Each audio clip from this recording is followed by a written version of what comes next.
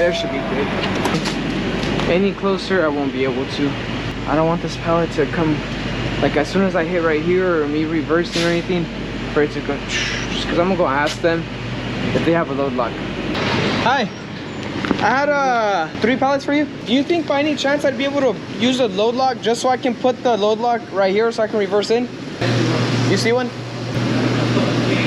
It's locked? You get what I mean? If I hit it hard right here, it could just all come crashing down. It should be okay. Those are pretty sturdy. I'll try it. It should be okay.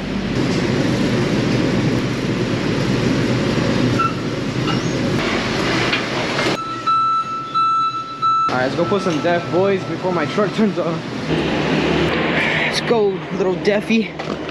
Ugh. One pallet is sitting unsecured by the trailer door with no load lock holding it. Unable to locate equipment, Alex backs in, carefully knowing one wrong move could make it collapse. After that, the night finally slows. Inside his truck, his second home, Alex sets up a portable Bluetti power station and rests briefly, thinking the worst is over. Then, while parked in a quiet residential area to sleep, he sees a man outside the truck close enough to try the door. The doors are locked.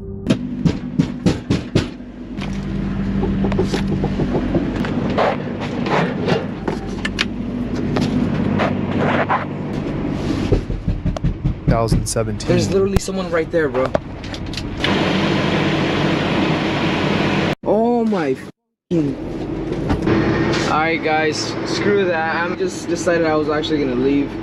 I seen him take off. There's no way in how I'm staying there. Thankfully, I locked my doors. There's times where I go to bed with the doors not locked. Damn, that was a close one. Alex starts the engine immediately and leaves. He later admits there were times when he did not lock them at all, and this time, that habit may have saved him. The video never explains who the man was or what he wanted. It could have been a theft attempt. It could have been something else entirely. What makes the moment unsettling is not what happened. It is how close it came to happening. If the doors had not been locked that night, would this have ended as just another trucking story or something far worse? The opening clip is from Exploring with Bear, a YouTube channel centered on urban exploration and outdoor adventures. Known for visiting abandoned places, Bear films a solo camping trip on February 10th, 2024, deep inside a thick forest on a freezing winter night, one that soon becomes an encounter he will not forget. Welcome back to another camping adventure, fam. This is part 2 of this series, and I'm Jer Bear. This is what we're going to be working with tonight. That's it. Bare bones, baby. Bare bones. The video starts at sunset as Bear presents his simple camp with fading light, stretching long shadows through the woods. All right, guys, so it is getting colder out now. I say now's a good time. It's probably around 10 o'clock or so. I'm really curious to see if they'll last all night. When I wake up in the morning, I'd give them a double thumbs up. Anyway, yeah, let's go check those out. As night falls and the cold grows stronger, he starts a fire and talks about being underprepared while mentioning Bigfoot. Did some woots. I did a Bigfoot call for the first time. I think it was pretty... And forest stories. The calm is broken when a loud crash comes from near the tent.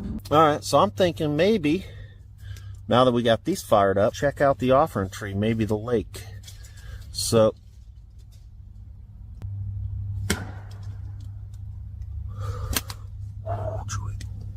Followed by another disturbing sound.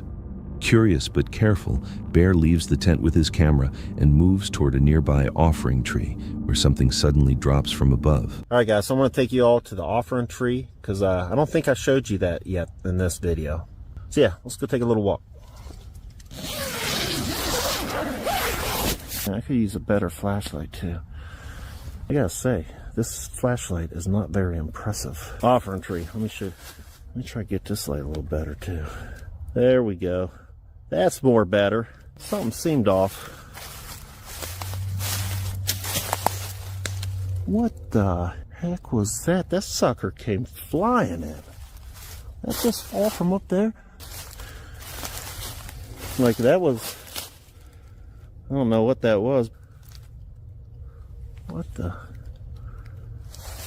is that noise coming from the lake? So yeah, in part 1.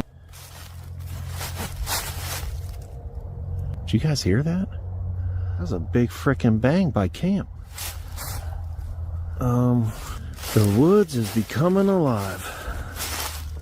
Keep your eyes open though, guys, because these woods are frickin' scary. I've sworn I've seen things in them. Even with strange noises farther away, he continues before finally returning to his tent. The forest becomes quiet, and he tries to sleep.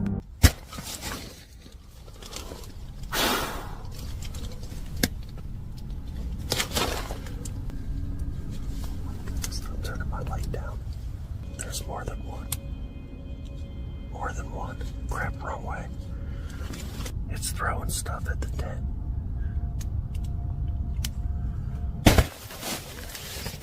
I'm armed. Oh no. Oh my goodness. I'm gonna have a freaking heart attack. I almost feel like it could be people messing with me. I just heard it breathing.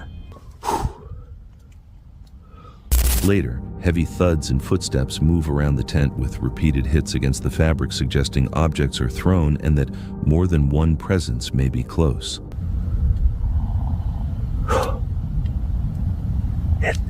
I can hear it.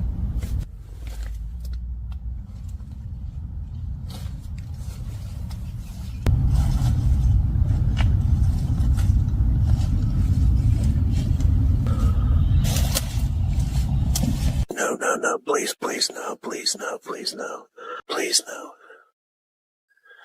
Please leave, please leave. I think it's leaving.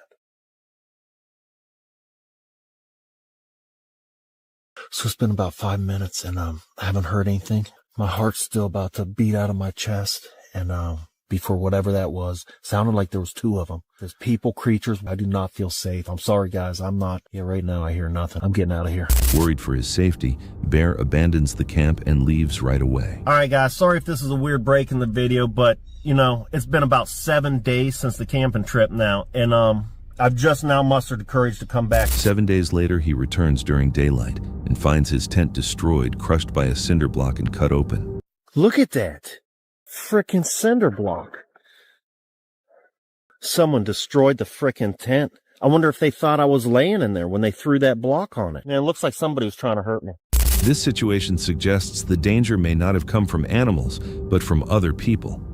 After seeing what was found later, the question is simple. Would you still camp alone in the woods, or is avoiding the risk safer? This clip is from Hiking with Jenny, a YouTube channel centered on long-distance hiking, solo backpacking, and immersive trail journeys.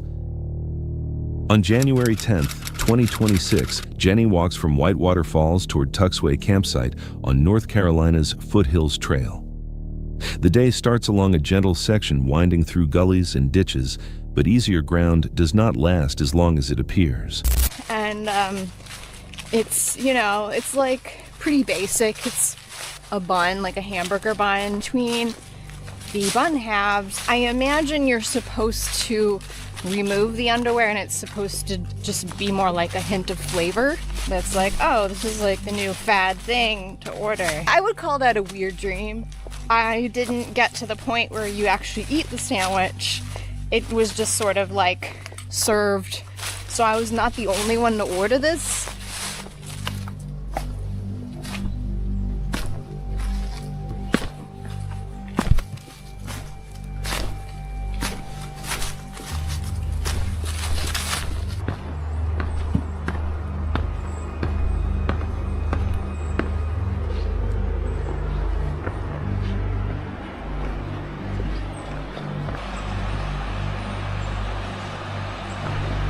All right, now we're talking. That is a honking staircase. Holy cow.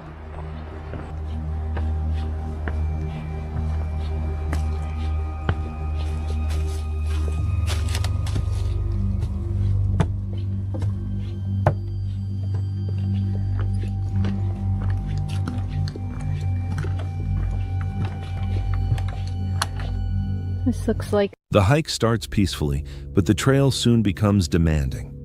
Jenny reaches a huge staircase cut into the hillside, its steep climb pushing tired legs with little margin for error. Every step takes focus and control, where moving too quickly could cause a slip. Oh, scary bridge.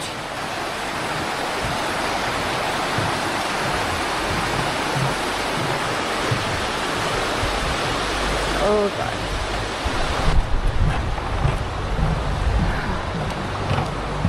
Why do they have to be bouncy? Not long after, she comes to a narrow suspension bridge that shifts beneath her weight, the drop below making each movement tense as she carefully steadies herself across. Jenny arrives at camp as light rain begins to fall. Her feet hurt, and she is worn out, but the quiet surroundings help her settle down. First one was taken, but I was aiming for this one because I've heard it's got a nice view. Picnic table. It looks like some good trees for hanging. This will be home for tonight. Got my tarp up because it is supposed to rain tonight. It's actually already kind of drizzling. Alright, I'm in my hammock for the night. Oh, my feet were so sore. Got my food hung. I have 27 miles left of the trail, so the next couple days shouldn't be as bad mileage-wise. And I've positioned myself right before a particularly challenging part of the trail. I probably am gonna sleep early tonight because I'm just so tired, and there is a big group of people that showed up after I had set up. Hopefully they'll go to sleep and not be up all night laughing. Anyways, this is the end of day 2. Thank you for watching. Happy trails. What makes this day challenging is not obvious danger, but long climbs and trail features that gradually drain you. If a trail feels calm one moment and dangerous the next, how often do hidden risks appear when fatigue and focus start to fade? The next unsettling video comes from Jamie Does Wild Bikepacking, a UK outdoor adventure channel focused on solo bikepacking, wild camping, and overnight trips. It is March 11th, 2026 in Norfolk, England, United Kingdom.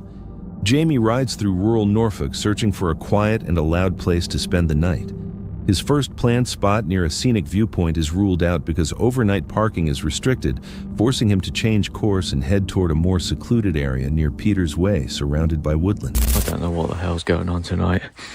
I can hear all sorts of weird singing going on in those woods. While standing outside the van, something strange breaks the silence. Faint singing or chanting can be heard coming from the nearby trees. At first, Jamie reacts casually, but the sound feels wrong in such an isolated place. What's going on over there?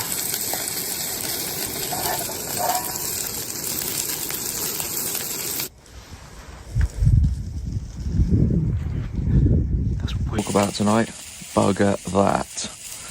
Curiosity briefly pulls at him as he considers walking into the woods to find the source, but he stops unsure whether it is safe. As he moves away from the van, the isolation and atmosphere quickly change his thinking, causing him to abandon the idea and return to the safety of his vehicle. Just got out of the van to have a piss. What the f*** is that? There's a light in the bloody woods now. I'll tell you what, fuck this. What starts as a regular solo camping trip slowly becomes an unsettling camping encounter. In the end, Jamie chooses caution over curiosity, staying inside his van and avoiding more risk. The night ends without answers, but with the strong feeling that the woods were not as empty as they first seemed. Sometimes a camping encounter does not reveal itself directly, it only makes you feel something is there. If you were in that situation, would you stay inside or step into the dark to find out? Carson Schmidt is a young adventurer who enjoys being outdoors. He often goes snowboarding, hiking, and skiing, posting those moments on social media. On February 25th, 2026, he shared a video that felt especially disturbing and showed how important timing can be in the wilderness. He was skiing with a friend, and after riding down a slope, he explained that for no obvious reason they suddenly came to a stop. That was when they saw something unusual.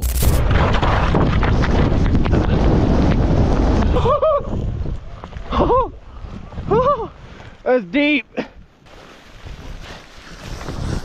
Dude, I just fucking sank. Hey, they good? Oh shit. Hey. Oh, hey, stop.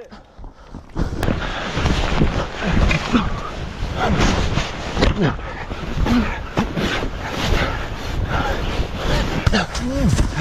We got. Fuck. You okay? Yeah. Oh. You okay? Hold on for a second. Oh. Can you get his skis off, dude? Oh. You okay? Holy fuck. Can you get his skis off, Carson? Yeah. They hurried over to help when the only thing visible was the ends of a man's skis sticking up from the snow.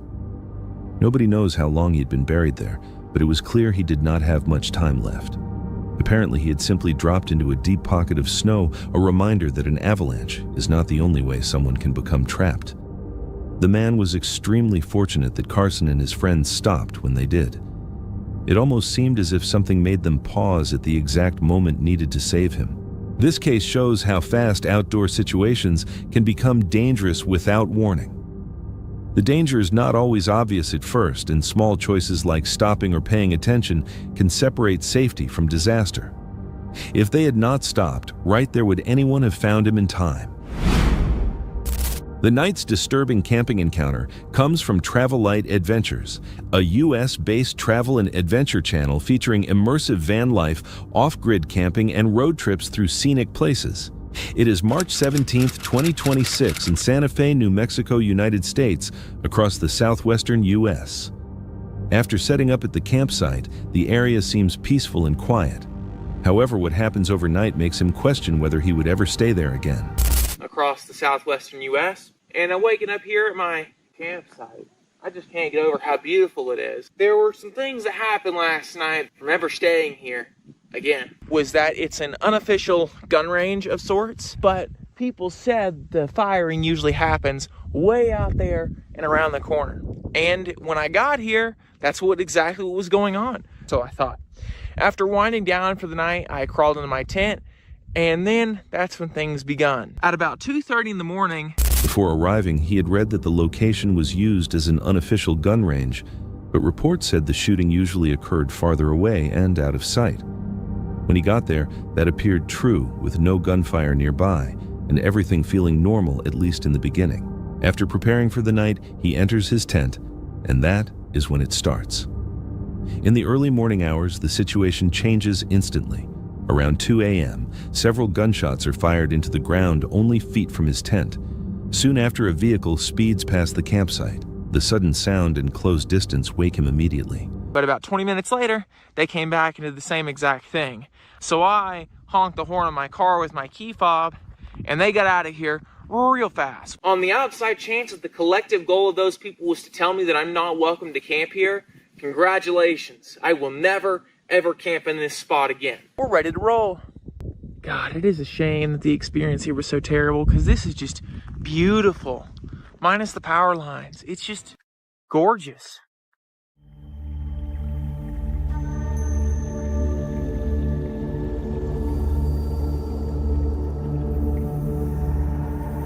By morning, everything is packed and ready to leave. After driving away, he moves to a safer area, and later continues his trip exploring Santa Fe and nearby attractions. While free camping offers freedom and beautiful scenery, it also brings unpredictable risks that require constant awareness. Sometimes nothing is confirmed, but the situation still feels wrong, and if those vehicles had stayed longer, would the outcome have been the same? There's clowns everywhere. I'm gonna let you rot in here. I'm gonna go get your pretty little friends. What's up, dude?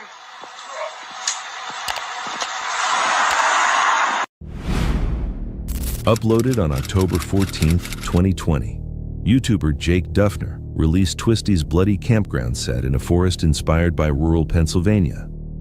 Known for unsettling horror skits, Duffner and his friends began what seemed like a simple camping trip, but as night fell, the line between fiction and reality started to blur. We're getting the tent set up now. Yo, but hey, we gotta hurry up because we don't got much daylight going. Okay. So legend has it, Twisty the Clown was a brother of Calvin McGinley. Or Calvin? Serial killer. The McGinley family, they're obviously a whole mentally deranged family, and he hated his family. So he ended up fleeing his own family. He became Twisty the Clown. And coming from a family that's eating people, so he's a serial killer clown. the VHS tape that says the address that we are at right now. I went on Google Maps, found the coordinates, and that's where we are. So if there is anybody in this woods, it's not a little girl with a deer head. It is clowns. He fled and started a new life. I don't know if there's multiple clowns or just him or what's going on. No, that's so but you're if there's telling that's anybody 100%? in this woods, it's clowns. Yeah, that's I don't the story. believe You guys hearing that? Jake, I'm really scared. I can't be here. I'm like freaking out. Even the little noises. Yeah, but that's 100% Paul playing a prank on us. What if it's not? It is. Are you kidding me? I'm so scared. It's Paul and Mason. They got a little clown costume probably. Paul, where's Mason? Take that thing off, bro. It's not funny, bro.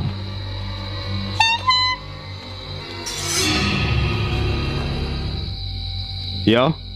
Jake, What? get Ashley and get your friend and get the hell out of there. There's clowns everywhere. The video opens with a chilling narration about 7384 Lynchwood Drive, rumored to be haunted by the legend of Twisty the Clown, once Ronald McGinley, a child from a cannibalistic family who disappeared into the woods. Jake and his friends arrive at Enchanted Acres, an abandoned campsite hidden deep within the forest. They unload their gear joke about missing items and call their friend Kyle to bring an extra tent.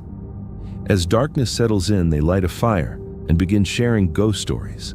Jake then reveals something disturbing. Coordinates he discovered on a VHS tape from the McGinley house lead directly to the exact spot where they are camping. He warns that if anyone walks through the forest that night, it won't be human. Not long after, footsteps echo through the darkness. Then, faint laughter follows. Jake calls out, assuming it's Paul or Mason, until his phone rings. Paul's voice comes through in panic, warning that clowns are surrounding them. Jake stops. Slowly, he turns his flashlight toward the trees. A masked clown stands only a few feet away, completely still. The light flickers. Then everything breaks into chaos. The group screams and runs in different directions. Jake's camera drops as he's knocked to the ground.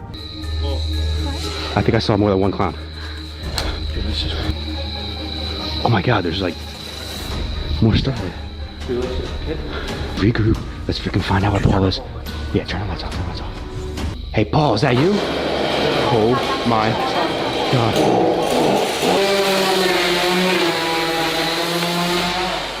Oh. Hi! What are you guys doing? Oh shit! Oh my God!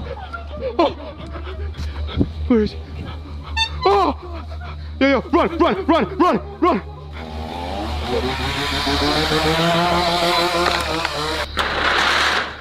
are you doing in my woods? The next footage is frantic, heavy breathing, metallic scraping, and the sound of chains.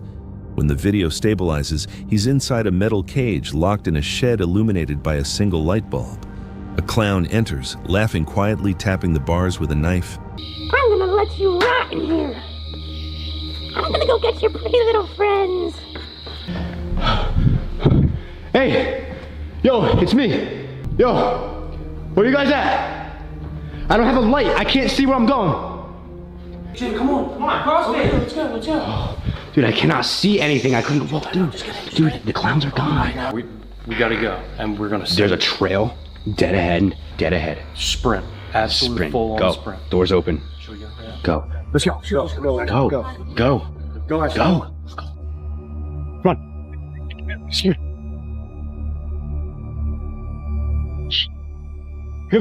Go. This is the trail. 100%. Oh.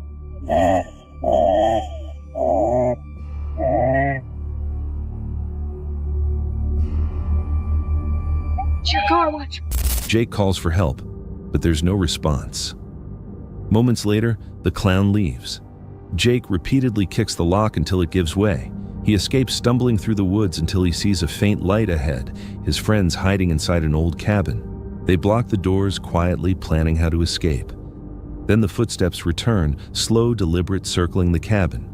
With no other option, they rush outside, running through the forest. The camera shakes violently as distant laughter follows them until the footage abruptly cuts to black. Viewers later noticed several details: the phone displaying the name Paul Calvin, missing segments from earlier uploads, and the reappearance of the same clown masks. Was it a carefully staged horror production? Or did Jake capture something he never meant to film? Uploaded on June 1st, 2024, YouTuber Sydney posted "Don't Go to the Sawtooth Mountains in May," a solo camping trip through Idaho's Sawtooth Mountains that didn't turn out as expected. Known for her calm travel vlogs on Sydney's state of mind. This time, her quiet journey became a subtle reminder of how quickly nature can shift. Hi! From the side of the road in the Sawtooth Mountains. Actually, it might be the Salmon River Mountains.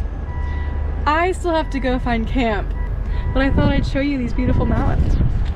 I've just been chilling at camp since I got here, but I think I'm gonna do like my stretching / workout routine. When I was up there getting my in, I swear to God, I heard a rattlesnake from over there.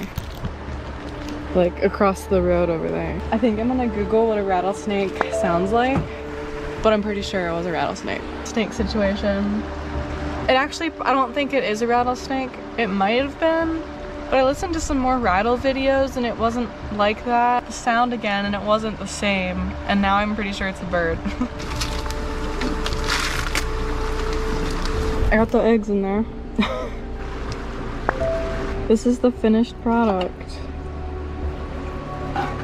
See the bird up there? No, it's a squirrel that's making those rattling sounds. Oh my gosh.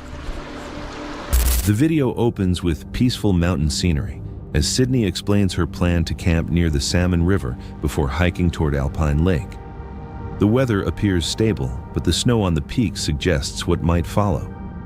She pauses to read an old roadside sign, a short history of the region once explored by Lewis and Clark, before setting up camp and doing light stretches and yoga. Everything feels calm and relaxed. As evening settles in, Sydney prepares dinner, cooking ramen and vegetables. But the stillness is interrupted when her gas stove suddenly sputters out during cooking. Then, from the nearby trees, she hears an unusual rustling, a sound she initially assumes is a rattlesnake. Holding still, she scans the brush only to realize it isn't what she expected. The noise fades as quickly as it appeared. I'm definitely second guessing whether I should be doing this right now because the sky is really dark. No, the mountains seem like they're getting blocked. So it's raining actually. I think I'm gonna go find a hot spring or something.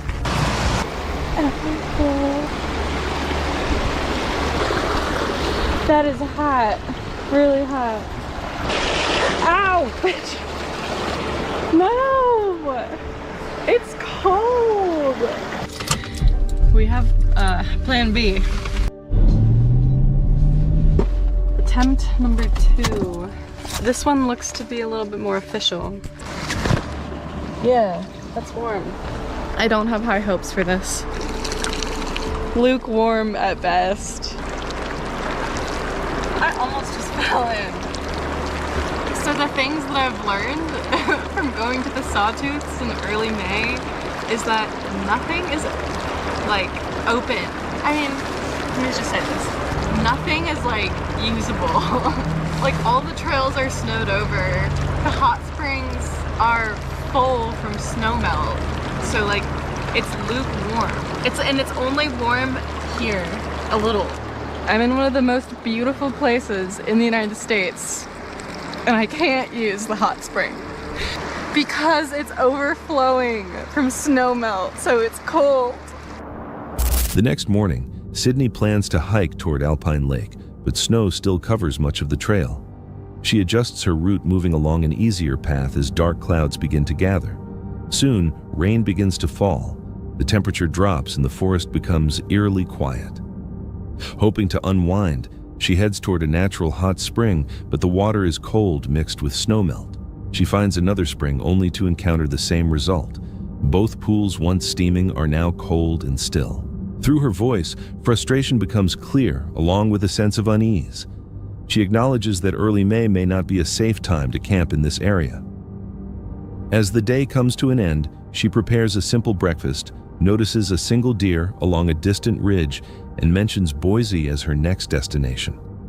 But her tone shifts a mix of relief and fatigue as if she's ready to leave. Viewers noticed a subtle tension beneath her calm narration. Locals pointed out that May in Idaho can still feel like winter, cold, unstable, and unpredictable. Others questioned whether she may have captured something nature doesn't easily reveal.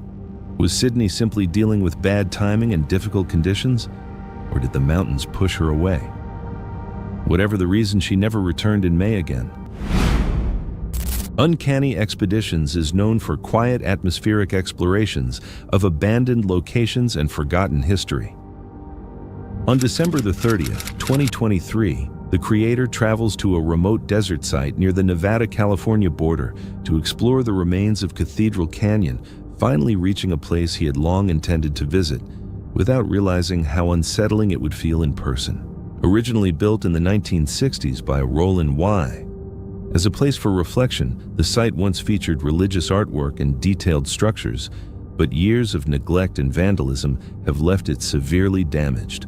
With winter daylight fading quickly, much of the exploration happens after sunset as the desert becomes noticeably quieter and visibility declines. The footage captures vandalized remains throughout the area, including a religious statue whose head was destroyed by gunfire, a result of the property being left unattended after Y's death. On Mr. Wiley's property is the gravesite of Kehoe, a Native American outlaw said to have been accused of 23 murders. Is greatly disputed. A lot of people seem to think he was just blamed for a lot of murders that were happening in the area because he was kind of an outlaw or misanthrope.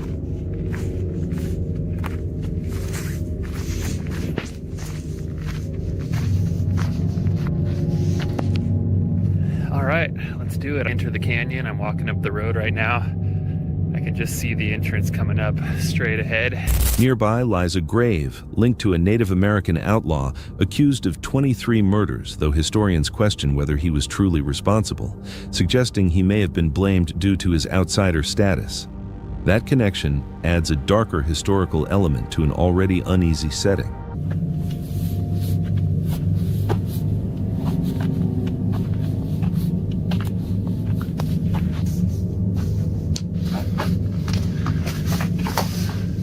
As the explorer moves closer to the canyon entrance, the sense of isolation intensifies, and small figurines left behind by unknown visitors appear oddly placed within the silence. Here we have somebody set up some nativity scene figurines. And a butterfly.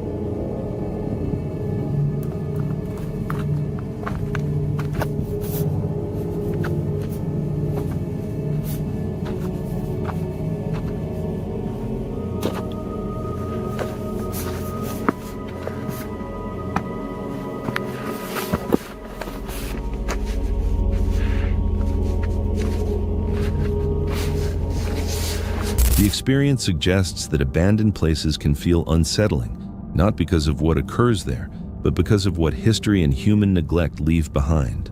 When you're alone, out of reach, and something feels wrong without a clear reason, would you stay or trust your instincts and leave? Will's Whereabouts is a YouTube channel centered on stealth camping van life and minimalist outdoor travel, often documenting quiet nights spent living simply in remote or semi-remote areas. On January 10, 2019, Will sets up a stealth camp at Box Hill in Surrey, a well-known spot for Woodland Trails hikers and daytime visitors. For this trip, he parks his vehicle deep along the forest edge of a public car park and prepares an evening meal before settling into his overnight setup.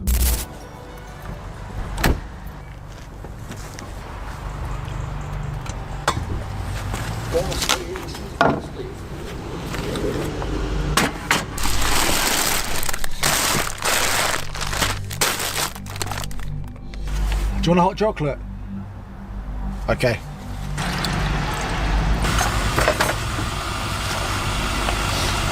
Is that enough for two? Oh! Oh, yes. Yeah.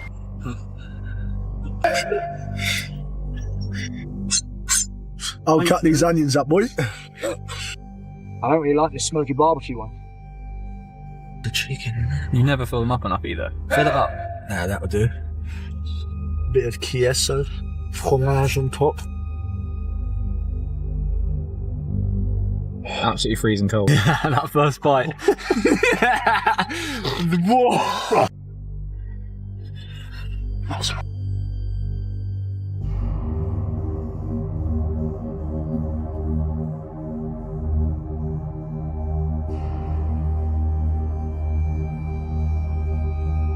I think this will do for tonight's stealth camping. Freezing cold! Tonight's setup, as it always is, always the same from now on. I'm literally parked as far back into the forest as I can. There's a few other cars in this National Trust car park. Apparently right now it's 3 degrees, but as of 3, 4, 5, 6 in the morning, that will definitely be the coldest night that I've spent in the car so far. Time to lock this front door. The only door that isn't locked is the boot, because I can't lock it. What I will do before I go to sleep is crack the windows open just to get a bit of airflow. Oh, lovely stuff.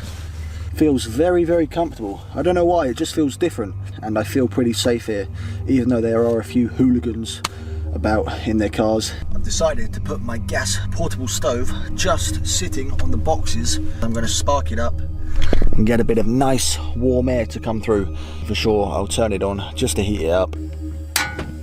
Don't worry, windows are slightly open, carbon monoxide alarm is working, so hopefully I should wake up in the morning. Although a few other cars are parked nearby, the area remains mostly still as night falls. Will secures the vehicle and rests with the surrounding woods growing quiet.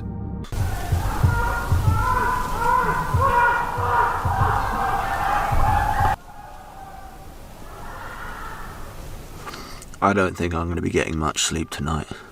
There are people about 100 meters away, blazing music out, and some people screaming. Wish me luck, everybody. Morning, guys. You probably wouldn't believe that it is actually 7:30. Let's have a look what the outside world looks like.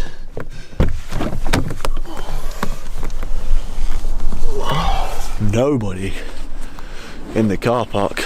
The sun is just starting to come up. This was the spot last night.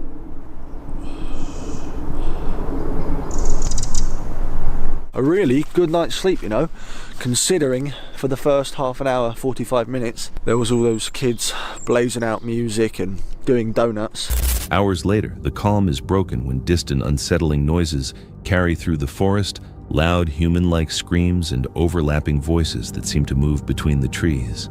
No one is visible, and the source remains uncertain, intensified by the darkness and how sound travels through wooded terrain.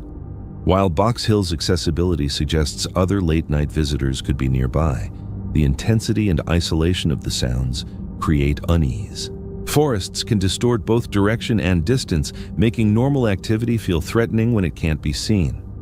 But if unfamiliar voices suddenly break out nearby while you're alone and enclosed, how would you decide whether it's harmless human behavior or a sign that staying there carries real danger?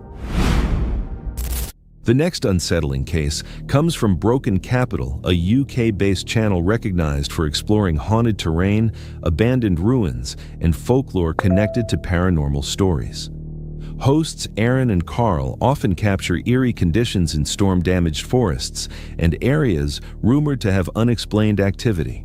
On June 21st, 2025, they returned to the Blair Witch Woods, a location heavily impacted by a recent storm. What followed was a night filled with confusion, strange sounds carrying through the trees, and a moment when they believed they heard a deep voice and spotted distant lights in a place where no one should have been. Carl's chasing an orb. Remember, Carl, we're looking for wildlife. Wildlife. We're nearly at these woods now. and they're my favourites. They're the woods that you grow up thinking, fuck me, there's something in there. Oh, is that light in there then? No. That's in a minute. Oh, turn your light off. Light off? Yeah, light off. I'm in the middle of a fucking field with my light off, Carl. I know, but I just heard something from the woods. Really? Yeah. Whoa. What? And Carl, scared of wildlife? Yeah. Yeah.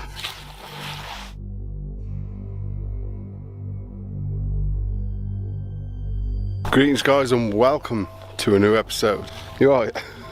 Scared him with a stick. We are in the Blair Witch Woods, obviously nicknamed the Blair Witch Woods. We haven't been here for a long time. Now it looks like Dara has completely obliterated this place. Who the bloody hell's he? What do you mean? Who's Dara? You what? Who's Dara? The storm, Dara. Oh, shit. I remember now. Just behind Carl. There's giant mounds like this everywhere. As they moved into the damaged forest, the destruction was obvious. Fallen trunks and snapped branches had transformed the area into something almost unrecognizable. The silence felt heavy, broken only by the sound of their steps. Before long... What the fuck? What animal makes a noise like that? Well, that's probably a fox. But what's the... Did you hear that bit after? Yeah. Carl, hurry up. You know how much we love the woods. Yeah. These are the ones I got to get lost in, isn't it? Carl and these woods don't get on. This was the first place I brought Carl ever to do video. There's a million stories to this place, and they're all true as well. People in my lifetime have died in these woods. People hundreds of years ago were in the paper from dying in these woods. And these are the types of woods that when you get in them, it's almost like look at the way I'm doing it, I'm like, ooh. But honestly, there's a feel. You just want to get out of it. Yeah, pretty much what Carl just said. Once you're in it, you want to get out of it. Not only wildlife will scare us today, hopefully, there is absolutely no wind. Now, usually when we're in here, there's a bit of wind breeze. I mean, listen, that's Carl getting ready. But if you really listen, there's nothing. I mean, Carl, we are right there. That's the bit I don't like. There is nothing, no noise whatsoever. Like, that is so bad. I've never been in these woods where it's like, look at me, I'm whispering and we can hear ourselves. Right, let's get to it. I fucking hate these woods, but I love them as well. Carl's nearly ready. See you in a minute. See you in a minute, Carl. See you in a minute. Look at him. I don't know what that noise is really for. I don't like that noise, me. There's no woods left. Jesus. That was one big massive storm. The storm has pretty much devastated the woods, hasn't it? We're going to have to like relearn where we are. There's that many trees, aren't? Jesus. Look at it. Carl's messing about with his pole. Look at that. It's still eerie though, isn't it? Very eerie. Look at that. They're all down. I reckon. Go that way. Yeah, and then left craters. Look at it. Been there 100 years. That one storm. Boom. Well... Distant thumps and unclear calls echoed through the darkness, building a growing sense of tension. At one point, disorientation set in, leaving one of them wandering in circles, unable to regain direction. The overlapping sounds made the woods feel threatening and alive. Later that night, the atmosphere grew even more intense. Fucking not just sitting ducks weekend. Oh, fucking that scared me then. Whatever that's a mound. Like a person. Could be anything in these trees, like wildlife, couldn't there? Yeah, but look, we ain't got deadly snakes, have we? Adders. Yeah, but... Yeah, adders. I got big boots on them, sound. I mean... They're not boots. They're church shoes. Church shoes? I don't think we should go that way. It's bloody... I'm not going back over there again. No, look, there's no way of getting that way.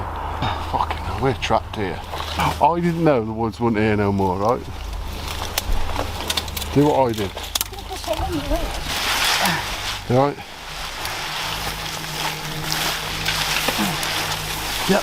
Oh, I think we should give up woods, you know. Yeah, me. Trees all in me now. I wonder what thing you'd like. What? Cannock chase. Should we go? Not now, not tonight. Let me know in the comments if you want us to go back to Cannock Chase. It's always been a bad one for us. We can never get in there without some mad shit happening. How about taking... Not paranormal either. But I do like feeling like a piece of meat. See you in a minute. You okay? Yeah. Sure? Yeah.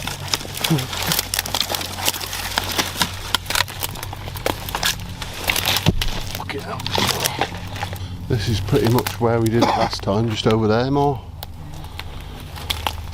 Look at the stream. Used to be a big stream. My God. Was that you who done that? No. What's that? That's that fucking deer in it that had me last time. Well, that was a fox. No. A deer? Night on Paranormal Origins. So crazy. We can't go any further. These woods are gonna kill us. They'll kill me, I'm only tiny. It's alright for Sasquatch, he's in his natural habitat. I love it. Yeah, we're gonna... I say that's a fox, Alan says it's a deer. They felt exposed, as if standing out in the open within the stripped landscape. Then a deep voice suddenly echoed from the darkness, followed by unusual lights flickering far off in the distance, well beyond any nearby homes or campsites. Both men stopped, visibly shaken by what they experienced. By the end of the investigation, the Blair Witch Woods no longer felt like a place of curiosity, but more like a warning. The storm had changed the forest, but something else seemed to alter the environment itself. Some might argue the noises came from wildlife, and the lights could have been from hikers or distant properties. But the sudden deep voice combined with the unnatural quiet has led many to question whether the forest is hiding something more. Was this simply the result of storm damage affecting perception, or did Aaron and Carl encounter something that doesn't want them to come back? This next video raises far more questions than it answers. It was discovered inside a Reddit group built around a Swedish creator named Rasmus Fors. After looking further, his YouTube channel was easy to find. The content there is completely ordinary, a casual beginner vlogger from Sweden sharing everyday moments. Nothing eerie, nothing connected to the Appalachians. Then, out of nowhere, this clip appeared in his Reddit feed, uploaded by an account called Purple Pug, with no explanation at all. Rasmus came across footage said to be from the Appalachian Mountains. At first, it sounded like a joke. That was the initial assumption until the video was actually watched. Buddy! How you doing? Oh, just some cruisers, man. That's crazy shit. He's crawling at me like a goddamn... What's up, dude?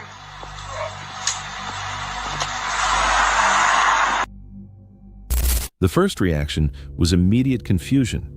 It could be written off as someone intoxicated or under the influence of something stronger, but based on what's visible, that explanation doesn't fully hold up.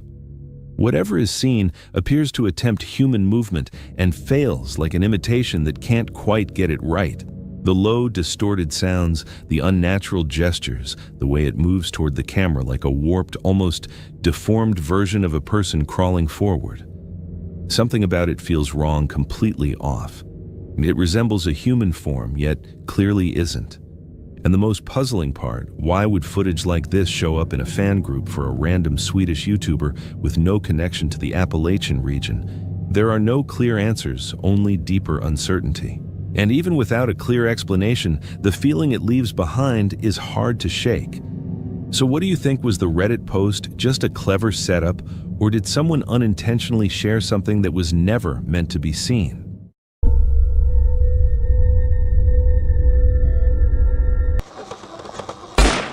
Oh my god, I just heard a gunshot. I don't really know why. Like, I have tried to...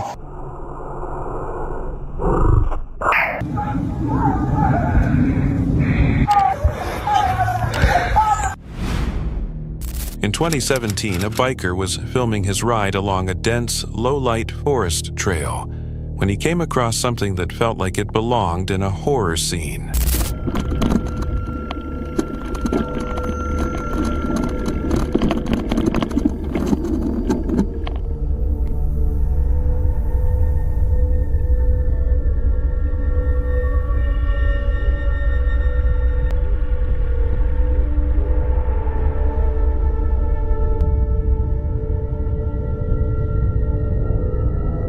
At first, he thought about moving closer, assuming it might be nothing more than a prop or a discarded mannequin. But as he approached, the sense of discomfort only grew stronger. something felt off, seriously off. Without stopping, he quickly turned back and pedaled away. Because realistically, who would just stand motionless deep in the forest, dressed as a clown and staring blankly into the distance? On November 15th, 2025 YouTuber Scootski posted a video documenting a solo ride into the Rocky Hills near Little Moab, Utah. His channel typically centers on outdoor riding and exploring remote areas with electric dirt bikes. In this video, however, the destination carried a much heavier history. Scootski traveled alone to find the sealed entrance of Nutty Putty Cave, the site of a tragic accident in 2009. Early in the video, he outlines the story behind Nutty Putty Cave. After the incident, the cave was permanently closed off, and John's body was left inside. With that background, Scootski begins searching for the spot where the cave once had an entrance. I'm not entirely sure where this cave is. I'm kind of just roaming around. But they tried their best to get him out, and he just wouldn't come out. So he died. They permanently sealed the cave. No one can get in, and he's just stuck in there. That's kind of a scary part. I'm alone here, going to the Nutty Putty Cave. I might need to pull out Google Maps because I have no clue where I am. And I feel sorry for the guy. Like, I'm not making fun of him. I'm paying my respects. And I brought you guys along to see this journey. I'm kind of eyeballing it, but it might be up this mountain. Yeah, we can go check this mountain right here.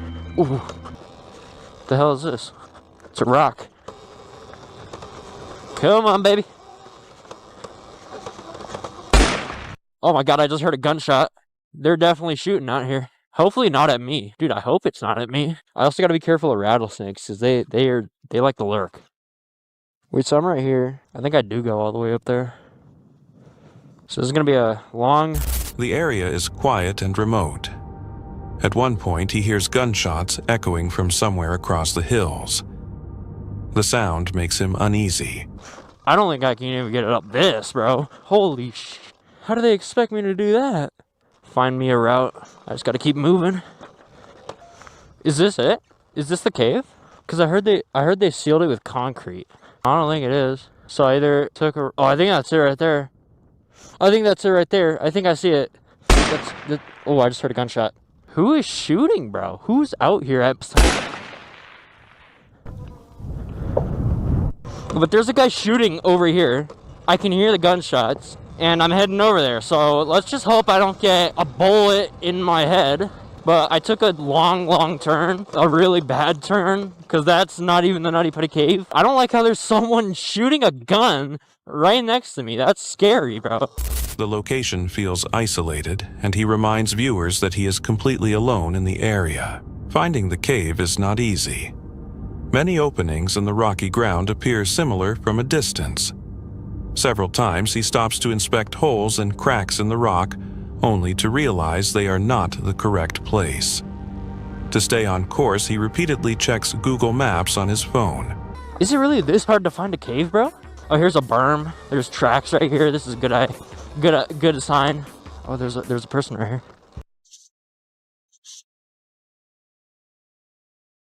Excuse me. Do you know where the Nutty Putty Cave is?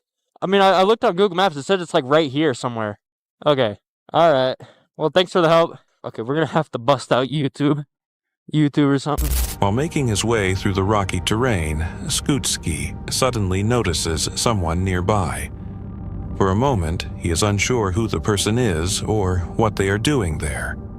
The individual turns out to be a man operating a small remote control car across the rocks. It is the only person Scootski encounters during the entire trip. After continuing through steep and uneven ground, he eventually reaches the top of a rocky ridge. The search becomes more challenging because there are no signs or markers indicating the cave's location. Oh my god, it's right here. I'm so blind. Dude, it's right here. John Edward Jones. Holy crap, it's right here. Just in the middle of nowhere. Dude, they got memorials. There it is. That's how they sealed it off right there. So this is the sealed part of the cave. Dude, what does that say right there? This is sick. Should we go in?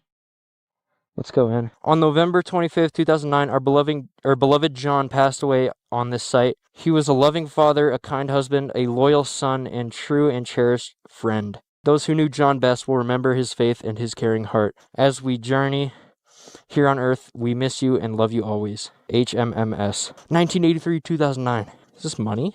Oh, I feel so bad for ruining that. I feel so bad. I'm sorry. I gotta pick this money up and put it back. It's like one of those, like, fountains, I guess. They put money here. We express our heartfelt appreciation to the brave and selfless rescuers who worked tirelessly to free John. Your heroism will never be forgotten. We invite all who visit John's final resting place to enjoy and respect this sacred space. The Jones family.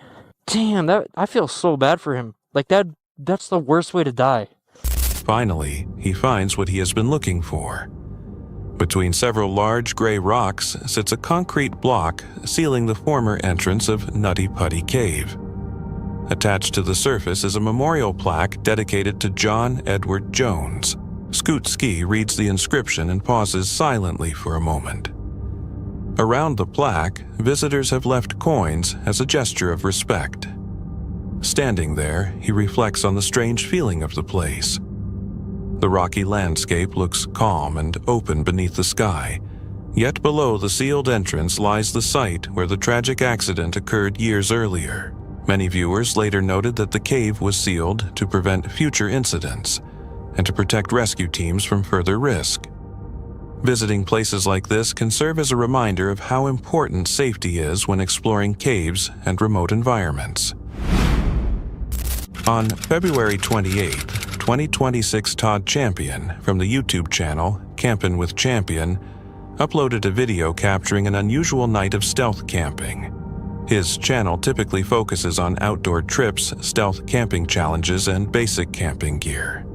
That night, Todd intended to camp quietly without being noticed, but within a few hours, the situation would take several unexpected turns. Tonight, I'm going to try and camp on top of this giant rock formation. From what I understand, this rock formation is called Mushroom Rock, that the county didn't just blow this thing up and move it, and they just built the road around it. If you watched my billboard video, you saw me use this grappling hook once before.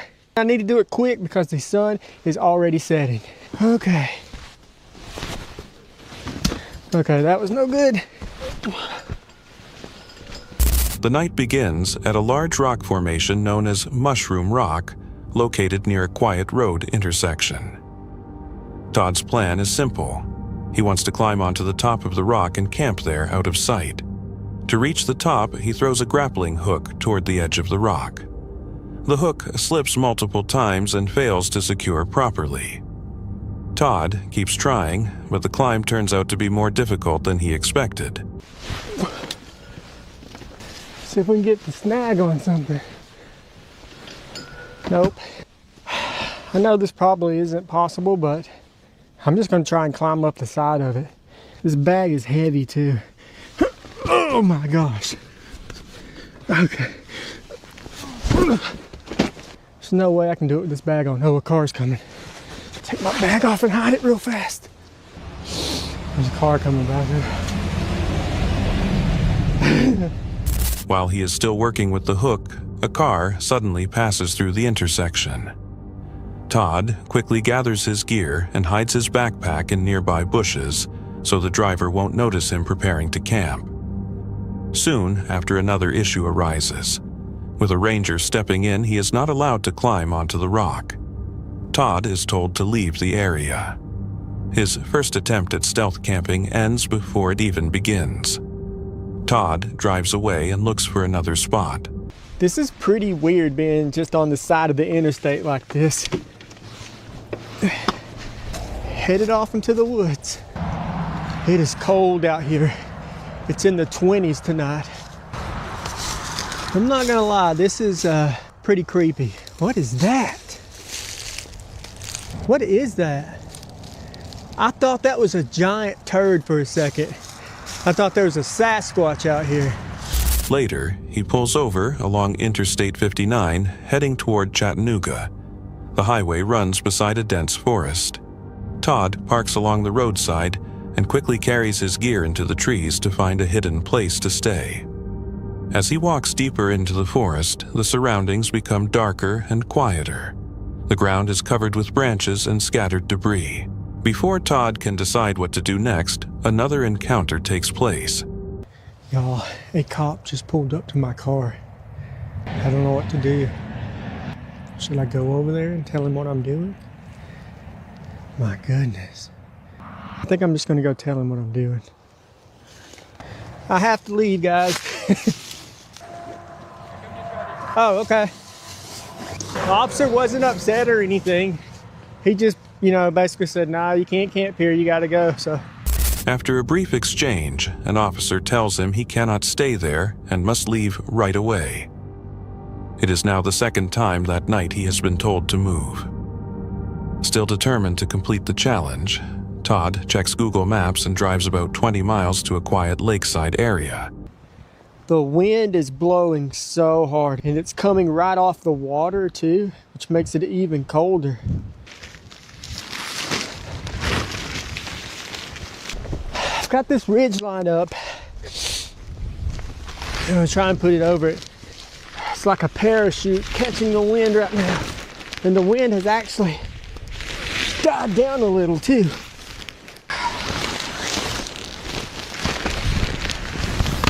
I feel like a tarp should not be this hard to set up. I'm gonna have to fix that. No! Okay, I've got it on there enough. I think I can unstake it.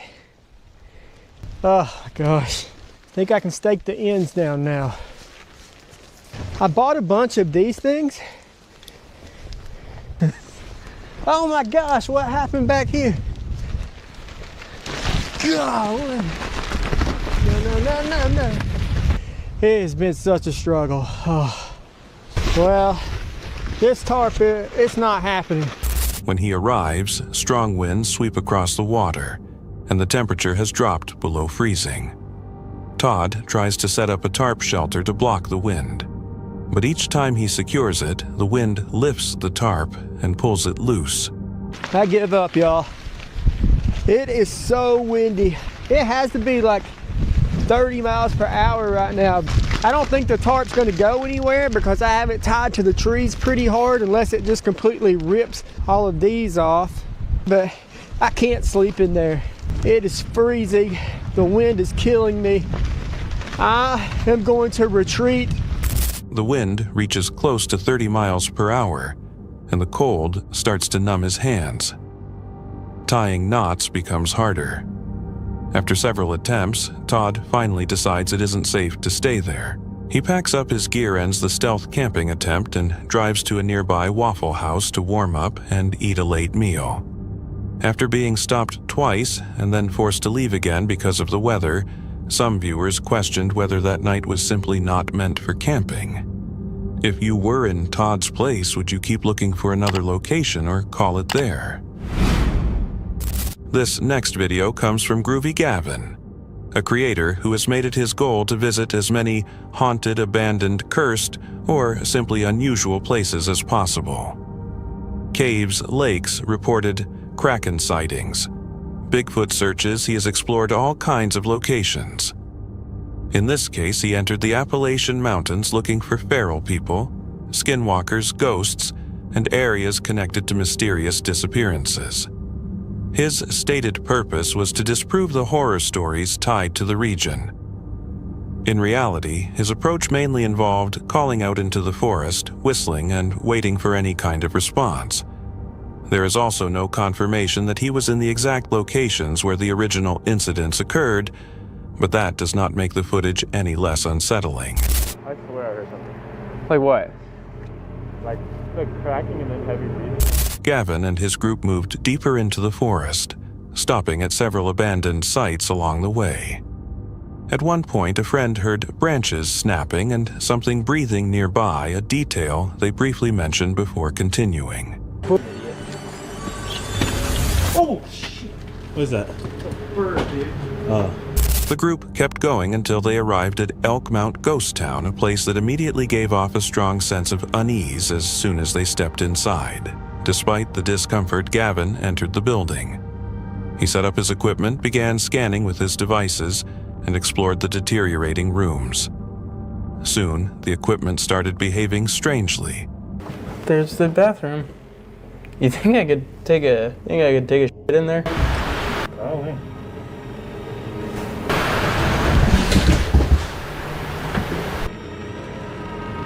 Hello?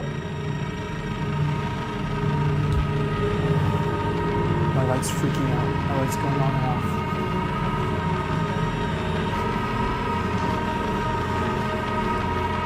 Lights flickered. A sudden knock was heard, followed by the sound of footsteps.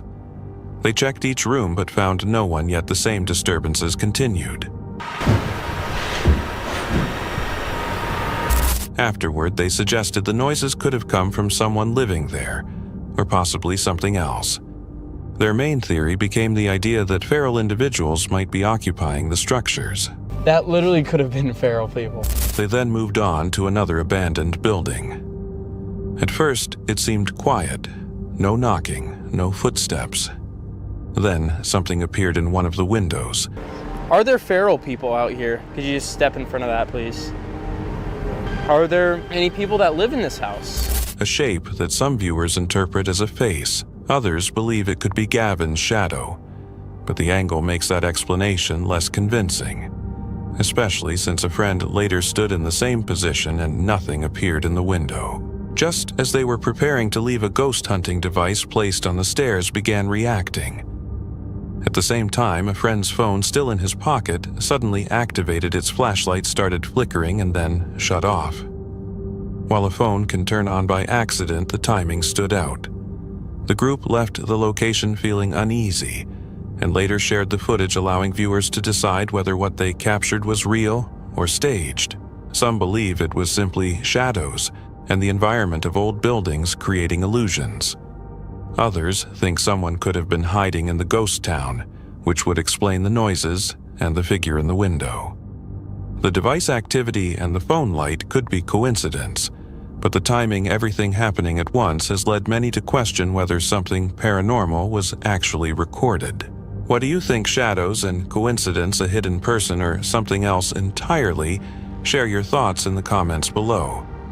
If you want to see more investigations like this, subscribe and turn on notifications. Dustin, the person who uploaded this clip, was in the middle of sending a Snapchat to a friend when he began to feel like he wasn't alone in his house.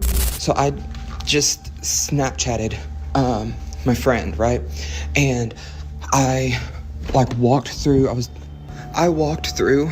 walking through here, and whenever you get right here, you can see something fucking behind me. And I watched it, I did a playback before I sent it to him, right? And there was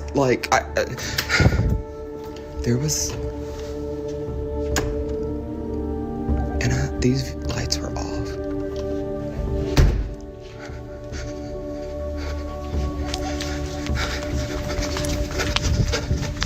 Yeah,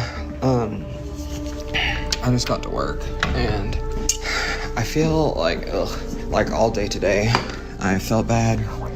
Honestly, it's less a little bit. I felt bad and I don't know. I just I feel like I need to go to the doctor, but I'm constantly just nauseous and I don't really know why. I have tried to take medicine for it and stuff, but I don't know. It doesn't seem like it really does anything. The short recording shows him moving through a dark room, and on playback, something pale and motionless can be seen behind him. And then whenever I go and I'm just laying down and stuff, I can sleep, and whenever I sleep, it's I don't get rest, you know what I mean? So I don't know what that's about, but damn, I'm gonna have to make coffee. It sucks because I don't have the insurance, right?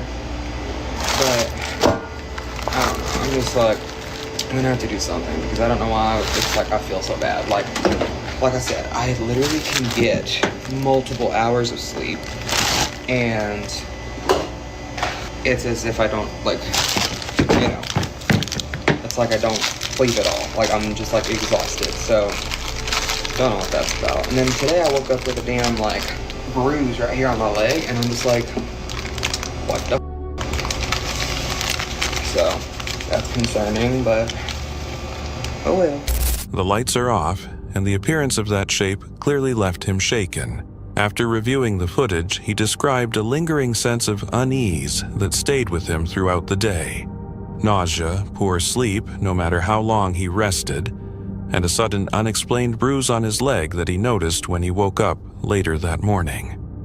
These physical symptoms only added to the fear caused by what he had captured. Viewers are directed to look at the upper left corner of the frame, where the pale figure appears to stand completely still. As Dustin walks past that area, a low, unusual rumbling can be heard in the recording. I have tried to, take... Later in the clip, if you listen closely, a faint whisper is audible, suggesting that whatever was there may have been following him for some time. But if you wanted to swing by,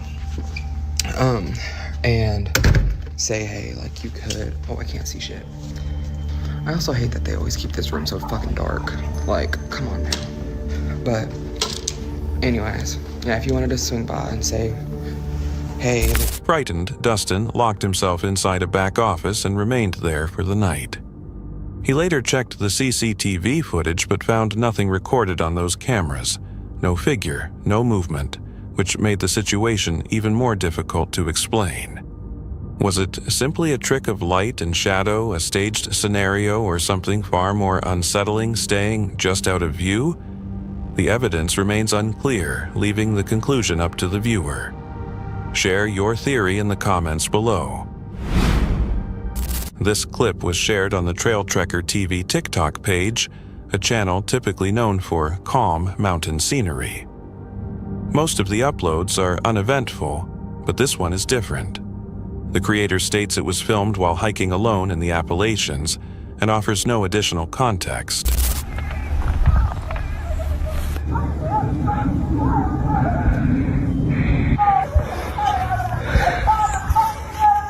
During the hike, the audio is suddenly broken by a desperate, human-like call for help repeated multiple times.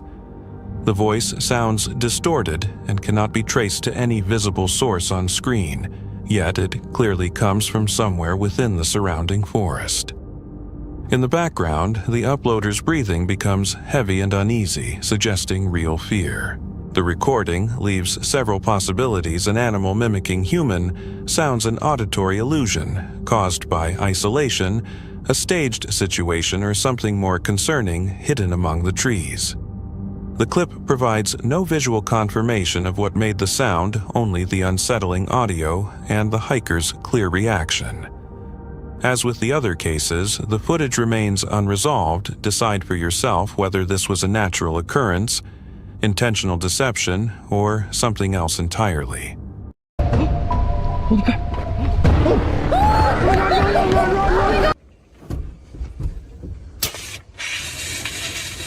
Oh my gosh. For the Ava. I'm just gonna lob it.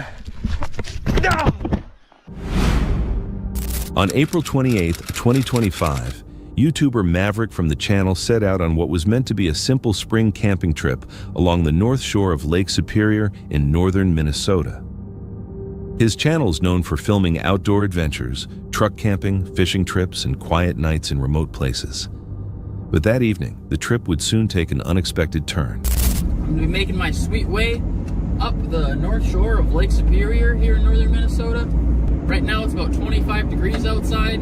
Tonight it's supposed to get down to about 18, heavy snow. It's a gorgeous day, and one of my favorite things to do this time of year on the North Shore is to go shore fishing. And I'm gonna be trying to catch myself a northern Minnesotan steelhead. Although the lake's right here, and I could be to it in less than 2 minutes, then I'm gonna have to stop at a grocery store, find some food, all before I'm able to find a place to park and camp for the night. The trip started earlier that day at Maverick's garage. He loaded the truck and began driving north along Scenic Highway 61 toward Lake Superior. His plan was straightforward. He wanted to try fishing for steelhead before a late spring snowstorm moved into the area. While driving, his phone showed a winter weather advisory warning. The forecast called for strong winds and dropping temperatures, but Maverick continued toward the lake. All right, so if you look at the river, you can see it's kind of coming down this way off the rod tip. You can see where that muddy water is. I'm gonna work my way down the side here and see if I can't get lucky. All right, well, unfortunately for me, I'm not able to get my bobber past the line. I've tried a couple casts now and it's not really going in my favor. You can kind of see the water starts to clear up a little more. So if I can get it on that inner current seam right there, so I'm gonna try to hit that for a couple casts. I'm gonna move a little bit further down and see if I can't, I'm not super confident in my spots I'm at right now. I'm gonna give it a shot, a few casts before I take off on out of here and head over to a grocery store and figure out what, I unfortunately think that'll about do it for me here. Oh, bad day to forget the jacket. When he arrived at the North Shore, the weather already felt colder than expected. He parked near a river mouth where steelhead were known to pass through. As he started setting up his fishing gear, he realized something important: he had forgotten his jacket. Despite the cold, he kept fishing along the shoreline. Waves rolled in from Lake Superior while he tried different spots where clear and murky water met. A little later, he moved to another fishing location where he planned to meet the son of a neighbor. Then, something unexpected happened. I'm gonna go ahead and drive to another river spot that I know. You see any fish? No. It's freaking cold out. Yeah, you got a little. That looks like a coho maybe. That's pretty cool. The guy down the shore there just caught a fish. Usually I stand up on this rock right here, but I don't think I tried that today. It's like a good way to get wet. Oh boy. Yeah, definitely a good way to get wet. Yeah, we're out. Ooh, shit. Get me out of here.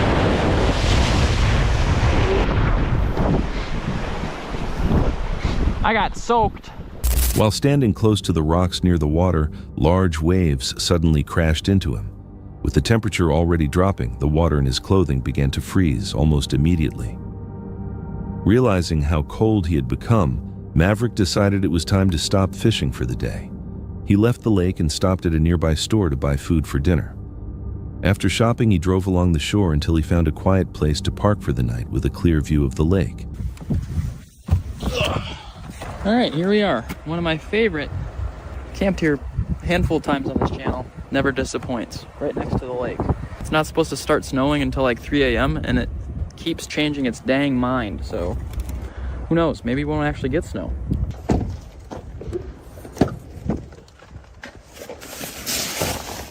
All right, well, let's see if this diesel heater still works, shall we?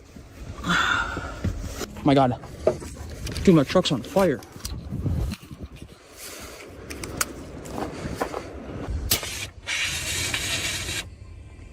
What the heck?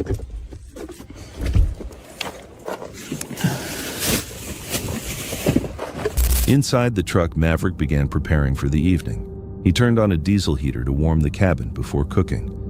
For a few moments, everything seemed normal. Then he noticed smoke.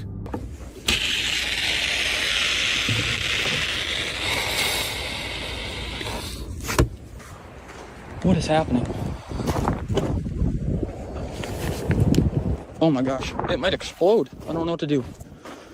Holy, this is not good. I'm dumbfounded right now.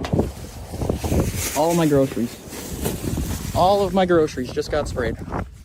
What just happened?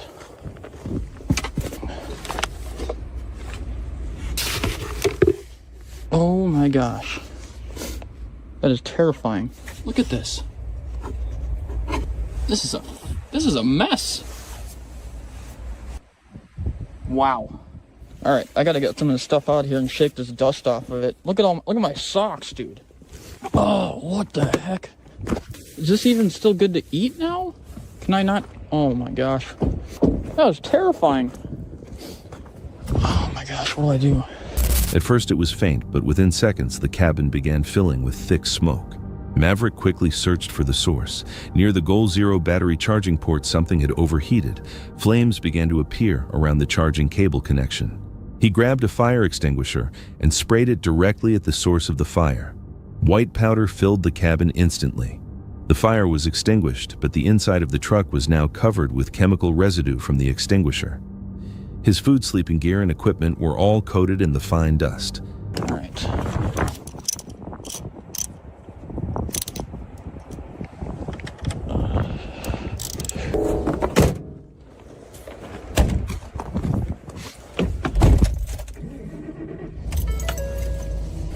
All right, I disconnected the battery, or I disconnected the battery in the back, I should clarify. But it is so cold outside right now, I can't mess with anything. I have to heat up the truck really quick before I even close the hood and get on the road. I have to clean up the fire extinguisher dust particles, and I feel like I can't necessarily do that. And my truck almost started on fire, so I think I'm gonna go back to my shop and figure that out. The air inside the truck became difficult to breathe. Realizing it was no longer safe to stay there, Maverick decided to leave the campsite and return to his garage. Later, while inspecting the equipment, he found the problem. The connector from the generator charging line to the Goal Zero battery pack had melted from extreme heat. To continue the plan, Maverick switched to sleeping in his van, a vehicle he calls Steve. The next morning, snow covered the area around Lake Superior. Looking back at the night before, Maverick realized how close the situation had come to becoming much worse. Some viewers later suggested the cable may have been bent or pinched, causing electrical arcing that overheated the connector. Others pointed out how quickly the fire was controlled. But one question remains: what might have happened if the problem started later while he was asleep? On May 1st, 2022, the YouTube channel Field Days released a video from a remote section of the Western Australian outback. The channel is known for documenting survival experiments and outdoor challenges in harsh environments. In this episode, the host set out alone to test a simple idea: travel through the bush for 24 hours without food or water, collecting small amounts of water from leaves while moving. At first, the challenge seemed manageable, but the conditions of the outback would soon change that. Here we go. This isn't the one that we just saw, but I've just walked past this one, just found this is the tree we're looking for. This is called a white gum. These usually grow generally close to a creek or sort of close to water, but that's what this fella's doing, and these are the leaves that we actually want. This is exactly what we want. Beautiful. What we're going to do is we're just going to pillage as many of these leaves off this tree as we can, fill that bag up, and we're going to start hoofing it.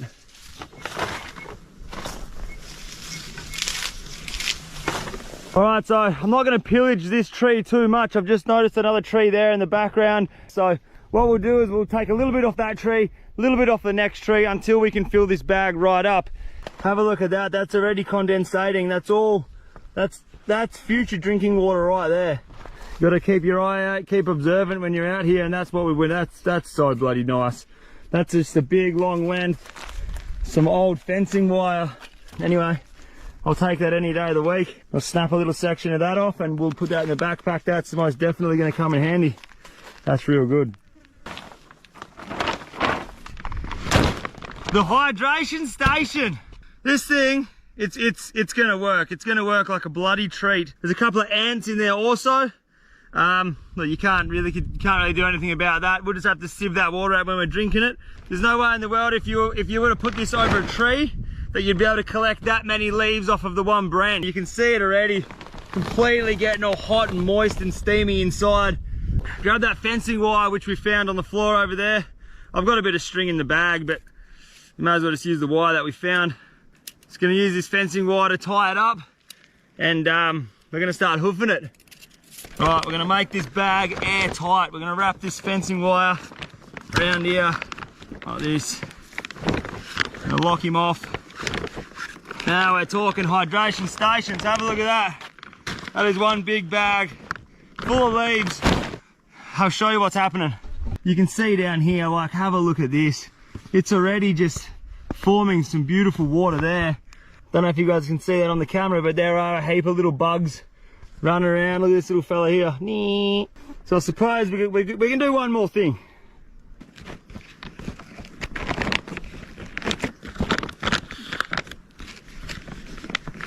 Early in the trip, he found a white gum tree. These trees are often linked to underground water, making their leaves useful for this method. He filled the bag with leaves and sealed it tightly, using a piece of old barbed wire he had picked up from the ground. The bag was then tied to a branch so the process could begin. What I'm hoping happens is, as they're walking through the bush, all that water's going to condensate, and you can look at this. That's all going to condensate. It's going to get pushed down to this point here, which is quite tight. The leaves, the ants, the bugs, sort of like almost a filter, and then hopefully this thing will fill up with water. Look at this. I don't know if you can see that there, but that's complete drinking water. And that little bit of liquid you can see in the bottom, it might look like cat piss at the moment, but that there is 100% drinkable water. We've only been out here for a couple of hours. Still got the whole entire afternoon and all day tomorrow to walk, so that's bloody beautiful. Look at this. We've got this little bit of cat piss in the bottom of that catchment bag we made there. That's a good mouthful and a half of water there, but if I was to hang it up on a tree, I reckon we'd fill up that whole entire little reservoir there full of water, and the time is only 2:02, so we've got a fair whack to walk yet. After setting up the bag, he continued walking through the bush. The terrain was dry and uneven, covered with rocks and scrub. The sun stayed intense and the air remained hot. After several hours, he checked the bag again. Small droplets of water had started to form inside the plastic. Later, he noticed a small amount of water collecting in one corner of the bag. It wasn't much, only a few mouthfuls, but it showed that the method was working. He kept moving east, heading back toward his vehicle. The car was parked many hours away, and reaching it before nightfall was important. Wow. We're not too far away from having a sunset. We've done some serious Ks today. I've hung that bag up in a tree with that rope we had. I've just made that little vessel. Easily we've got more than a cup of water already. It'd be a cup and a half. There's probably about a cup of condensation still in that bag. So we've been walking through the bush for around about 6 hours-ish. You can have a look. This has still got a whole lot of condensation and water up on the top there. But down here, there goes another fly. Oh, that's about the 100th fly I've eaten today. It's good for you. At one point, he stopped beneath a large tree and decided to hang the bag higher so the water could gather more easily in one place. While resting there, another challenge appeared. Large numbers of flies surrounded him. The insects were persistent and hard to avoid. While speaking to the camera, he accidentally swallowed flies because they were so dense in the air. It's good to know we've got at least 2 cupfuls of water in that bag. Let's climb up this tree. We'll see where the hell we are, how far we got to walk. Later, he climbed a tree to get a better view of the landscape. Oi! Get your monkey on. All right, get here. All right, we're halfway up a tree, trying to find out where the hell we are. Wait a minute, that ain't good. That ain't good, that's super slippery. Oh, we've made it to the top of a tree. Oh, look at this. It's probably one of the biggest trees in the area that I could find, but I can just see that. So what I can see here, we're close. We've nearly walked the whole way today. We're pretty close to where we need to be. What's that, another 2 hours, hour and a half walk? We've punched it. I'll show you guys where we are, where we started. We started way on the backside of that ridge this morning, and we just walked this whole way. That's where the car's parked. That's where we need to get to. Maybe it's a 2 hour and a half, 2 hour walk. Things are looking good. There's our campsite down there. All right, let's go and start a fire and sit back for the other. I'm just gonna lob it. Oh, mother. Oh no, that's not good. Oh, you're kidding me. No, no, no. Oh no, that's really not good. Oh, fuck. I've just absolutely destroyed my ankle. Oh, it's absolutely killing me right now. Oh, this is not good, man. Oh, bugger. I've had issues with this ankle before, years and years ago. Oh, I can't even put weight on it. Oh, far out. What am I going to do now? Oh. From the top, he hoped to spot a distant phone tower in the direction of his vehicle. After looking around, he climbed back down and prepared to jump from the final branch. The drop was small, about 1 meter, but when he landed, his foot hit a rock at an awkward angle. A sharp cracking sound could be heard. He immediately fell to the ground in pain. His ankle had been badly injured. The same ankle had been broken years earlier, and the pain suggested it had happened again.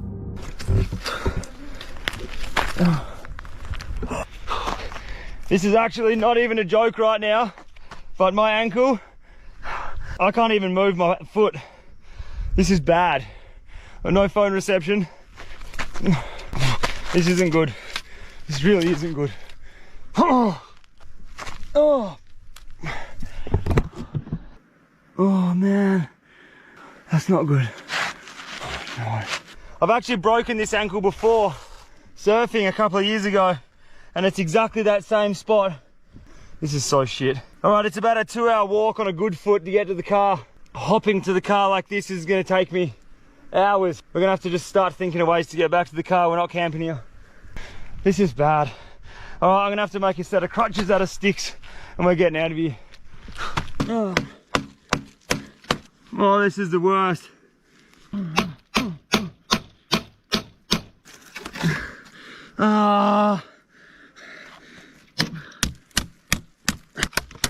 There we go.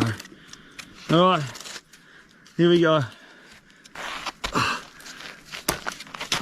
Oh, that's good. I've got one crutch made. This actually works really well. Very simple setup. I'm gonna drink the water in that bag and we're gonna start punching on out of here. All right, let's get this water out of this bag and get out of here. Look, because we're going back to the car, I'm just gonna take what we can right now. Here she goes. Look at this. That is fresh drinking water coming straight out of there into our cup. You just punch that high, a little bit higher. See that sediment on the bottom? You don't want to be putting that stuff into your drink. So I've just put that hole a little bit higher. There's easily 2 cups in here. I can still get water out of the bag. Whole entire cup of water. That is 100% drinkable water. Look at this. It's actually quite nice. It almost tastes like some form of a tea. That eucalyptus gives it that little bit of flavour. Oh, I tell you what, after the first thing we've drank all day, that's absolutely incredible. That's real good.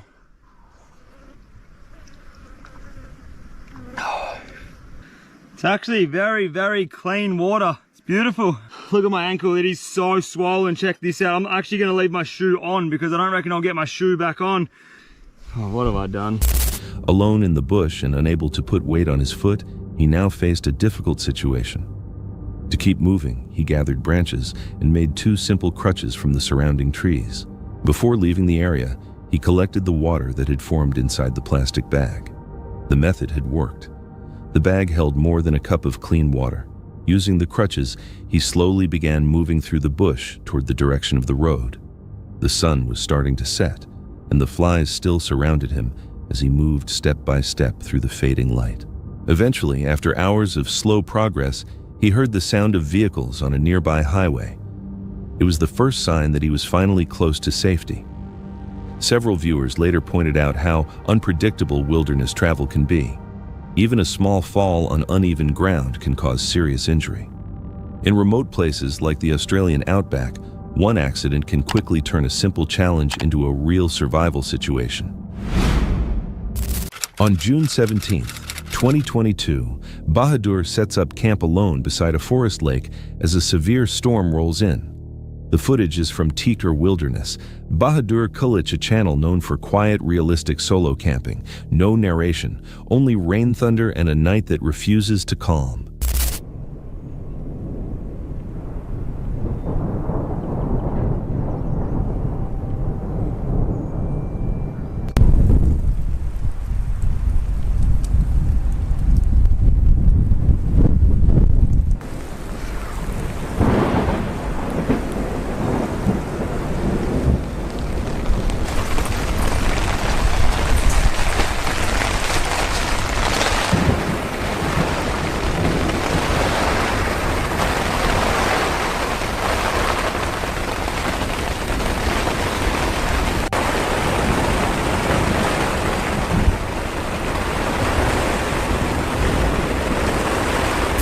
He anchors his tent near the water as the rain grows heavier, aware that once the storm reaches its peak, leaving will not be an option.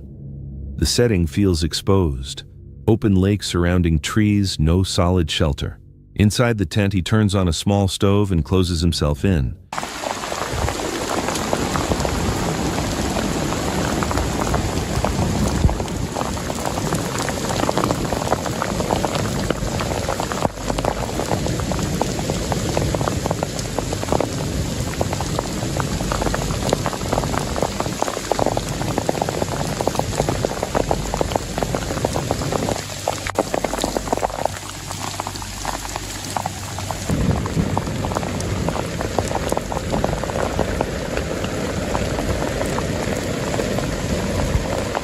Rain and thunder pound the fabric just inches from his face.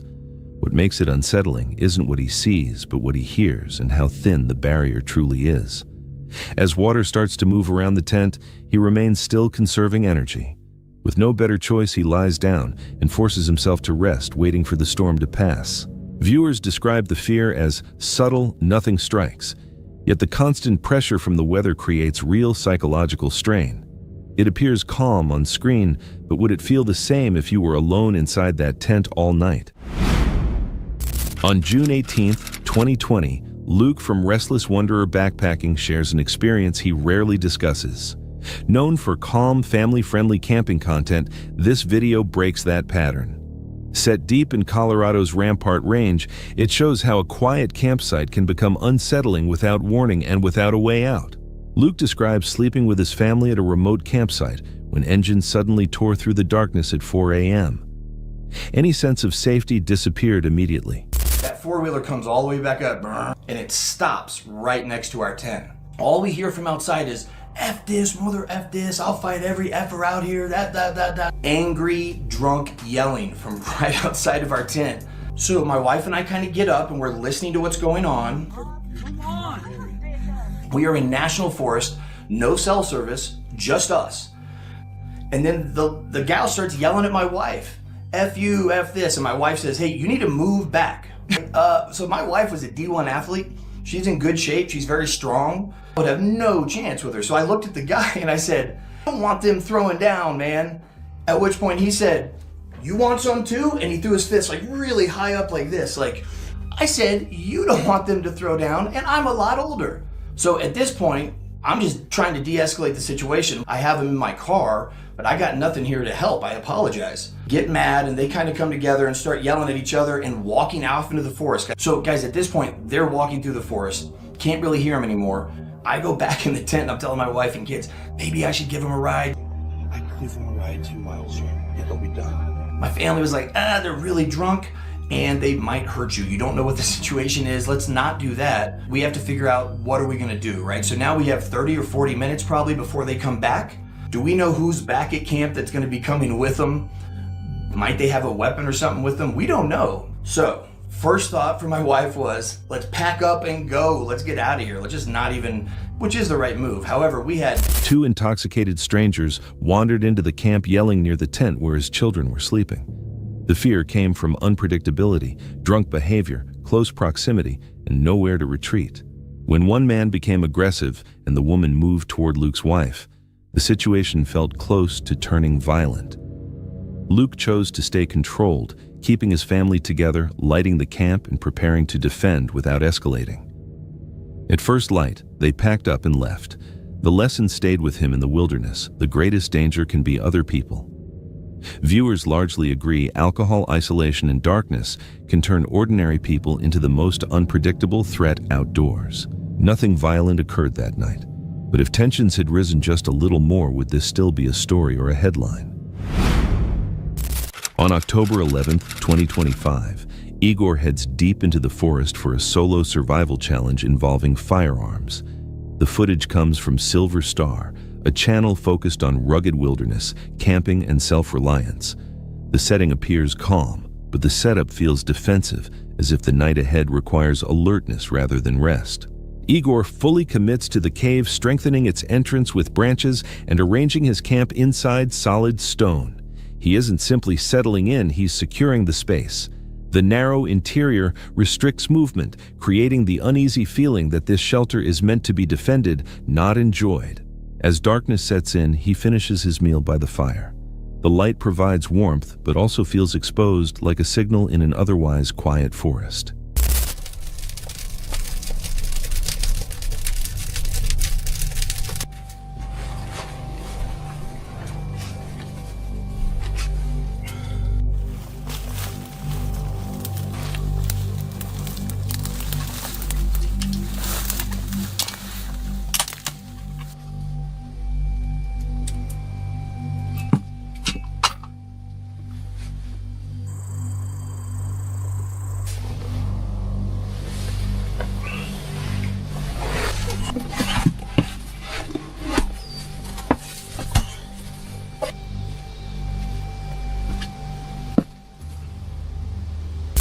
Later that night, Igor wakes abruptly.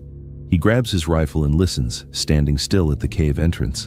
Nothing can be seen, only darkness and the possibility of something unseen nearby. Eventually, he forces himself back to sleep. Morning arrives without incident. Yet the tension remains because nothing happened, and that's what made the night unsettling. Viewers note the preparations seem directed at an unseen threat, suggesting concern about people or wildlife without confirming either. If the forest remained silent all night, what made Igor prepare as if it wouldn't? On October 30th, 2023, the YouTube channel Travel Beans, known for van life and slow family travel, begins looking for a place to wild camp. Nothing seems off. Yet a quiet tension starts to settle in, unspoken but persistent. After visiting some of Scotland's most well-known landmarks, the trip gradually shifts. Sightseeing gives way to the search for a place to stay overnight. Hey, we made it! We're in Scotland! First time in nowhere in Scotland! I'm already not feeling welcome here in Scotland. It's like they've turned the temperature down the second you get in here. As it was late, we decided to stop at a service station along the route for the night. First night done, and we felt very welcomed here in Scotland, mainly because we had to pay £10 for the privilege of doing so. But we had probably the best showers that we've ever had in a service station. We don't think it's that big a deal that we feel welcome at a service station because obviously they have money to make. The real test is going to be how welcome are we going to be out in the beautiful Scottish countryside. Let's go to Loch Lomond. The plan is to wild camp tonight, so we are on the lookout for a really great park up spot. We use the app Park for Night, and I'm filtering it by places that are surrounded by nature, and we've got this one here right next to a loch. But also it is right next to the main road. It's very, very loud. Yeah, it's pretty though. Unfortunately, I think this one is going to be a no because it is too close to the road and we have had a bad experience with this in the past. We headed further away from civilization in search of the perfect spot. Look at this place! Oh, wow! Oh, Scotland, you beauty. We have found our spot for the night. We always say on this channel the camera never does justice to what we're seeing, and this is another example of that. Several beautiful locations appear. They look convenient, even inviting, but feel too exposed. The thought of locals honking horns in the middle of the night is enough to keep them moving. Driving deeper into quieter areas, they eventually come across a secluded parking spot by the water. It feels ideal, isolated, exactly what wild camping should be. That feeling doesn't last. There is always going to be people letting the side down. We've got a fire pit, which I'm not sure if that's strictly legal or not, but what I do have an opinion about is taking a and leaving it there. So let's have a chat. Why do we not feel welcome in Scotland? This is the only place that purposefully we have been woken up by locals beeping at us. Which is why we try and find places off the main road. A lot of locals do not like camper vans for reasons like the poop that's outside. At the end of the day, the problem is that there are bad eggs letting the side down for the rest of us. There have been reports of things like littering, parking in the passing places, emptying grey waste on the side of the road, sleeping in inappropriate places like graveyards, ignoring no sleeping signs, and just being generally bad drivers. I think that, along with the growing popularity of things, has just been the perfect cocktail to create so much havoc that the locals just end up hating affecting all of us. As we gave an interview a couple of years ago with a newspaper explaining about the NC500 and why the locals don't like it, there is kind of an infamous Facebook group where the locals basically just hate on all van lifers that come through the area. They posted about us and came at us. It is particularly upsetting when we make such an effort to leave no trace, to be as respectful as possible. We also completely understand why people would be so upset with these kind of horrific behaviors like we listed before, but it really is a few bad eggs. But as a community, I don't think the majority should necessarily ignore the minority in this, and like, it is a real issue what is going on. At the site, they notice what others have left behind: trash paper human waste. The beauty is still there, but it's damaged. In that moment, the reason behind local frustration becomes clear. They openly discuss the anger toward van travelers, recalling being insulted by a local Facebook group where all van lifers were treated the same. The next morning, the journey continues. Nothing stops them, but something still lingers. The fear here isn't a single event, it's a consequence. A quiet reminder that repeated disrespect can turn even the most beautiful places into silent warnings. When no one confronts you but the land itself feels uneasy, is that still a welcome? Or is it the last sign that something has already gone too far? On November 8th, 2021, Kyle and his team from the YouTube channel Stromedy, known for staged horror and scare challenges, enter an abandoned tree fort near the Capilano Suspension Bridge in Vancouver, Canada. High above the forest floor, the setting itself feels unstable, quiet, exposed, and difficult to escape. Okay guys, we are now approaching what's called the Cliff Walk, which is actually a certain pathway that you need to take in order to get onto the suspension bridge. That does not look safe. Well, exactly, Cameron. All right, let's go, let's go. Hold all of us? We're going like underneath the freaking dock. We have to walk across that in order to get to the bridge. Yo, that's crazy, Kyle. Yo, let's go, guys, let's go. Crap, this is so freaking skinny. Stromedy Squad, keep your eyes peeled for clowns. We know they're very vibrant and easy to spot. This is freaking insane right now. Look where we are, guys. We're making progress along this crazy freaking cliff walk. Holy crap, look, we're literally just being held up by these two metal rods right there. Everyone just take it easy on your feet. We don't want this thing to freaking collapse. Kyle, I'm really scared. Oh my god, what? It's taking us up along the side of the cliff now? Even higher. What the freaking heck? Guys, remember, we heard that freaking clown over on the other side, so just... I feel like this specific cliff makes their noises echo, so you'll never know what side they're really coming from. Yeah, you know what I'm saying? It sounds like it's coming from all around you. Okay, guys, I think the suspension bridge is up here. Look how high up we are right now. The bridge has got to be somewhere like right up there. Whoa, what the hell is this place? It's almost like they're trying to welcome you here so that they can fucking sneak up on you. There's something about lights though that just make it seem a lot more like a circus. Yo, it's starting to take us down now. I think the bridge could be somewhere up there. Oh wait, I'm seeing it again. Okay, let's go. Yo, I think this is the entrance to the bridge right here. We're actually heading onto the bridge right now. We found the freaking bridge. Yo, this is the one that takes us across over to the other side. Yeah, there's a lot of people on it. bro. Do people know the threat of this? Of what lingers on the other side? Look at this, guys. Look how far of a drop that is. Guys, we're almost there. We're halfway right now. Come on, let's go. Okay, and Stromedy Squad, we officially made it over the bridge, and we're now on the side that clowns actually took over many, many years ago, guys. This is especially where we want to keep our eyes peeled because we're actually in what used to be the clown territory now. So, wait. You guys heard that? You hear that? I did. Yo, it sounded like it came up from there. Yeah, it sounds like it's coming from like above us. The group moves across suspended walkways surrounded by height and open space. There's no solid ground beneath them, only narrow platforms and gaps that force slow, careful steps. As they continue deeper into the tree fort, the atmosphere grows heavier. Sounds carry through the trees, difficult to pinpoint. The joking fades. All right, guys, we're heading up to the top of the fortress now. We're actually gonna go into the tree forts. Oh my god. We're literally up in a platform in the sky, and it literally runs all the way down there. Hard to believe that clowns once controlled this entire area. We are literally on the hunt to find any clowns in the area and capture it on camera. We've been looking now for about 30 minutes in this abandoned tree fortress. Wait, guys, wait, you see that? Wait, it looks like a clown over there. Get closer, get closer. Wait, what is he doing? Let me get a better view of this. Look at that. Oh my god, I think that's one of the clowns that fought in the conflict. See, I knew this place wasn't empty. I knew clowns lingered here still. Focus sharpens. Below the wooden structures, a figure appears, a clown standing in the shadows. It doesn't rush, it watches. The distance makes it unclear, but the presence alone changes everything. Wait, yo, this path comes all the way up here. If he starts coming up these stairs, we gotta run. We gotta make a run for it. Yo, look at his face. Oh my god, he's looking this way. Guys, get down. Get down, get down, get down, get down. How do we get past him? Yo, look at him. What the hell's he doing? God, yo, wait, guys, get down, get down, get down. Holy crap, yo, look at this freaking clown, guys. What the hell is he doing? He's definitely like patrolling the area, like making sure there's no humans in the area. Oh my god, he looks so mad. Guys, stay down, stay down, stay down. Holy crap.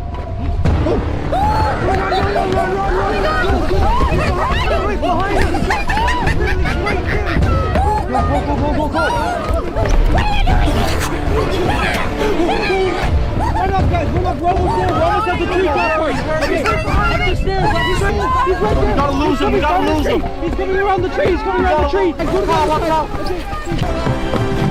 I dropped my camera,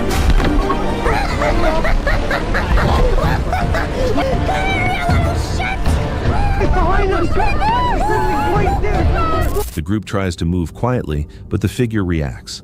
Voices rise. Movement becomes rushed. In the confusion, a camera is dropped. The footage ends as they pull back, choosing to leave, rather than remain exposed in a place where control is limited and mistakes carry consequences. The fear builds because the setting restricts escape long before the clown appears. Was the clown the real threat, or did the location already trap them mentally? Hey.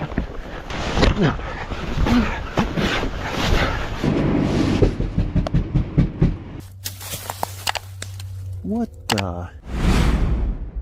On June 21st, 2023 in southern Taiwan, Valerie, the creator of the YouTube channel Valerie, Adventure Travel in Raw Moments, started her first long-form adventure. Her channel records raw solo travel experiences centered on real moments in remote natural settings. Beginning late in the day, she set out alone for Lulu Hot Springs, a lesser-known geothermal site deep in the mountains. The goal was simple: hike for hours, camp alone, and sleep on ground warmed from underneath. From the beginning, the landscape felt peaceful but demanding. Here at the junction where it goes to Lulu Springs this way. So for me it was pretty much 1 hour, and I'm sweating like hell. I regret that I started at 12. Into the jungle.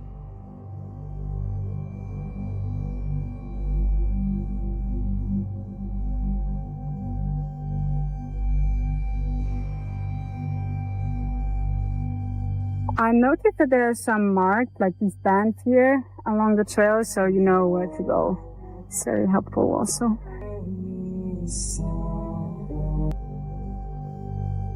I made it to the highest point. Now it only goes downwards, so it's a bit easier, but also more tiring tomorrow. Should have brought more water also. I only have like 1 liter left, and I still have today and tomorrow. Okay, here it really gets steep. There are some ropes attached. It's so crazy. It really smells like egg here from the sulfur. Yeah, the smell, you can tell it's a hot spring coming from deep in the ground. The hike unfolded in intense heat. Sweat came quickly as Valerie followed faint ribbon markers through steep forest terrain, using ropes where the trail dropped into sharp edges.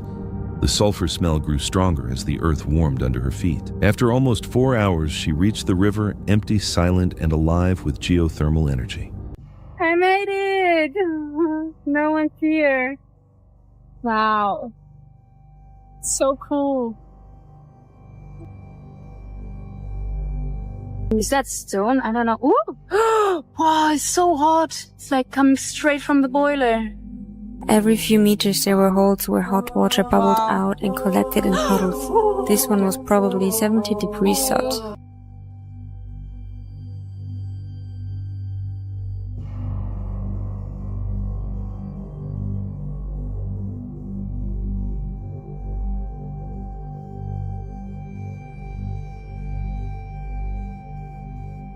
This riverbank was perfect as a camping ground.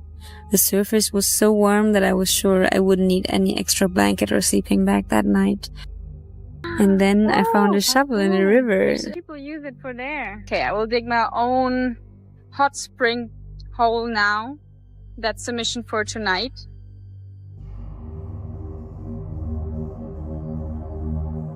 I'm collecting some wood and grasses for a bonfire I want to make. These are good for starting a fire. I bought some fried rice in the restaurant before I came here. And that's what I'm gonna have for dinner. It's crazy. Wow, I really don't need more than just my yoga mat. And yeah, this pillow, and that's it. Boiling water poured from cracks in the rocks, coloring the ground with unnatural shades. With an abandoned shovel, she dug a small hot pool beside the cold water and settled in for the night, sleeping on a yoga mat while the ground released heat beneath her. I'm now heading to the heart of Lulu Hot Springs, the main steamy area. It's located in a canyon, which makes it a bit dangerous because it's a rockfall area. You can feel how hot it is even without touching the rocks. Also, my ring changed its color. It was golden before, it's because of the sulfur.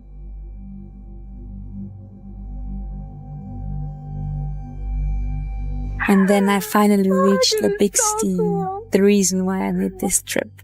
I saw it from a distance already, but being so close to it hit different. Few rocks were falling down right there, where I was walking before, and they were quite big, so it's quite dangerous here.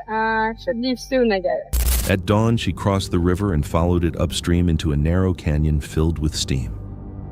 There, at the center of Lulu Hot Springs, tall vents and burning air surrounded her. Moments later, large rocks dropped from the cliff above, crashing onto the route she had just crossed. I'm really exhausted from yesterday and today as well. I actually packed 2 boxes of fried rice, but since it was still warm when he packed it and I didn't let it cool down, the condensation made it going off pretty quickly, so I can't eat it anymore. And yeah, my lack of water, of course. After about 3 hours of climbing vertically with close to no break, I made it to the top. Hallelujah. I made it. From now on it goes downwards, so it's easier, but be aware it's also very slippery. My last bit of water. But almost there. I'm so lucky.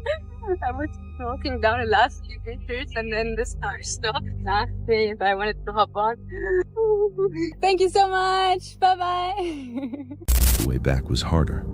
With little water and spoiled food, she climbed for hours before reaching the road where locals helped her return to town. This trip was not haunted, but it was dangerous. Heat-falling rocks, exhaustion, and isolation turned natural beauty into quiet risk. When nature gives no warning and no second chances, how close can beauty and danger exist before one becomes the other? This footage was captured on the night of May 22nd, 2023. The man filming is Alex, a long-haul truck driver from the YouTube channel Alex Nino, which documents trucking life, overnight deliveries, and sleeping on the road. What starts as an ordinary night soon becomes tense, mechanical concerns, tight delivery pressure, and nowhere to relax long. By the end of the night, Alex understands the danger was not mechanical. Hey boss, do you guys have def? Yeah. Oh, perfect, man. My truck was about to turn off on me, so I parked right there. I'll put the def at my pickup, at my delivery right now. But I don't know why or what went through me that I forgot to check the def. And the def is pretty much diesel exhaust fluid. If the truck runs out of it, you're done. Your truck will turn off. It's like you pretty much ran out of gas in your car. I was gonna make this delivery and then go put the def before my truck turns off on me. I go to this location right here. Man, after this delivery, I have to cross the Bay Bridge. If this truck turns off on me on the Bay Bridge, I'm screwed. Just stupid cars next to me. All right, now what I'm gonna do, I'm gonna brake it a bunch like this. That way my trailer goes all the way to that door right there. Go up. See how my trailer door is right there? I mean, my trailer's right there. Watch this. Get super close to that right there. Bada boom, bada boom. Your boy is in the building. Early on, Alex realizes his truck is out of DEF diesel exhaust fluid. If it runs empty, the truck can shut down completely. With the gauge near red, he stops at a Shell station to buy a gallon, worried about crossing the Bay Bridge afterward. At the delivery location, another issue appears. Oh man, I'm all messed up right now.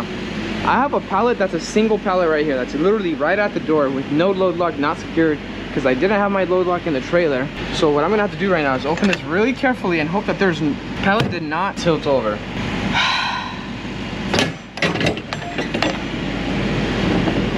Woo! Nah, the only thing that I'm scared about is backing this thing in, because if I'm reversing, it can go like this. So I'm gonna see if they have a load lock or something, or you know what? I'm gonna leave this closed, get as close as I can to the door, and then once I get super close, I'll just get out again, open it, and bam, I'm good. I should be good like that. There should be good.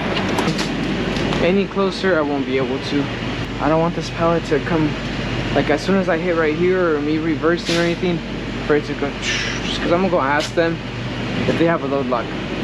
Hi, I had 3 pallets for you. Do you think by any chance I'd be able to use a load lock just so I can put the load lock right here so I can reverse in?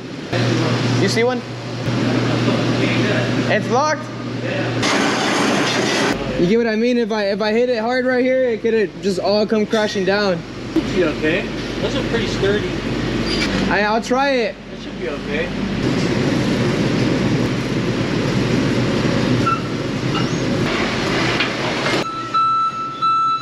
Alright, let's go put some deaf boys before my truck turns off. Let's go, little deafy. Ugh. One pallet is sitting unsecured by the trailer door with no load lock holding it. Unable to locate equipment, Alex backs in, carefully knowing one wrong move could make it collapse. After that, the night finally slows. Inside his truck, his second home, Alex sets up a portable Bluetti power station and rests briefly, thinking the worst is over. Then, while parked in a quiet residential area to sleep, he sees a man outside the truck close enough to try the door. The doors are locked.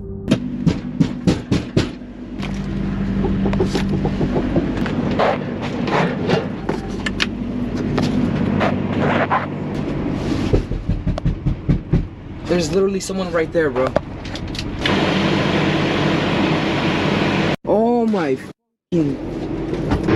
Alright guys, screw that. I'm just decided I was actually gonna leave. I seen him take off. There's no way in how I'm staying there. Thankfully, I locked my doors. There's times where I go to bed with the doors not locked. Damn, that was a close one. Alex starts the engine immediately and leaves. He later admits there were times when he did not lock them at all, and this time, that habit may have saved him. The video never explains who the man was or what he wanted. It could have been a theft attempt. It could have been something else entirely. What makes the moment unsettling is not what happened. It is how close it came to happening. If the doors had not been locked that night, would this have ended as just another trucking story or something far worse? The opening clip is from Exploring with Bear, a YouTube channel centered on urban exploration and outdoor adventures.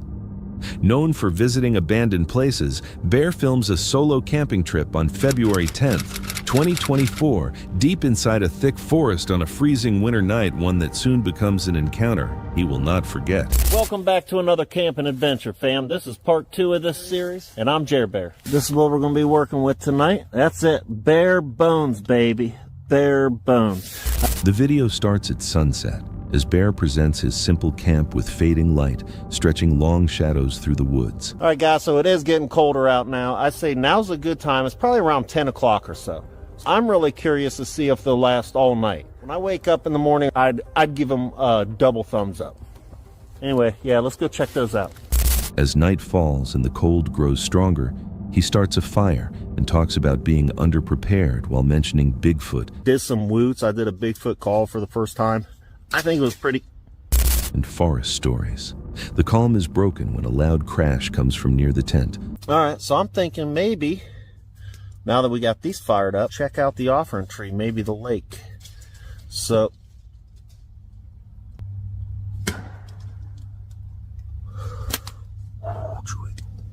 followed by another disturbing sound. Curious but careful, Bear leaves the tent with his camera and moves toward a nearby offering tree where something suddenly drops from above. all right guys, so I'm going to take you all to the offering tree because I don't think I showed you that yet in this video. So yeah, let's go take a little walk. I could use a better flashlight too. I gotta say, this flashlight is not very impressive. Offering tree, let me try to get this light a little better too. There we go. That's more better. Something seemed off. What the heck was that? That sucker came flying in. That just fall from up there? Like that was, I don't know what that was. What is that noise coming from the lake? So yeah, in part one. Did you guys hear that? That was a big frickin' bang by camp. The woods is becoming alive. Keep your eyes open though, guys, because these woods are frickin' scary. I've sworn I've seen things in them. Even with strange noises farther away, he continues before finally returning to his tent. The forest becomes quiet, and he tries to sleep.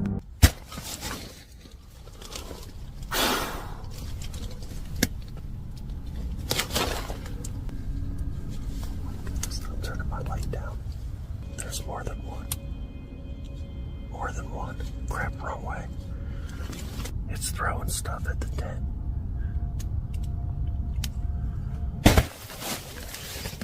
I'm armed. I almost feel like it could be people messing with me. I just heard it breathing. Later, heavy thuds and footsteps move around the tent with repeated hits against the fabric suggesting objects are thrown and that more than one presence may be close.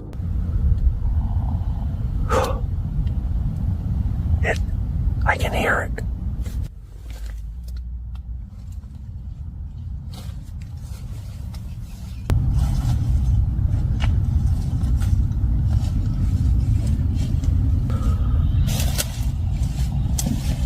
No, please, no, please, no, please, no. Please, no. Please leave, please leave. I think it's leaving. So it's been about 5 minutes and I haven't heard anything.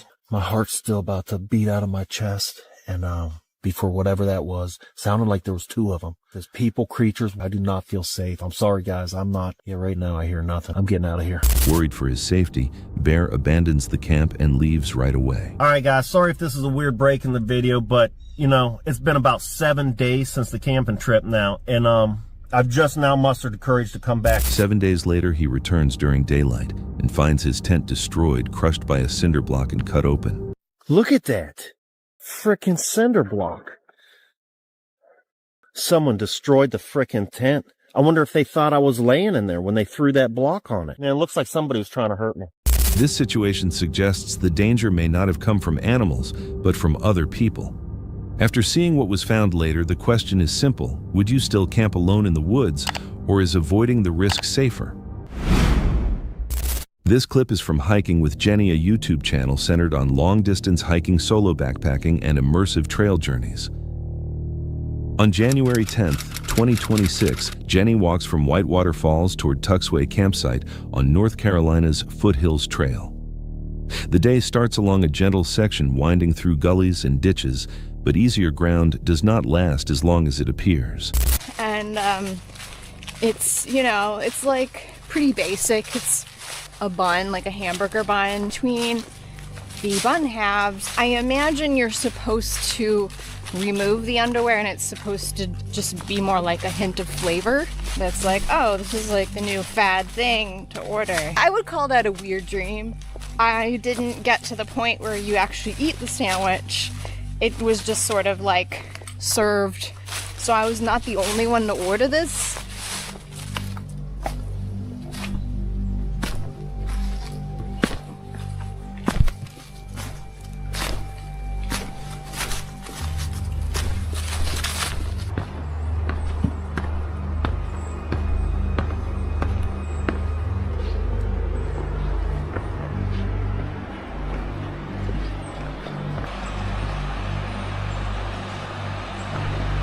All right, now we're talking. That is a honking staircase. Holy cow.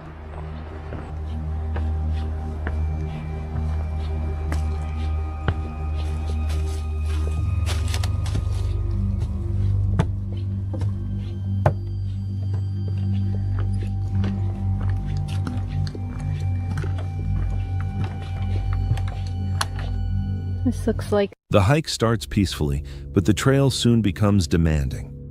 Jenny reaches a huge staircase cut into the hillside, its steep climb pushing tired legs with little margin for error. Every step takes focus and control, where moving too quickly could cause a slip. Oh, scary bridge.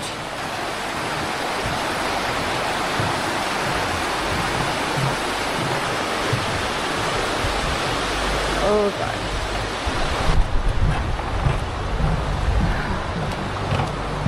Why do they have to be bouncy? Not long after, she comes to a narrow suspension bridge that shifts beneath her weight, the drop below making each movement tense as she carefully steadies herself across. Jenny arrives at camp as light rain begins to fall. Her feet hurt, and she is worn out, but the quiet surroundings help her settle down. First one was taken, but I was aiming for this one because I've heard it's got a nice view. Picnic table. It looks like some good trees for hanging. This will be home for tonight. Got my tarp up because it is supposed to rain tonight. It's actually already kind of drizzling.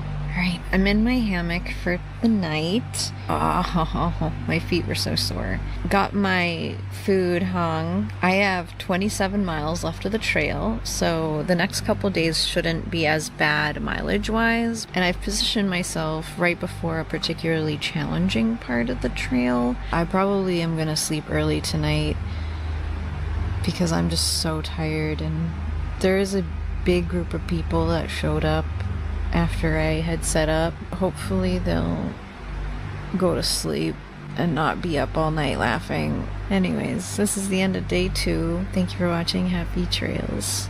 What makes this day challenging is not obvious danger, but long climbs and trail features that gradually drain you. If a trail feels calm one moment and dangerous the next, how often do hidden risks appear when fatigue and focus start to fade? The next unsettling video comes from Jamie Does Wild Bikepacking, a UK outdoor adventure channel focused on solo bikepacking, wild camping, and overnight trips. It is March 11th, 2026 in Norfolk, England, United Kingdom. Jamie rides through rural Norfolk searching for a quiet and a loud place to spend the night. His first planned spot near a scenic viewpoint is ruled out because overnight parking is restricted, forcing him to change course and Header's Way, surrounded by woodland. I don't know what the hell's going on tonight. I can hear all sorts of weird singing going on in those woods. While standing outside the van, something strange breaks the silence. Faint singing or chanting can be heard coming from the nearby trees. At first, Jamie reacts casually, but the sound feels wrong in such an isolated place. What's going on over there?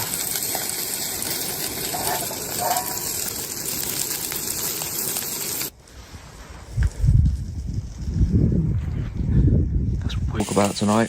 Bugger that. Curiosity briefly pulls at him as he considers walking into the woods to find the source, but he stops unsure whether it is safe. As he moves away from the van, the isolation and atmosphere quickly change his thinking, causing him to abandon the idea and return to the safety of his vehicle. Just got out of the van to have a piss. What the f*** is that? I think there's a light in the bloody woods now. I'll tell you what, fuck this. What starts as a regular solo camping trip slowly becomes an unsettling camping encounter. In the end, Jamie chooses caution over curiosity, staying inside his van and avoiding more risk. The night ends without answers, but with the strong feeling that the woods were not as empty as they first seemed. Sometimes a camping encounter does not reveal itself directly, it only makes you feel something is there. If you were in that situation, would you stay inside or step into the dark to find out? Carson Schmidt is a young adventurer who enjoys being outdoors. He often goes snowboarding, hiking, and skiing, posting those moments on social media. On February 25th, 2026, he shared a video that felt especially disturbing and showed how important timing can be in the wilderness. He was skiing with a friend, and after riding down a slope, he explained that for no obvious reason they suddenly came to a stop. That was when they saw something unusual.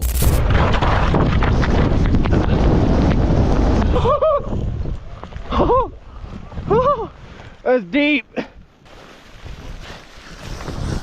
Dude, I just fucking sank. Hey, they good? Oh shit. Hey. Whoa, hey, stop.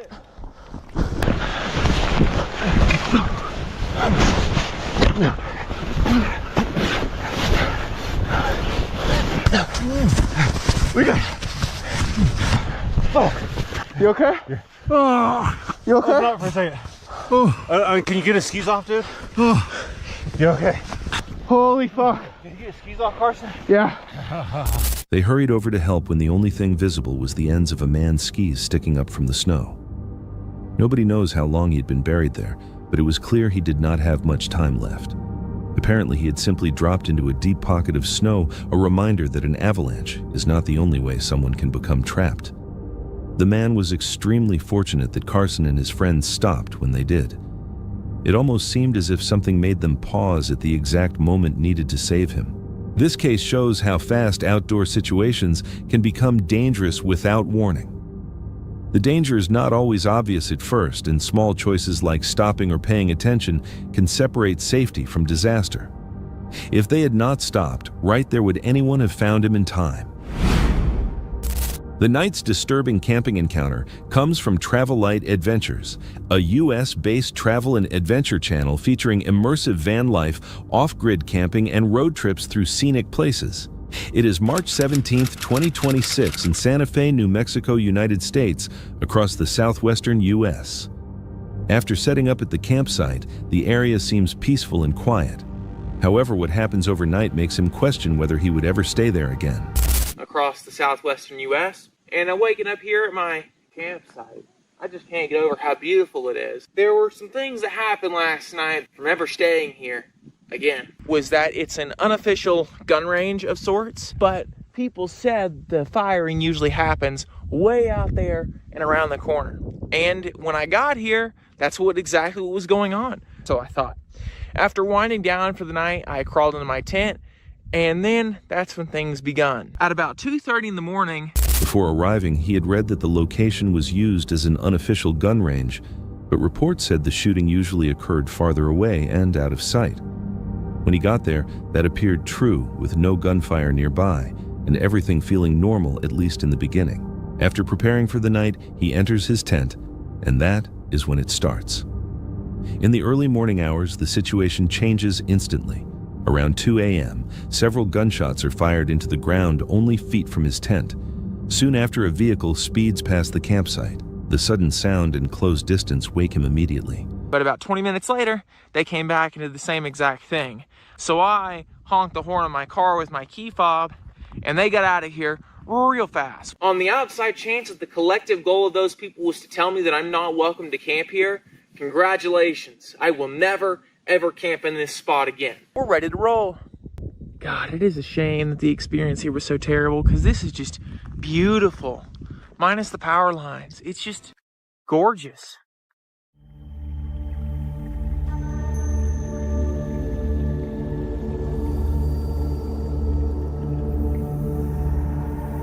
By morning, everything is packed and ready to leave.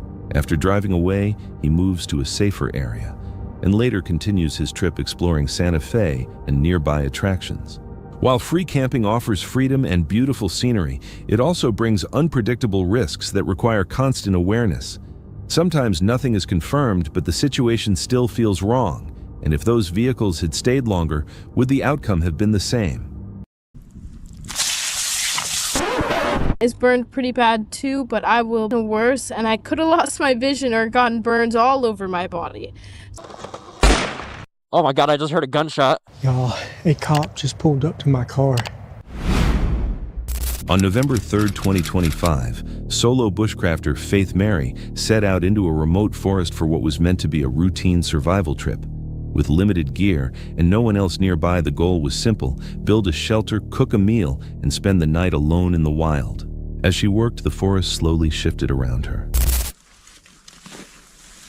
Right now, what I'm going to do is, since I already have this tree, I'm not going to worry about making 2 bases. I'm just going to have 1 base, 3 small trees, rope it up, and then put my tent across it. I will show you guys the process of what I'm talking about. See this tree and this tree? Saw it off. All the twigs. I'm going to saw off all the limbs to the best of my ability, these 2 trees, and then saw off the bottom. And then that'll be 2 of the legs of the tripod.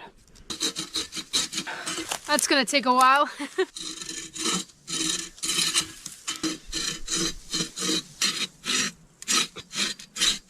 All right, you guys, that is 1 down. We just need another one, and then 1 more after that. 10 minutes later. Heck yeah, I'm already out of breath. All right, let's do this thing. 1 more to go. It's hot. I feel like I hear some noises like in the forest. It's so weird. Probably like little animals scurrying, but man, I don't do good in the dark, so I'm not looking forward to that one. I'm gonna show you how I knot this thing up and connect it to the other tree. Faint rustling sounds came from somewhere beyond her sight, too unclear to identify, but persistent enough to draw her attention. Faith admits she's afraid of the dark, and being alone made the moment feel increasingly uneasy. And I'm leaning it up against the rock and making a teepee with my little logs. Let's light her up. All right. It's looking good, it's looking good.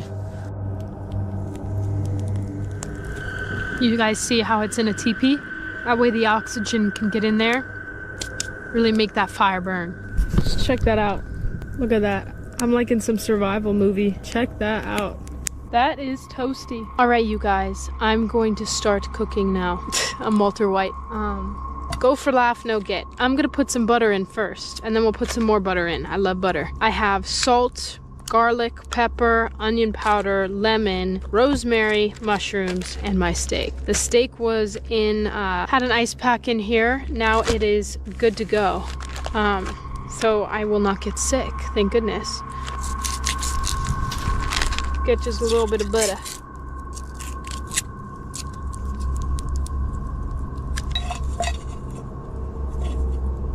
After finishing the shelter, she moved on to cooking. At first, everything played out quietly, almost routine. Then, in a single instant, that sense of control broke.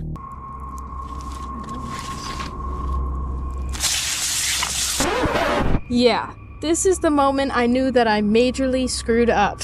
Listen, I know you guys are probably thinking, Faith, how could you be so stupid? But I promise I really tried not to let this happen. The butter was off the pan for a while, and it was just one of those freak accidents. People can make fun all they want, but I wanted to post this because I don't want to be that fake, everything's perfect YouTuber. I want to be real with you guys, and the truth is, when you're out here doing bushcraft stuff, a lot of stuff can go wrong.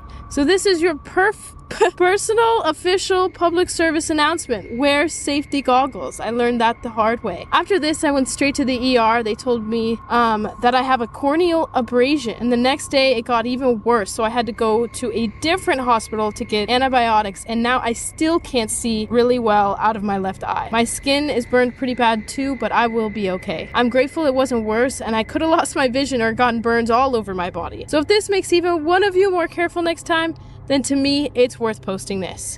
When Faith appeared again, the trip was already over. Her face burned, her vision blurred, and one eye seriously injured.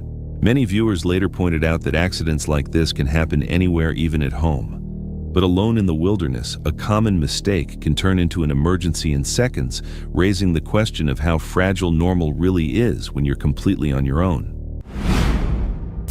On September 25th, 2021, Luke, the creator of the YouTube channel Outdoor Boys, returned to his log cabin deep in the wilderness with his young son. The channel is known for calm, family-friendly camping and survival skills, usually centered on preparation rather than danger.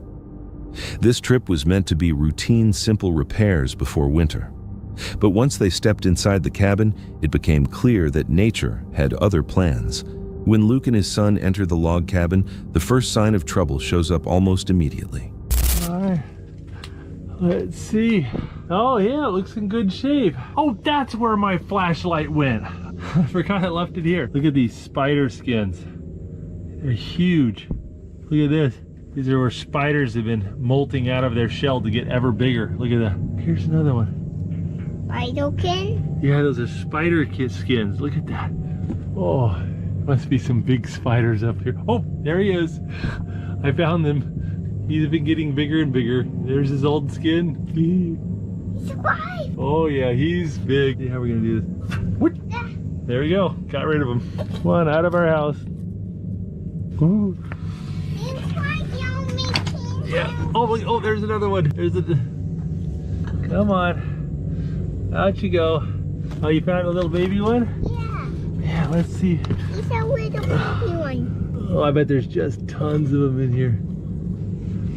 Oh, look at this. What is this thing up here? It is huge. The size of that.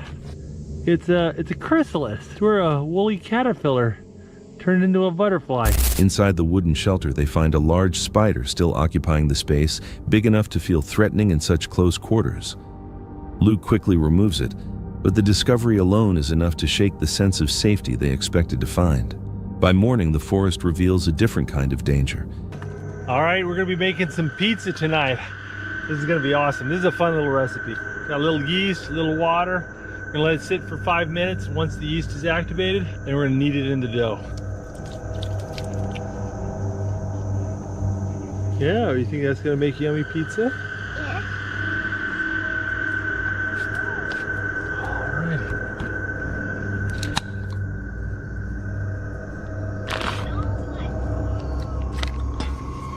Alright. Alright, there we go. We got the pizza sandwich between 2 cookie sheets. Now we're gonna bake it.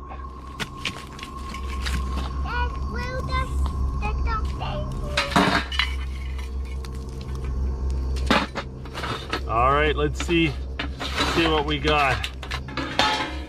Oh. That doesn't look too bad. Pizza. Oh, you want to eat that pizza?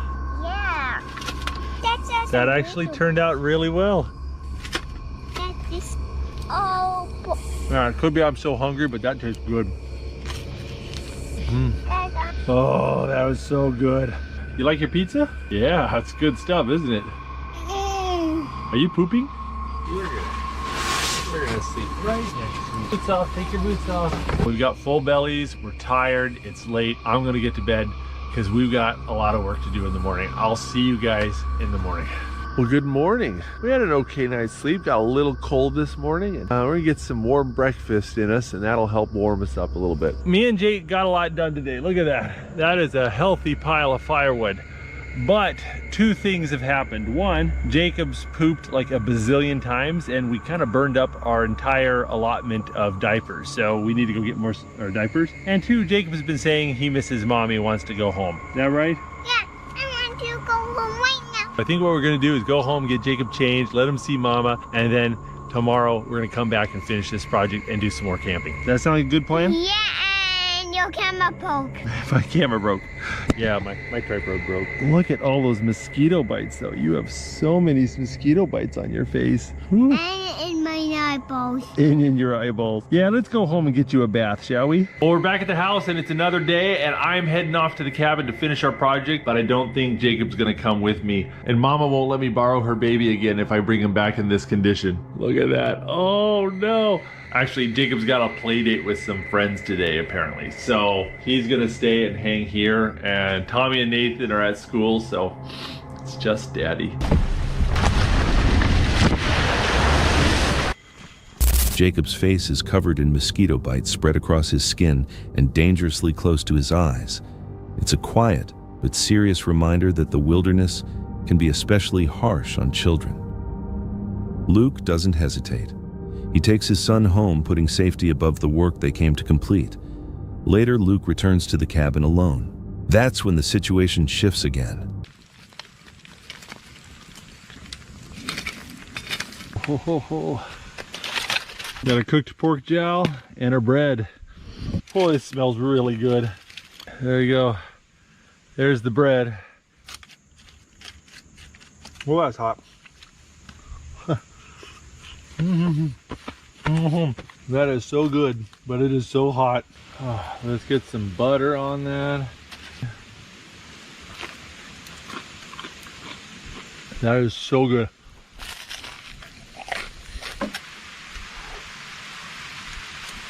It's like salty peppered bacon. If you've ever eaten bacon and thought to yourself, I love this, but it needs to be bigger and fattier, pork jowls might be just your thing. In case you're wondering what pork jowls are, it's the cheeks of a pig, but not his butt, his face. Just trying to enjoy my dinner and the rain gets started for realsies. Gotta get out of here. Oh, well, I guess I'm finishing dinner in here. And it's really coming down. There's some thunder going too. That is so good. Well, we got thunder and lightning and heavy rain going on. I'm gonna sit here and hunker down and see if it passes. See what happens. We only have a few hours of daylight left. Well, it's been raining for about 2 hours now and it's cozy. I mean, if I had my little buddy here, I would be curled up with Jacob and we'd be watching movies and it'd be no big deal. But this is lame by myself. So I'm not gonna be able to get everything done before sunset. So I think I'm just gonna go home, wait till the weather gets a little better and come back and finish the cheeking later. As night approaches, a storm moves in. Rain pounds the roof, thunder rolls through the trees, and lightning flashes across the clearing. Inside the cabin, Luke continues on by himself, the shelter holding steady, but now surrounded by the unmistakable force of the forest, pressing in from every side. Viewers noted that nothing extreme happened yet. The spider encountered the impact on a child, and the storm show how quickly a familiar shelter can feel unsafe. If a place built for safety can change this quickly, how much control do we really have when nature decides to push back? On November 15th, 2025, YouTuber Scootski uploaded a video documenting a solo trip into the Rocky Hills near Little Moab, Utah. His channel usually focuses on outdoor riding and exploring remote locations with electric dirt bikes. In this video, however, the destination carried a much heavier history. Scootski set out alone to locate the sealed entrance of Nutty Putty Cave, the site of a tragic accident in 2009. Early in the video, he explains the story behind Nutty Putty Cave. After the tragedy, the cave was permanently sealed and John's body remained inside. With that context in mind, Scootski begins searching for the location where the cave once opened. I'm not entirely sure where this cave is. I'm kind of just roaming around. But they tried their best to get him out and he just wouldn't come out. So he died. They permanently sealed the cave. No one can get in and he's just stuck in there. That's kind of a scary part. I'm alone here going to the Nutty Putty Cave. I might need to pull out Google Maps because I have no clue where I am. And I feel sorry for the guy. Like, I'm not making fun of him. I'm paying my respects. And I brought you guys along to see this journey. I'm kind of eyeballing it, but it might be up this mountain. Yeah, we can go check this mountain right here. Ooh. What the hell is this? It's a rock. Come on, baby. Oh my god, I just heard a gunshot. They're definitely shooting out here. Hopefully not at me. Dude, I hope it's not at me. I also gotta be careful of rattlesnakes, because they like to lurk. Wait, so I'm right here. I think I do go all the way up there. So this is gonna be a long... The area is quiet and remote. At one point, he hears gunshots echoing from somewhere across the hills. The sound makes him uneasy. I don't think I can even get it up this, bro. Holy sh! How do they expect me to do that? Find me a route. I just gotta keep moving. Is this it? Is this the cave? Because I heard they sealed it with concrete. I don't think it is. So I either took a... Oh, I think that's it right there. I think that's it right there. I think I see it. Oh, I just heard a gunshot. Who is shooting, bro? Who's out here at... But there's a guy shooting over here. I can hear the gunshots. And I'm heading over there. So let's just hope I don't get a bullet in my head. But I took a long turn. A really bad turn. Because that's not even the Nutty Putty Cave. I don't like how there's someone shooting a gun right next to me. That's scary, bro. The place feels isolated, and he reminds viewers that he is completely alone in the area. Finding the cave is not easy. Many openings in the rocky ground look similar from a distance. Several times, he stops to inspect holes and cracks in the rock, only to realize they are not the correct spot. To stay on course, he repeatedly checks Google Maps on his phone. Is it really this hard to find a cave, bro? Oh, here's a berm. There's tracks right here. This is a good sign. Oh, there's a person right here.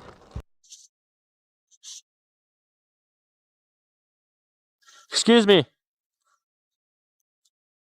Do you know where the Nutty Putty Cave is? I mean, I looked on Google Maps. It said it's like right here somewhere. Okay. All right. Well, thanks for the help. Okay, we're gonna have to bust out YouTube or something. While navigating through the stone hills, Skutski suddenly notices someone nearby. For a moment, he is unsure who it is or what they are doing there. The person turns out to be a man driving a small remote control car across the rocks. It is the only person Skutski encounters during the entire trip. After continuing through steep and uneven terrain, he eventually reaches the top of a rocky ridge. The search becomes more difficult because there are no signs or markers pointing to the cave. Oh my god, it's right here. I'm so blind. Dude, it's right here. John Edward Jones. Holy crap, it's right here. Just in the middle of nowhere. Dude, they got memorials. There it is. That's how they sealed it off right there. So this is the sealed part of the cave. Dude, what does that say right there? This is sick. Should we go in?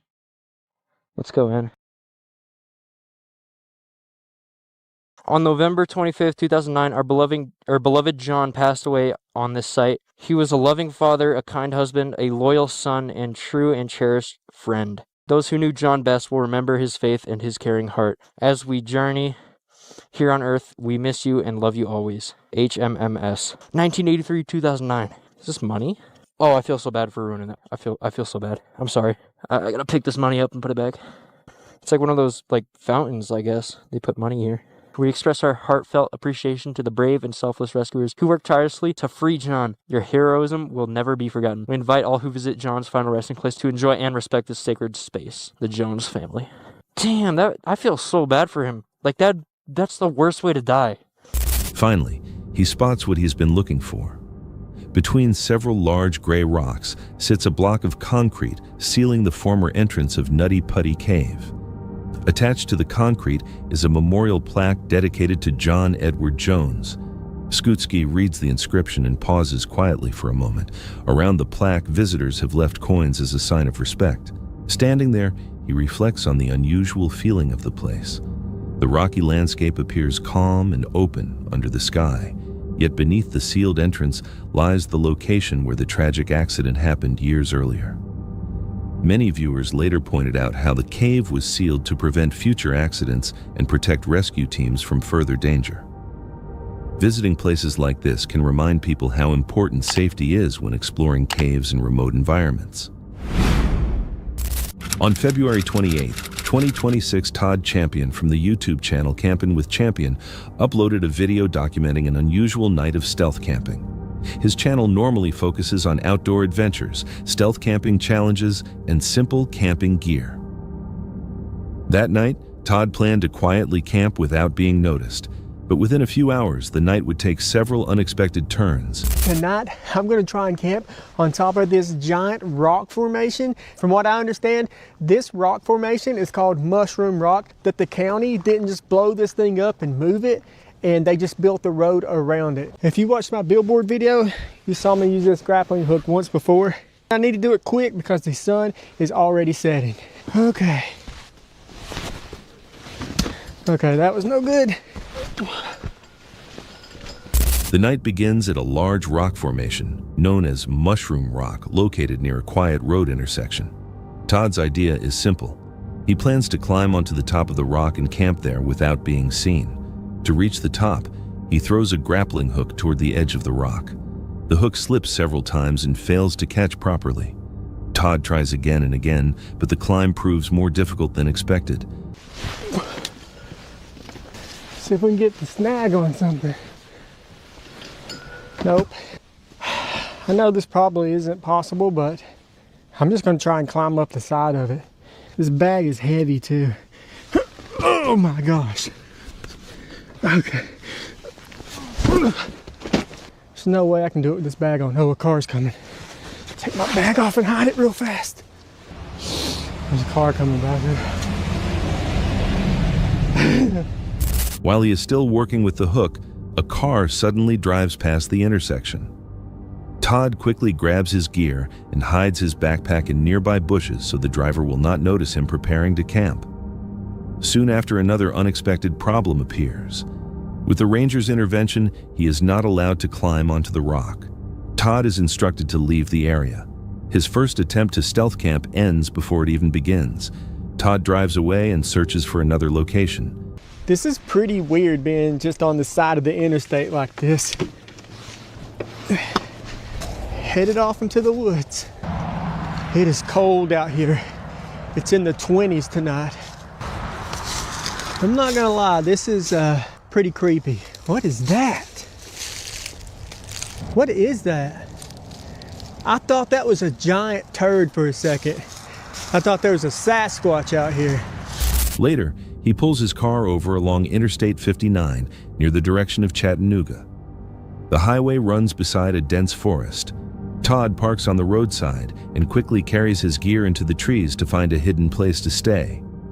As he walks deeper into the forest, the surroundings grow darker and quieter. The ground is covered with branches and scattered debris. Before Todd can decide what to do next, another encounter happens. Y'all, a cop just pulled up to my car. I don't know what to do. Should I go over there and tell him what I'm doing? My goodness. I think I'm just gonna go tell him what I'm doing. I have to leave, guys. Oh, okay. The officer wasn't upset or anything. He just, basically said, nah, you can't camp here, you gotta go, so. After a brief interaction, the officer tells him he cannot stay there and must leave immediately.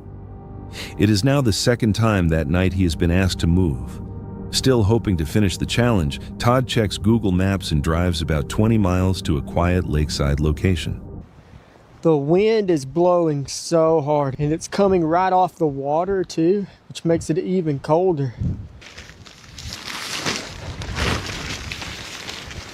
I've got this ridge line up. I'm gonna try and put it over it. It's like a parachute catching the wind right now.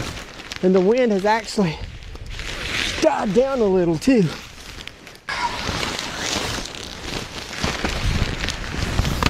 I feel like a tarp should not be this hard to set up.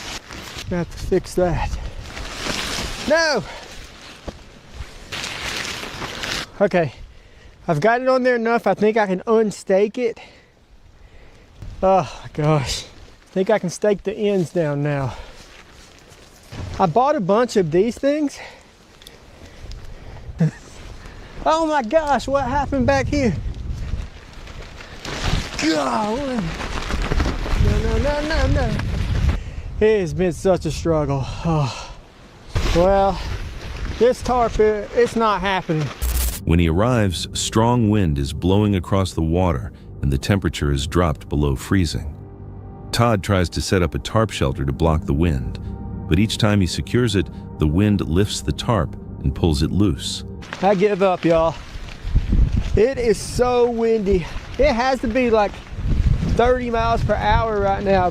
I don't think the tarp's gonna go anywhere because I have it tied to the trees pretty hard unless it just completely rips all of these off. But I can't sleep in there. It is freezing. The wind is killing me. I am going to retreat. The wind reaches nearly 30 miles per hour and the cold begins to numb his hands. Tying knots becomes difficult.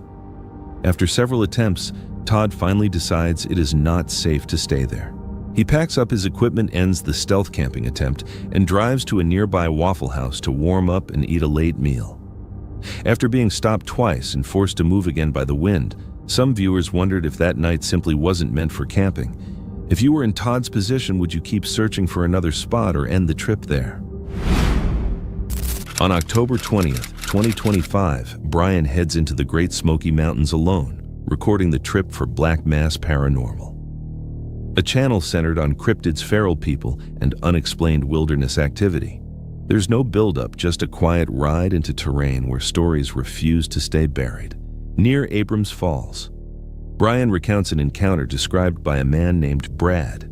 Then one day in November, he was just outside of the Abrams Falls area, is in the mountains, and he'd been through here several times, but he talked about how the air seemed to be a lot different that day. So he was navigating in an area, and as he navigated the rocky incline, a sour smell kind of hit him. He described it as like a mixture of sweat and rot. Brad froze, and he was looking in this section of and he said that again, the forest just was too quiet. The usual chatter of birds, one or two that just had a completely different sound that he had never heard before.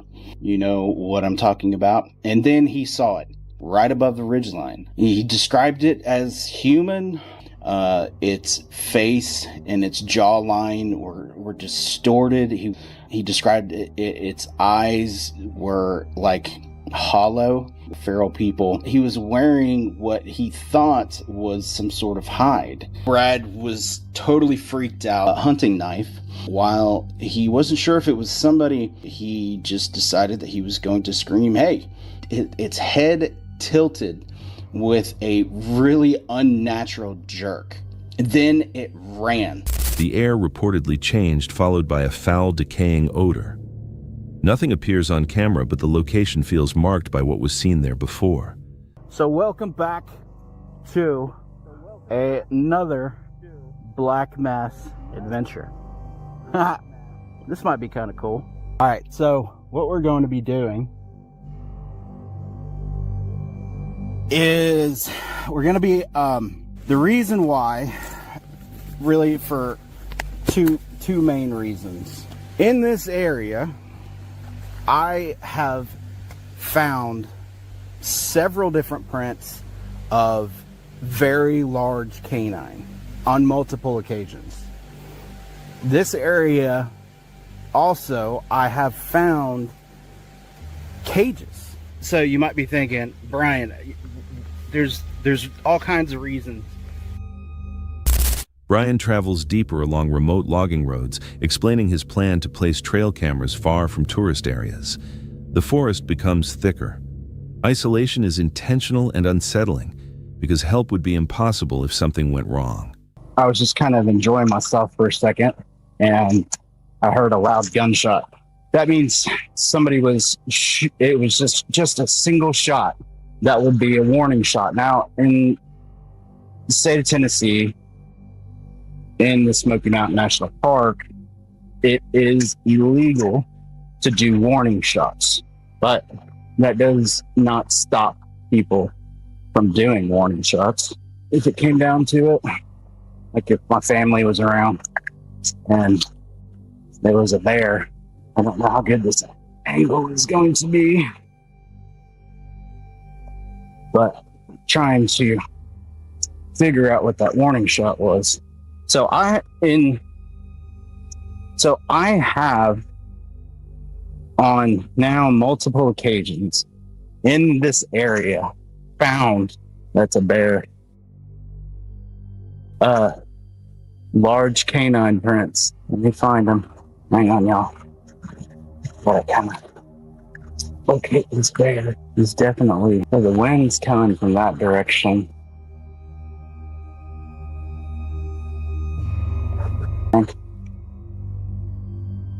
Yeah. A sudden gunshot echoes through the trees. Hunting is illegal here. Shortly after Brian notices large canine-like tracks, the tension comes from contradiction sounds and signs that shouldn't exist in a protected park. Near Native American land. Now the Sasquatch is also pretty active in this area. After that last video, where I heard the footsteps. He's having run-ins with timbers this year.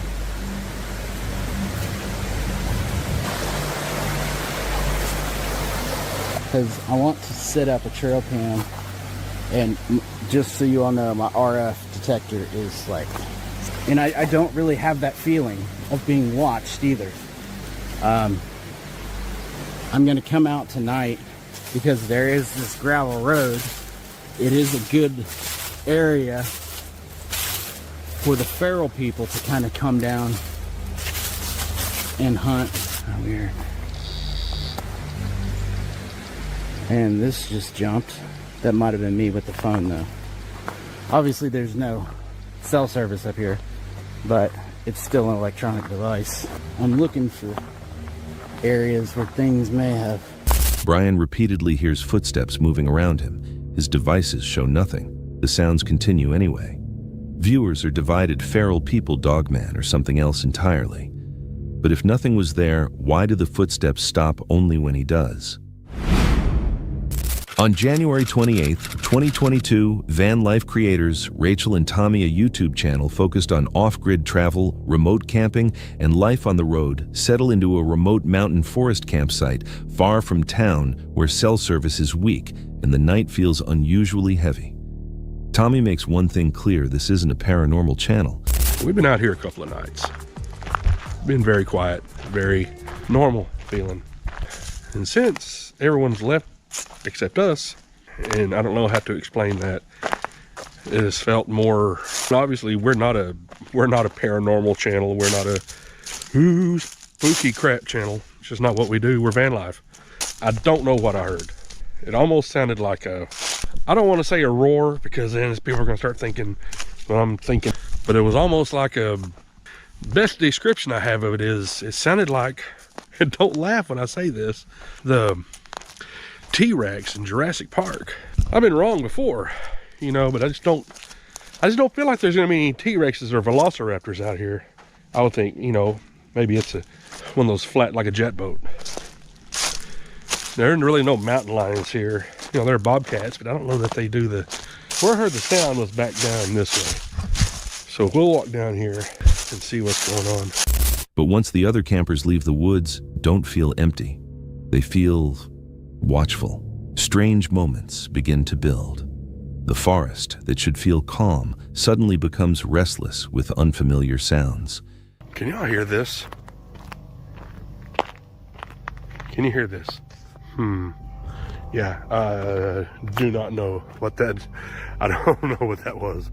So we've been sitting here for about 45 minutes. I don't know, 40 minutes.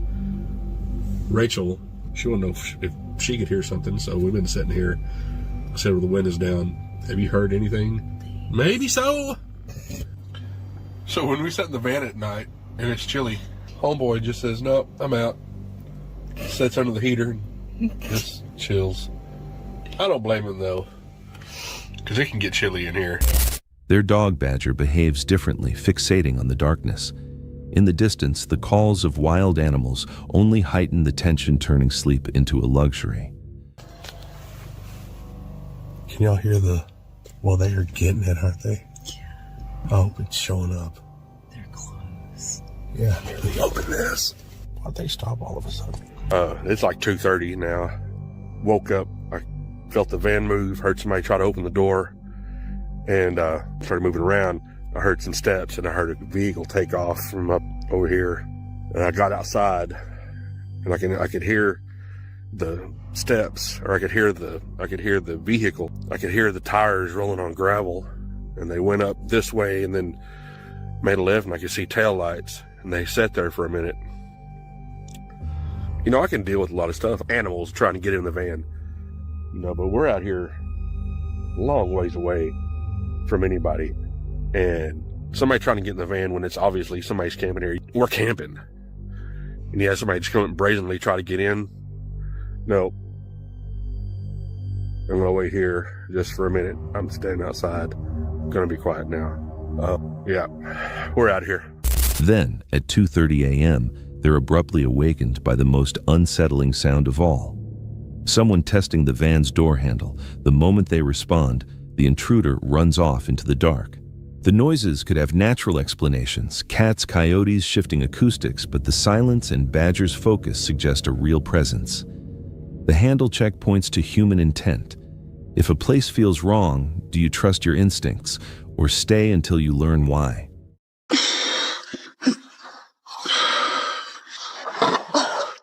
Oh my gosh.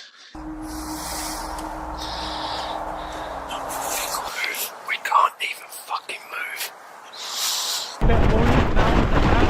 The wind's unbelievably strong. Uploaded on July 29, 2024, this encounter once again came from the YouTube channel Jordan and Liz, who had already appeared earlier for another intense outdoor moment. On this occasion, their van life trip led them into Grand Teton National Park in Wyoming, where a simple hiking day quickly turned into something far more frightening. The day began quietly with the couple waking early and getting ready to take on 3 scenic hikes. Although the morning air was cold, the skies were clear, and the conditions seemed perfect for exploring. Instead of using the crowded boat shuttle, they chose the 5-mile round trip on foot.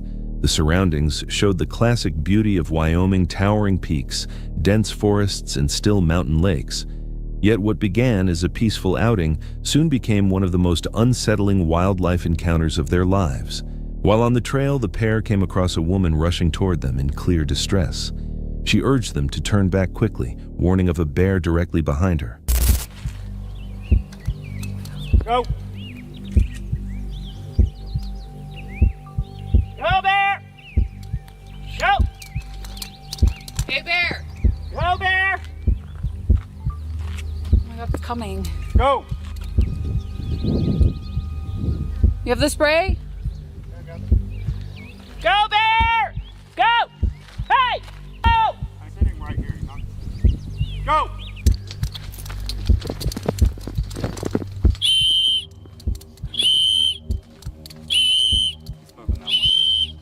Go ahead, keep going, keep going.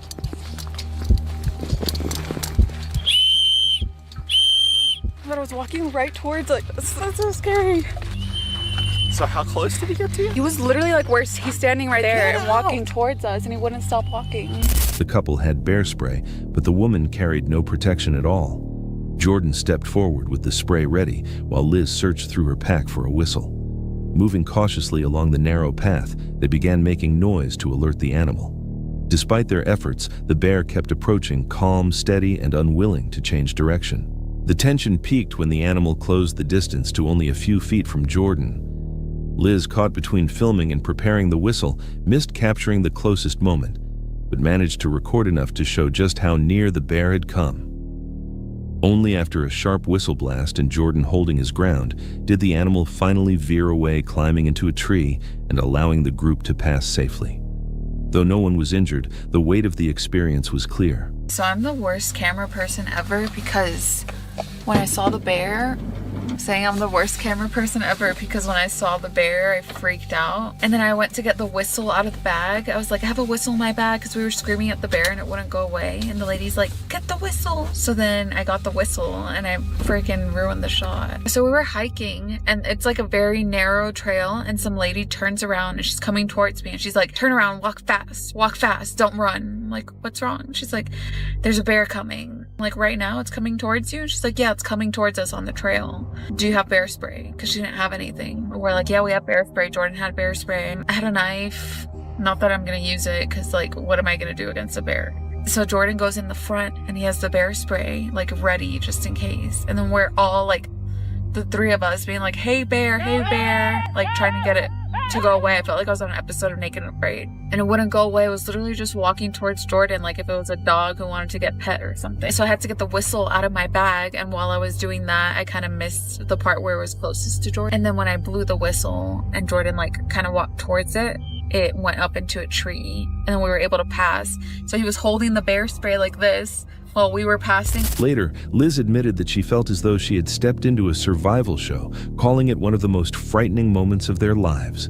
Even Jordan, who had remained composed throughout, described the standoff as both exciting and terrifying.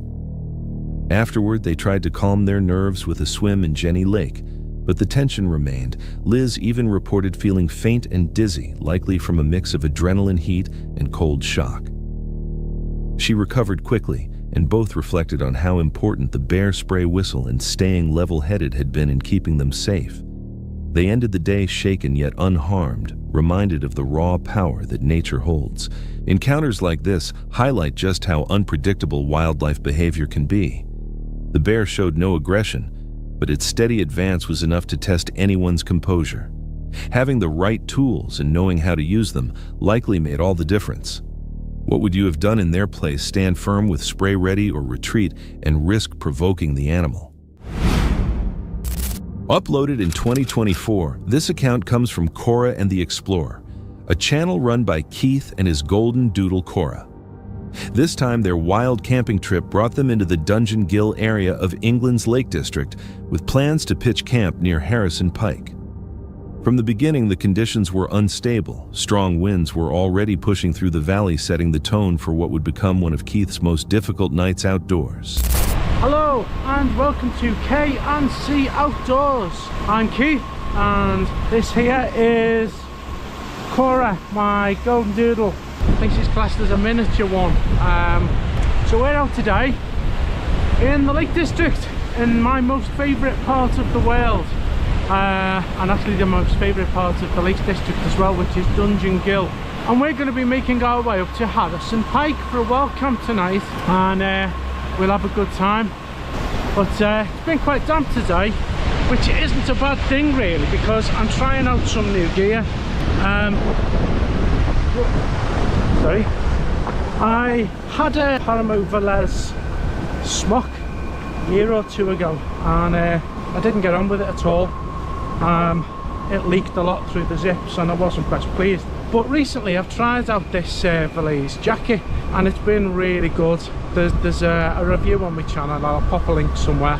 But today, I don't know if I can show you properly from here, I'm trying out these Paramo Velez Cascada waterproof trousers. So we'll see how they go, and I'll pop a separate review on anyway, because this trip isn't about reviews, it's about the beautiful Lake District, a really nice walk and a wild camp.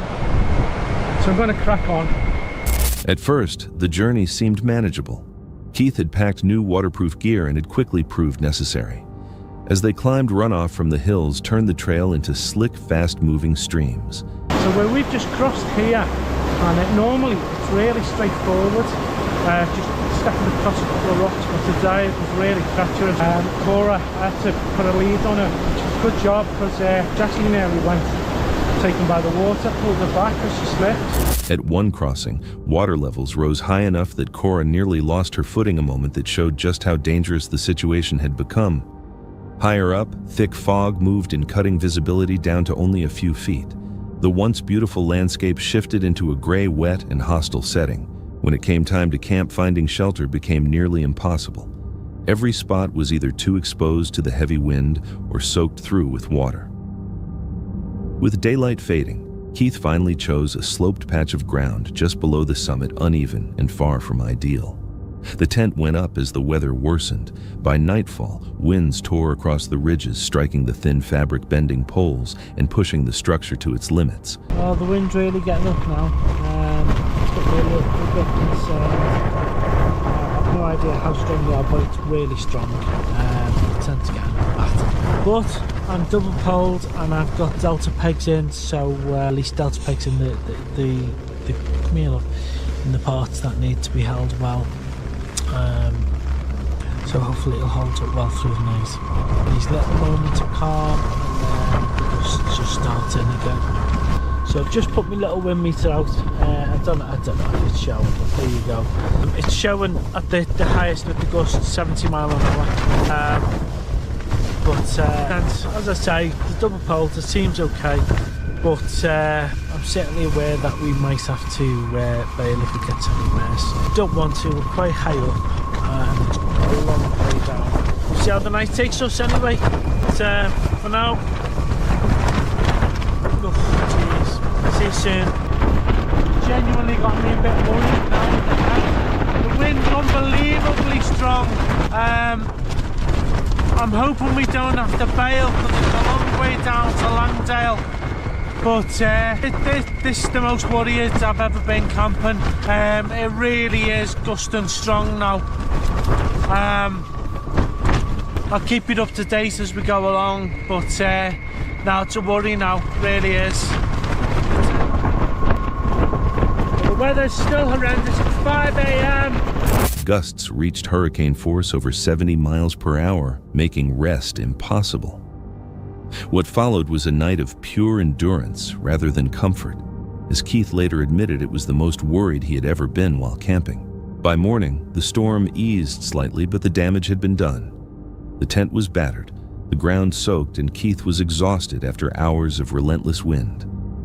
Packing up in the cold, wet dawn, he reflected on how close the night had come to forcing him to abandon the mountain altogether. Although he had camped in poor weather before, the exposed location and violent gusts made this one of the most extreme experiences he had ever recorded. Wild camping often depends on preparation, but nature does not always allow control. Even with reinforced poles and specialized gear, conditions like these can turn the experience from recreation into survival.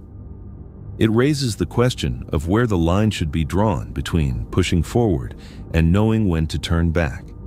If faced with the same storm on an exposed ridge, would you stay and endure it like Keith, or pack up and risk the long descent in the dark?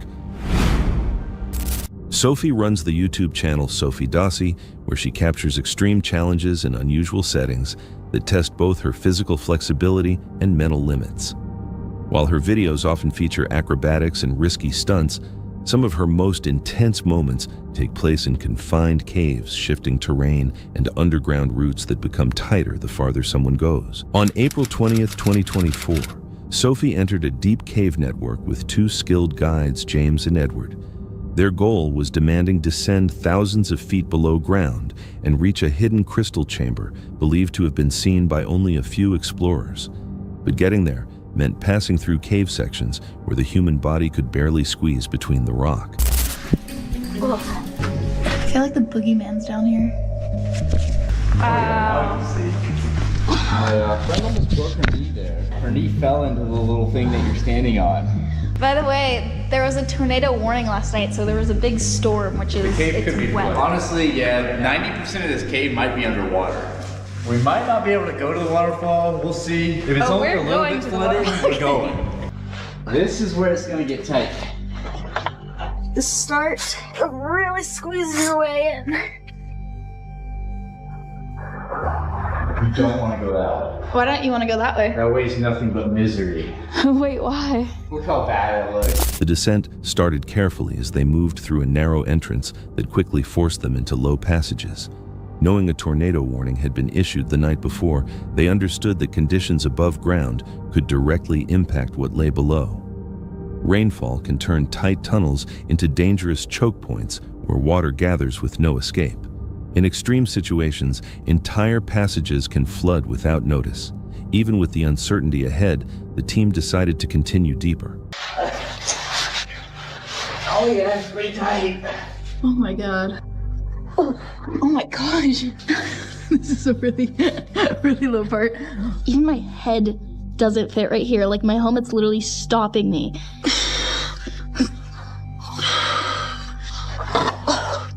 Oh my gosh. You guys do this for fun? Kinda. This is definitely the hardest part. So not this one that I'm on? No, it's getting harder right here. It's gonna get a little muddy. Yeah, already very muddy. This next part is about a 20-foot drop. So if I slip, they're gonna have to call cave rescue.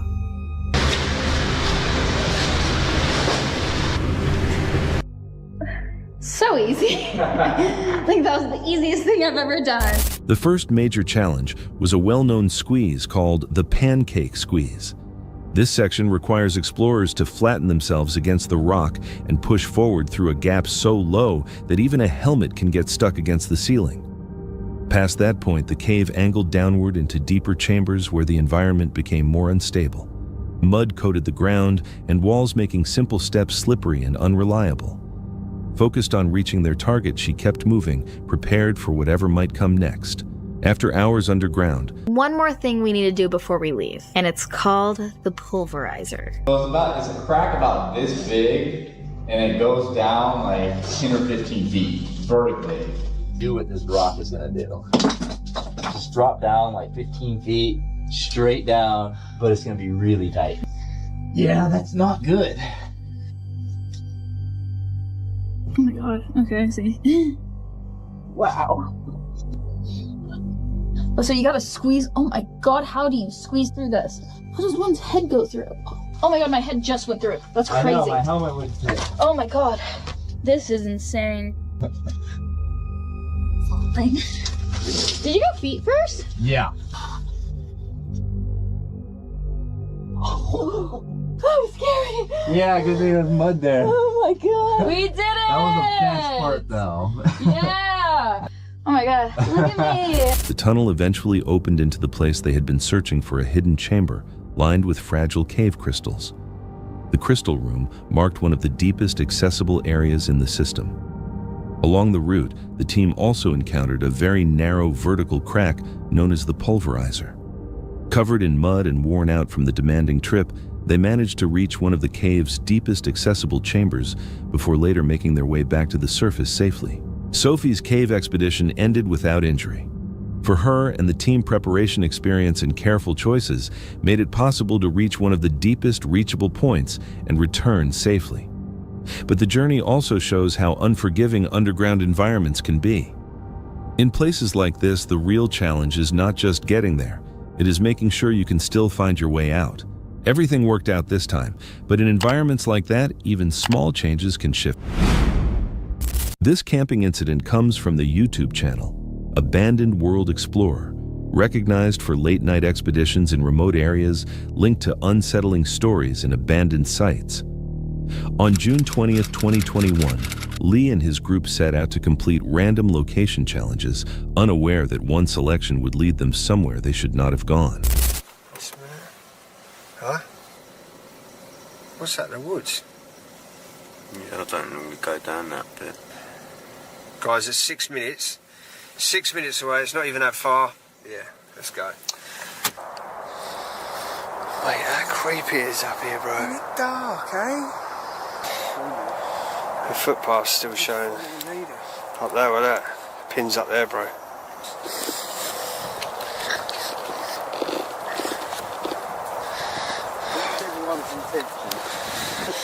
I was thinking like something creepy, bro.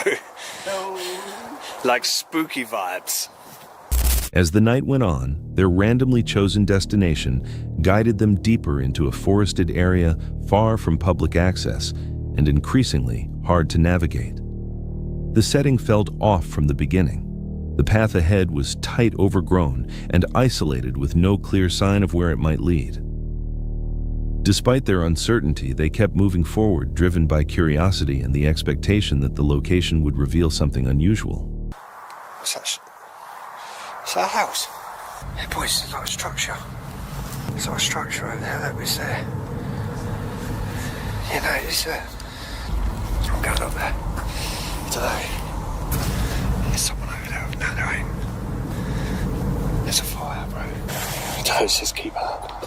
Someone's living here, bro. There's no one here. There's no one here. Bro, what is that? It's a door. Mate, what is this? Someone's been living here, man. There's a Ouija board. Maybe we should be here, guys. There's food, man, and everything. What's all this about? There's someone. What's that? Oh, what? This is a wind-up, man. Is that our love will never die? They soon encountered something entirely unexpected, a makeshift structure hidden among the trees. Around it were clear signs of recent human presence, food, various items, and most notably, a Ouija board placed among the scattered debris. The discovery immediately changed the tone of the exploration. This was no longer just an empty stretch of forest. Someone had been there, or possibly still was. It's in the trees. Go down on the trees, it's all mask. There's someone down there, man. Quick, go over here, go. Go. There's someone there. Turn the light, turn the light. There's someone over there. Move, seriously, boys, don't fucking move. Oh shit, see, someone told you someone there. Shit, bring the police, bring the police. You need to ring the bell, how am I gonna get out of here? From beyond the structure, a figure appeared, briefly visible at a distance, partially concealed and watching. The figure did not approach immediately, yet its presence alone was enough to create panic. As they tried to make sense of what they were seeing, more movement followed, confirming they were not alone in the area.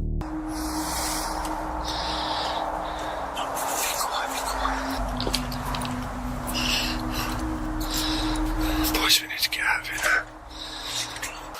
We can't even fucking move. Whoa. Bring the fucking police. Bring the police now. I'm not even joking, boys. Bring the police.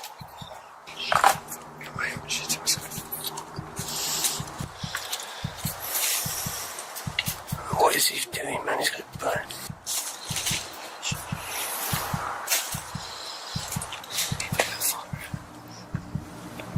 I don't know. How do we even get out? The situation escalated quickly. The figure's behavior became more unpredictable, shifting positions within the darkness while staying just out of clear sight. With no understanding of its intent and no safe way to identify who or what they were dealing with, the group decided to retreat.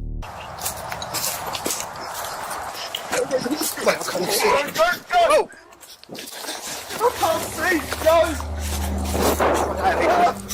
No! We didn't even ring the police. Police! No, fucking just go. Right, ring the police.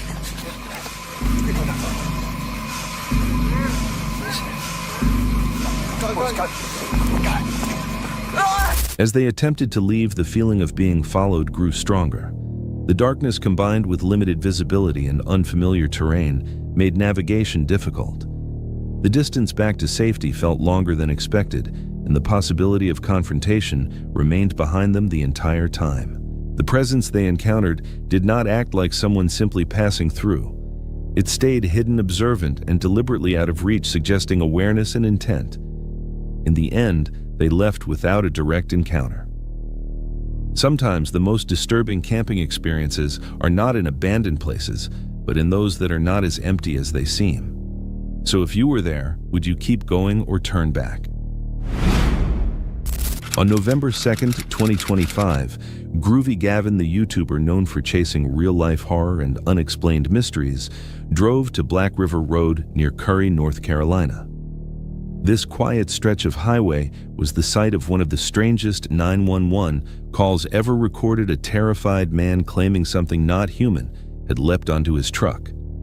Gavin's channel, dedicated to exploring cryptids, hauntings, and true paranormal encounters, set out to retrace every step of that night. But before we talk to all of those people and try to figure out what's going on here, we first need to go over the entire call. So the spot we're driving to right now, this is where he first sees something weird before he even makes the call. This is the reason he's making the call. County 911, what's the address of your emergency? I'm driving on 210. I just crossed the Black River, and I thought I saw a guy standing on the side of the road bleeding. I'm trying to put myself in his shoes right now. If we're driving on a road in the middle of nowhere, it is pitch black, like he was not kidding about that. I don't think I would stop if I saw a bloody man. Yeah, we're stopped like right now. Yeah, we're stopped right now looking for a bloody man. We're some idiots, bro. Yeah. Okay, let's get out the car. Okay, this is where he first saw the figure. This is not even on call. He wants to stay completely anonymous, but he was formerly in the military. military. I feel like for someone like that to make this call, you have to be very, very sure. In case we find evidence, dude.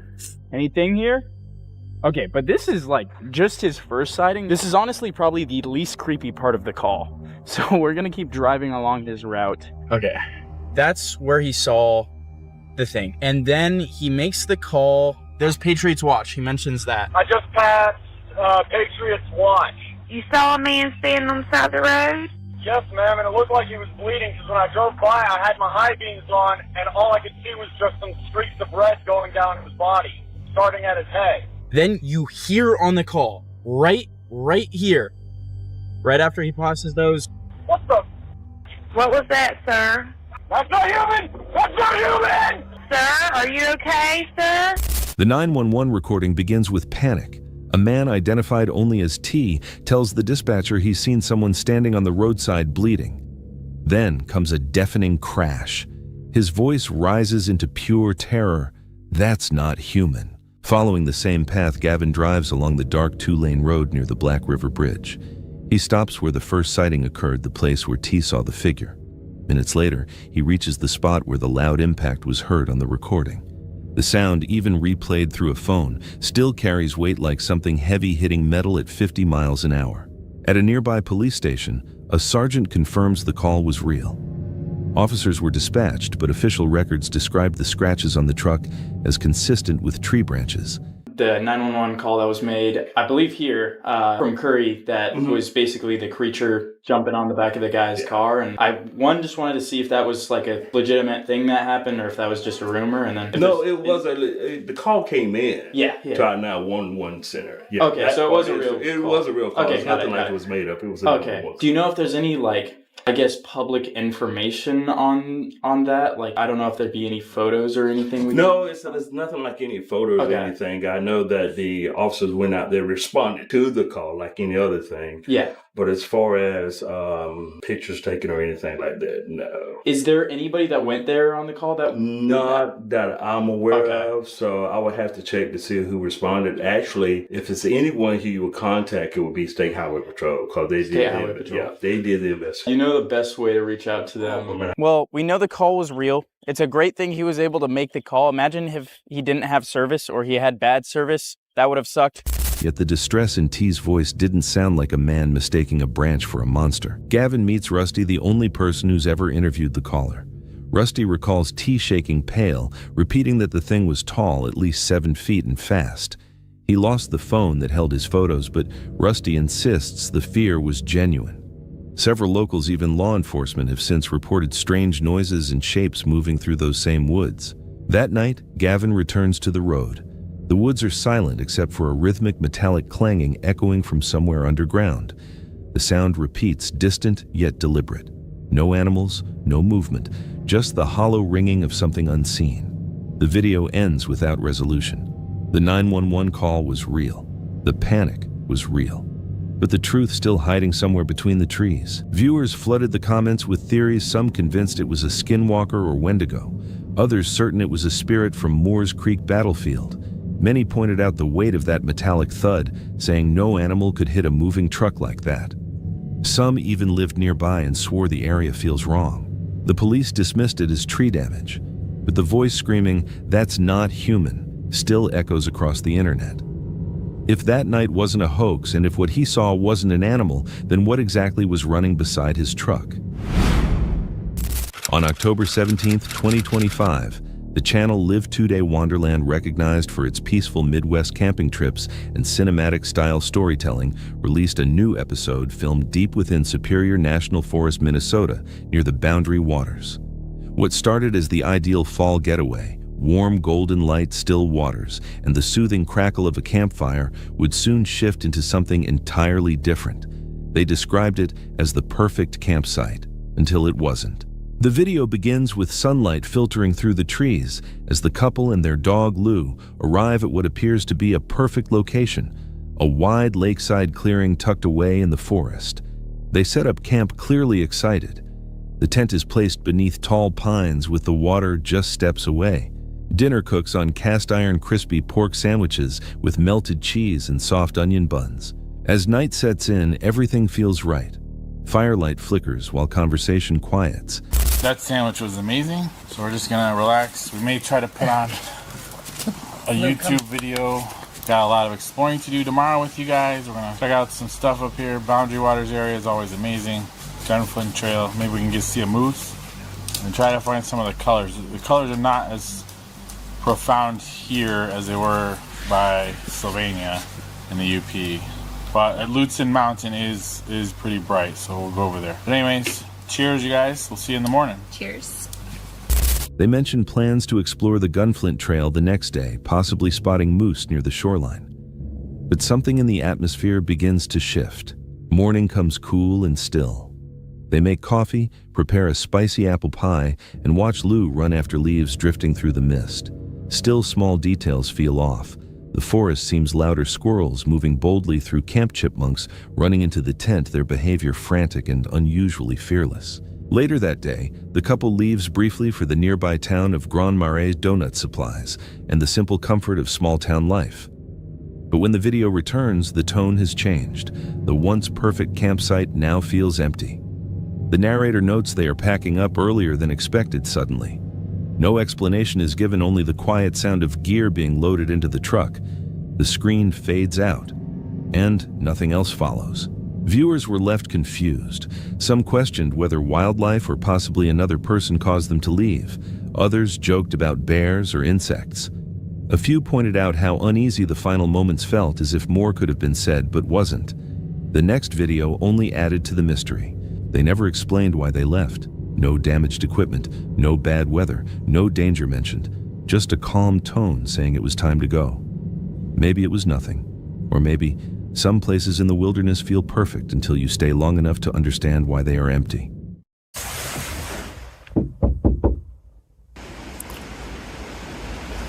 Hello?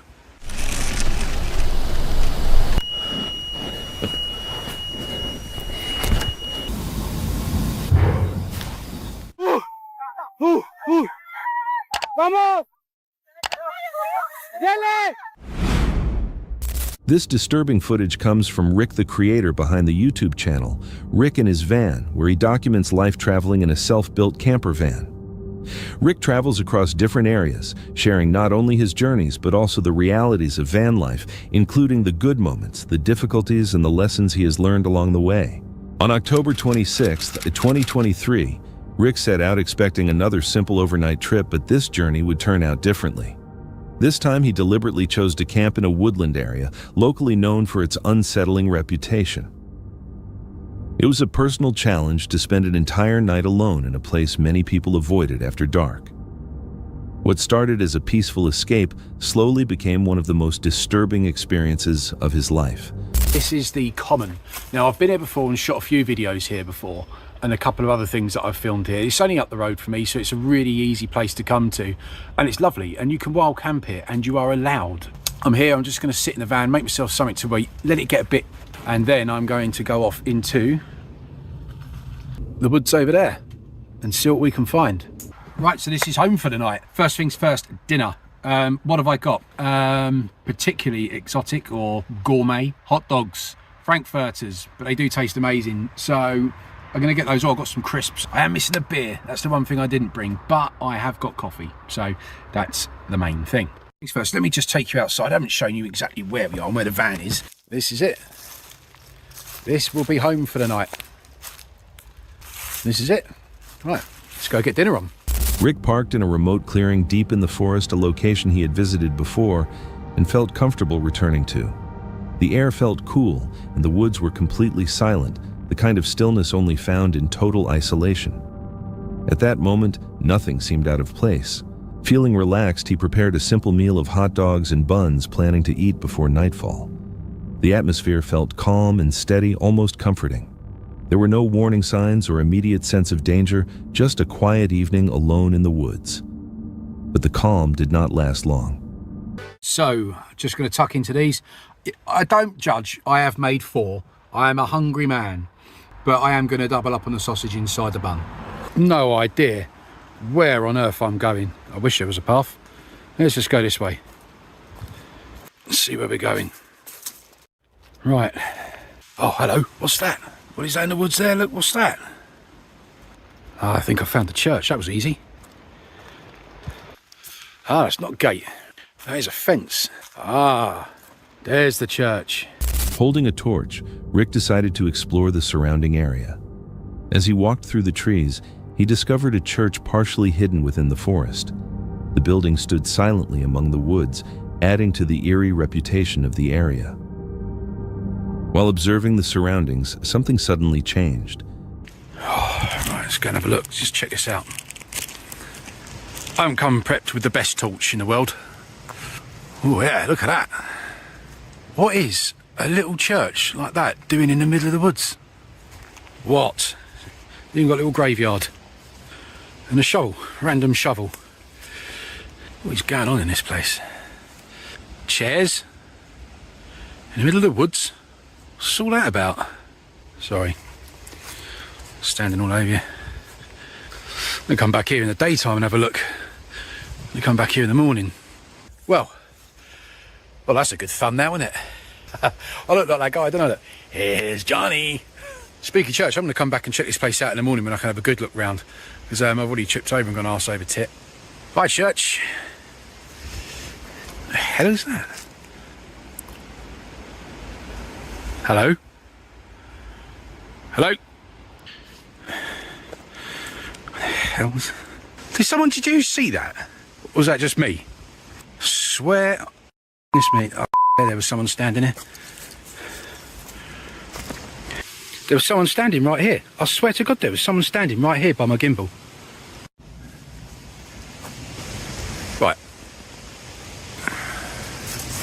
Right, that's freaked me out a little bit, so I'm just gonna go.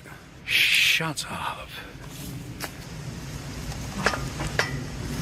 Right, I'm not joking you, that's just slammed itself shut.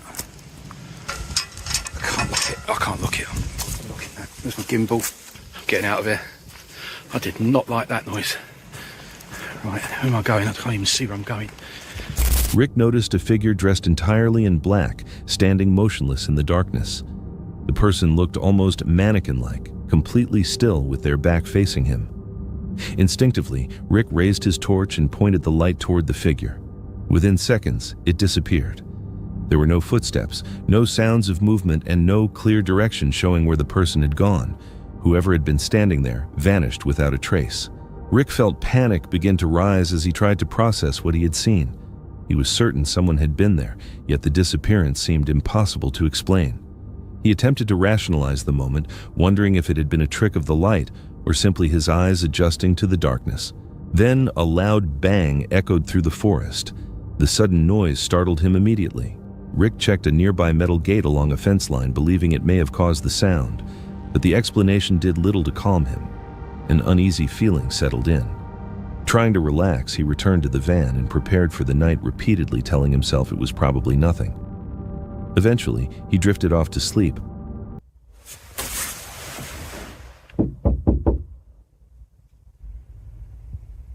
Right, there was a knock. There was definitely a knock. Someone was trying the van door handles as well. I'm going to turn the lights out. Someone was trying the van door handles. Okay. I heard a car pull up. There's definitely a car pulled up outside. I'm going to have a look.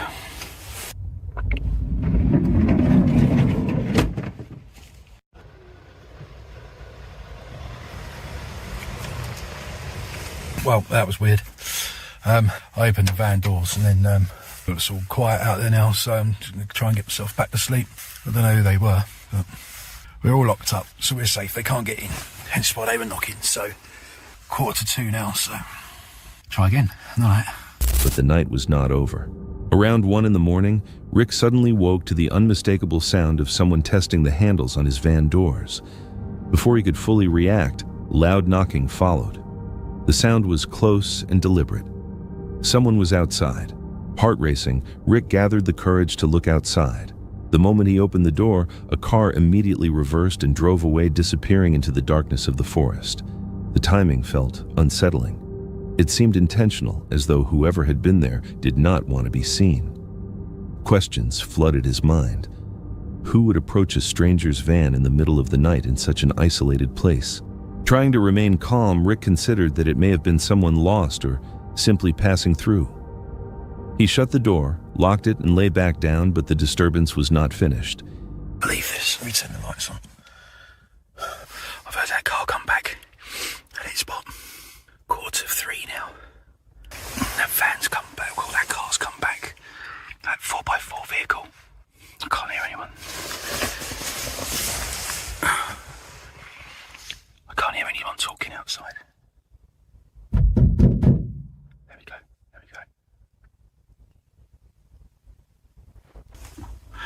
Right. I literally haven't slept. This. I am going home. They've driven off again.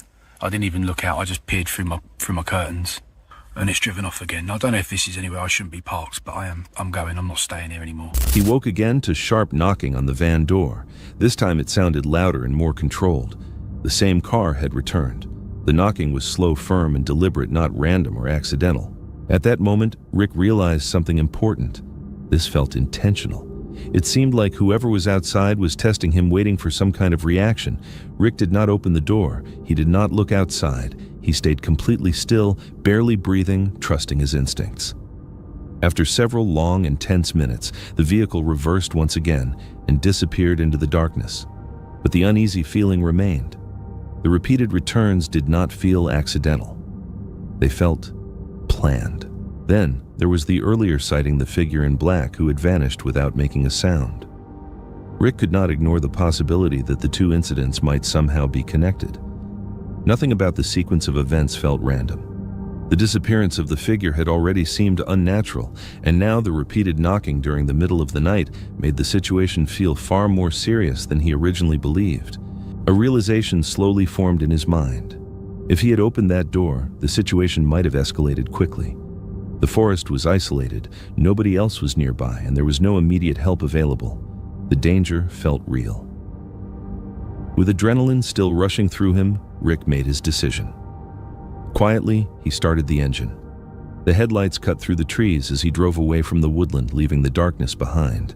What was supposed to be a peaceful escape into nature had become a chilling and unresolved mystery. Strange experiences can happen in isolated places, and not everything can be explained immediately. If you were alone in that van and heard those knocks in the dark, would you have opened the door or stayed silent and waited for morning?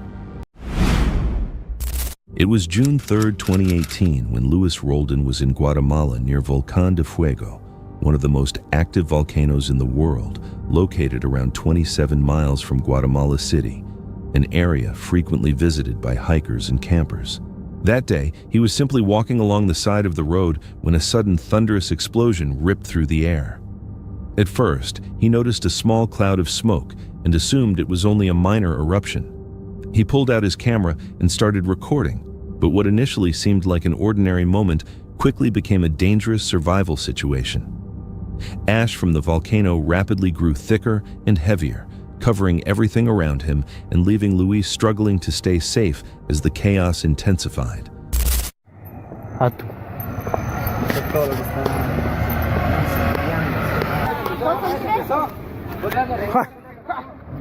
¡Corran, corran! Eso es ahí,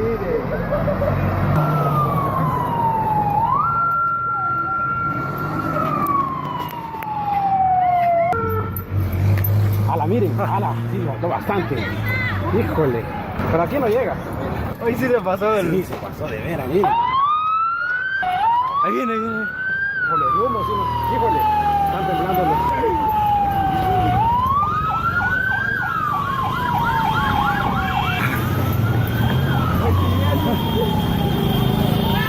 ¡Vámonos! ¡Vámonos! ¡Tapen, tapen!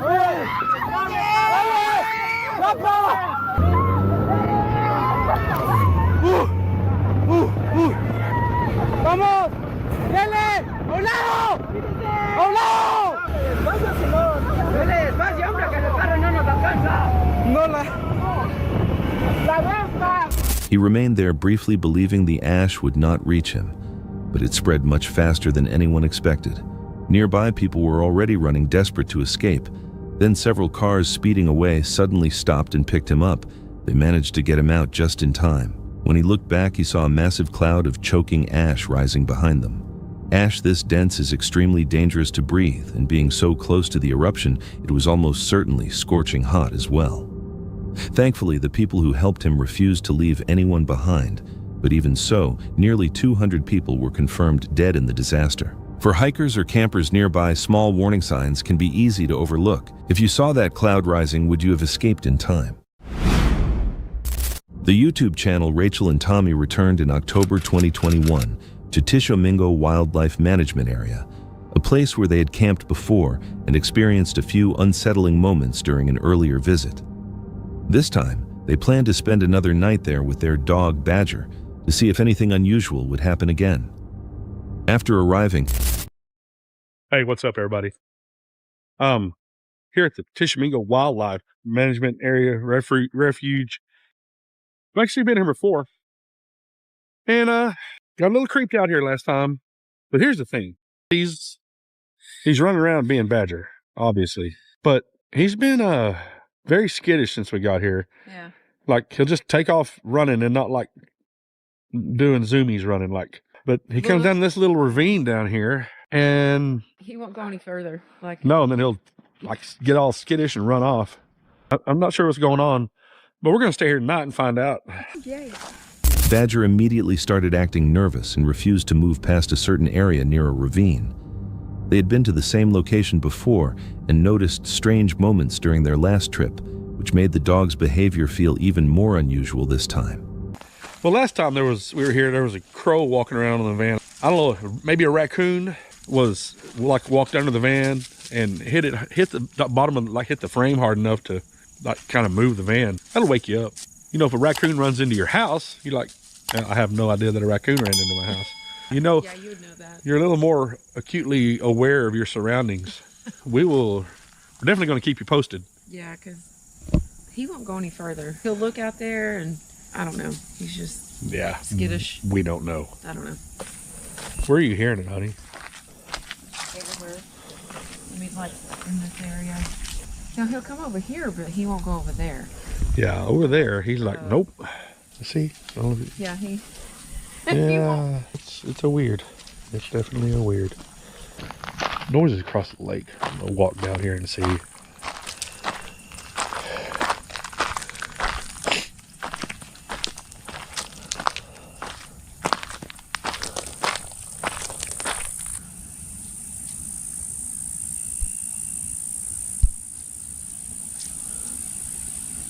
Camping in wildlife areas means sharing space with animals and hearing sounds that are not always easy to identify. Dogs often notice things people miss, and their reactions can either mean nothing at all or quietly warn that something nearby deserves attention. I know there are turkeys out here. We've been out in the woods a lot. We know the sounds. What we're hearing are not regular sounds.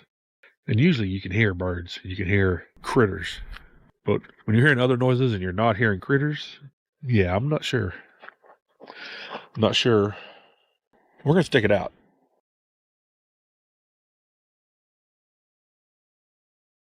You know, we have no problem running off, or not running off. We have no problem starting the van and driving out of here and going to find another place to stay.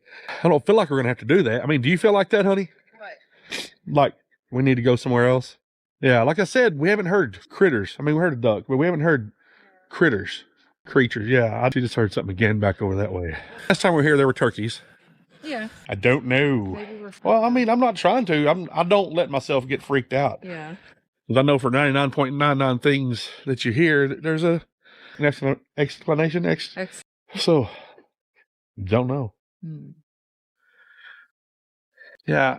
So we're sitting here just enjoying the peace and quiet. We keep hearing weird sounds. No clue what they are. Badger's been skittish again, like we said. Like he'll just look off in the woods and stop and just stare. It's eerily quiet out here. Now that was a duck.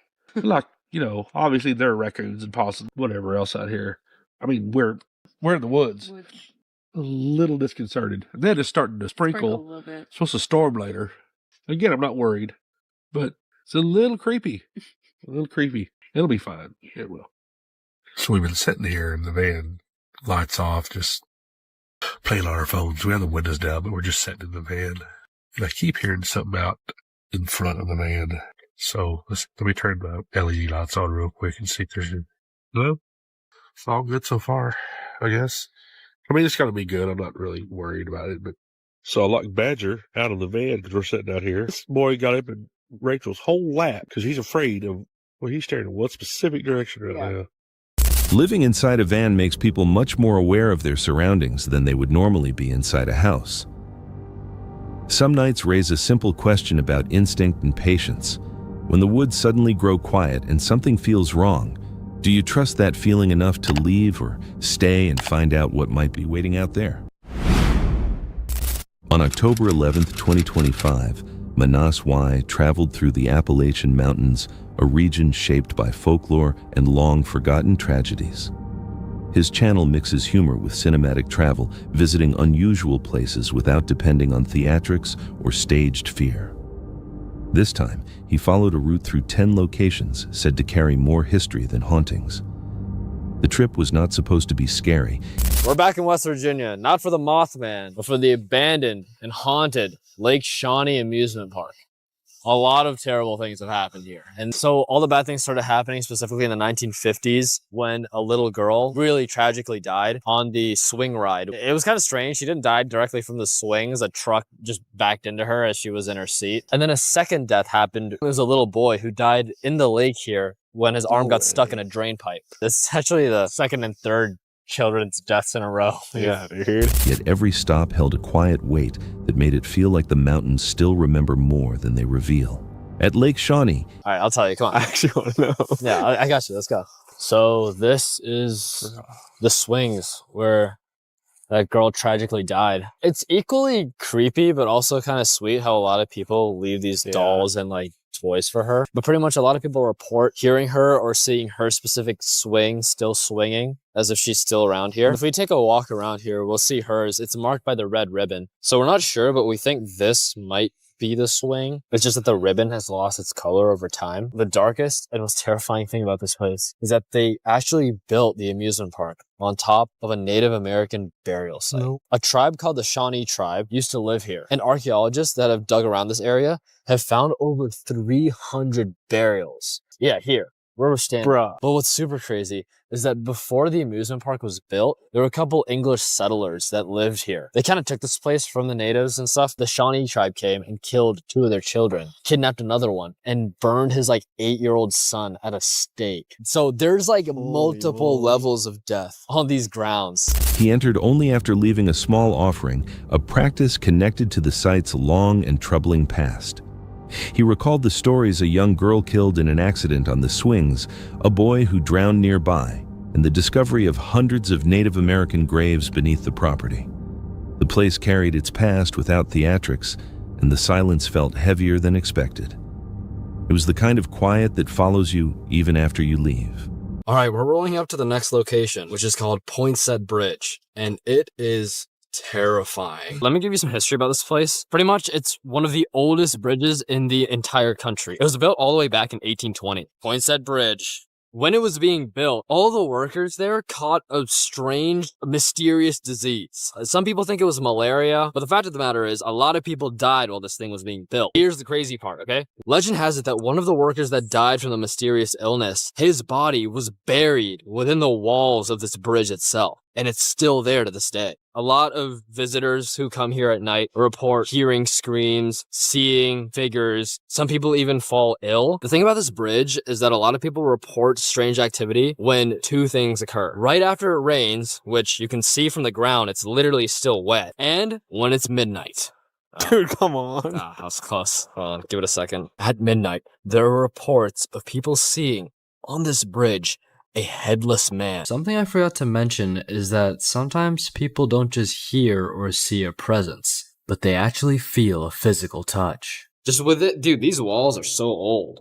And somewhere buried in here oh! What's happening? You did that. Are you kidding me? No, did what? Oh, no, we gotta go. Did what? I don't want to be No, we gotta go. My tripod leg came loose. And usually it's this short. it opened and it came out here and it touched the back of my leg. You were like wrapping your hand around my leg. No, I thought you were playing a bit because like, but then like the look in your eyes was actually like. When we were under the bridge, there's nothing around us that could touch me but you. Yeah, because if there was like trees or something. Yeah, if there was like trees, I'd be like, okay. Later at points at Bridge, he returned to the stories of workers who died during its construction and the rumors of a headless figure appearing after dark. While filming, the tripod suddenly moved and hit his leg, startling him in a moment too quick to explain. He tried to steady the situation with humor, but the incident remained without a clear answer. Some moments do not reveal their meaning until much later, if they reveal anything at all. It's time to hit the final location, the not just ghostly, but demonic Popelik Bridge. Home.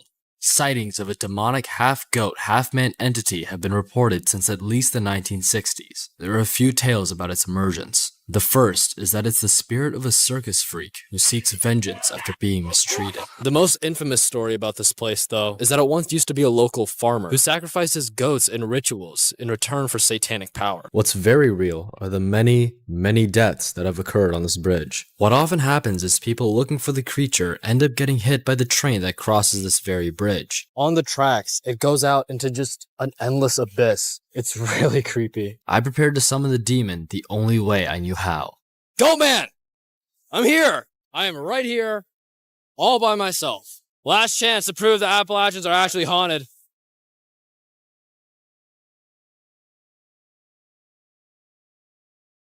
Last night, I was lucky to be safe as the train that crosses Popelik Bridge appears from the black of night surprisingly quick. Many people that walk across the bridge don't end up so lucky. And those that come here looking for the Goat Man do meet their end, but not from finding the demon, but from their very search for him. At Popelik, he went alone, standing beneath the tall trestle tied to the legend of the Goat Man. He repeated the stories of people being drawn toward the tracks, though he stayed below, recognizing the real danger of passing trains. When one thundered overhead, the force broke through the stillness, ending the night with a reminder that not every threat is supernatural. He walked away thinking about the beauty, the heaviness, and the strange pull of these mountains. Viewers pointed out how Appalachia's history shapes its atmosphere, suggesting the unease comes less from legends and more from what remains unspoken. If these places feel this heavy in daylight, what might they hold for anyone willing to return after darkness settles in? On May 31st, 2025, the creator behind Dead Appalachia entered Big Ridge State Park, taking the Ghost House Trail, one of the area's most unsettling corridors of history. His channel is known for traveling deep into Appalachian lore, mixing old accounts with the quiet heaviness of forgotten places. But along this trail, the past did not simply feel preserved. It felt awake. I'm essentially going to be hiking the entirety of the Big Ridge State Park, showing you these locations. The grist mill, the ghost house, and the location of an Indian ambush site. Near the trailhead stands the Norton Grist Mill, constructed in 1825. Now this structure here is the Norton Grist Mill. Now this next part may be speculative rumor, but they say that the man who built this mill, his daughter was suspected of witchcraft. And they say the man hung his own daughter because he thought she was a witch. Here's the outside of the mill. Looks quite decrepit.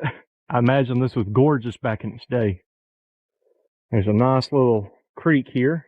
We're going to go check out what remains of the ghost house. We're going to check out a hidden cemetery. This here's where we're going. The next part of our adventure takes place on the trail. The Norton Cemetery. Some tales suggest that photographs taken here reveal silhouettes of the departed standing by their graves. The journey began at the old Norton Grist Mill, standing where it has remained since 1825. Its story stays alive in local memory, the account of a man who believed his own daughter was a witch and took her life near the mill's path. The creator pointed out the discomfort of walking through a place where belief became tragedy, a reminder that Appalachia's darkness often comes from its people, not its ghosts. And still farther down the trail, something else seemed to wait. As we continue along the trail, we come across the infamous ghost house. Now, only a root cellar, a cistern, and a well casing remain at this place. but many folks have reported seeing different specters and ghosts. Both park rangers and hikers alike have reported a strange specter of a man in work boots, gray pants, and a red flannel shirt hiking off trail in the woods. And he is said to vanish without a trace if you approach him, which just leaves behind an even bigger aura of mystery for me. The remains of the ghost house came next, now reduced to a cellar, a cistern, and the ground that swallowed everything else.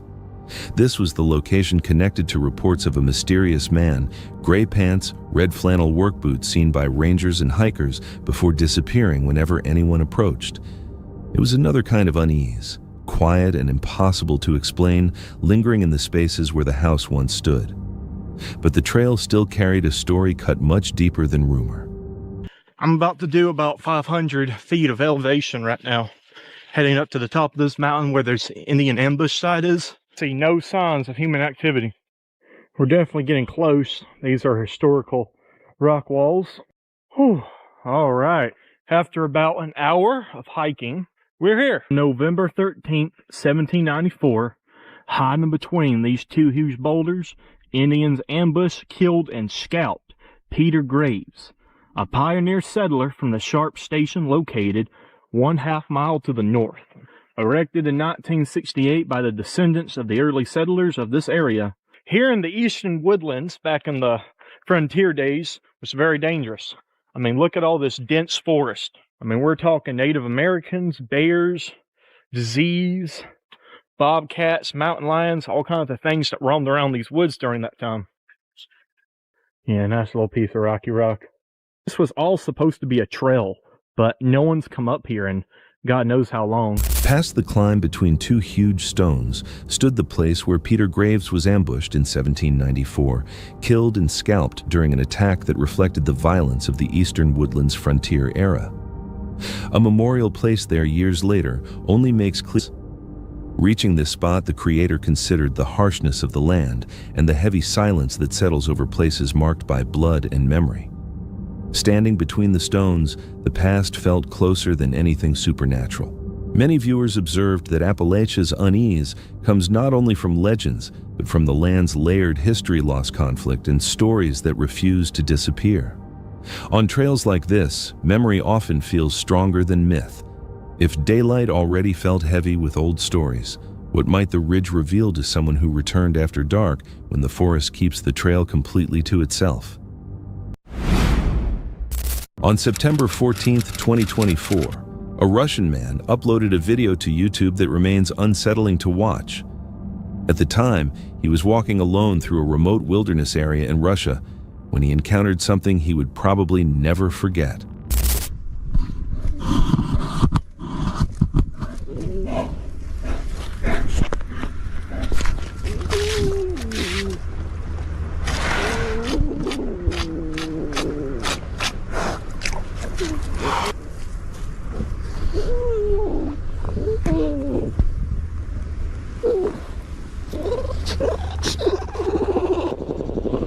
Бросила вас мамка. Да.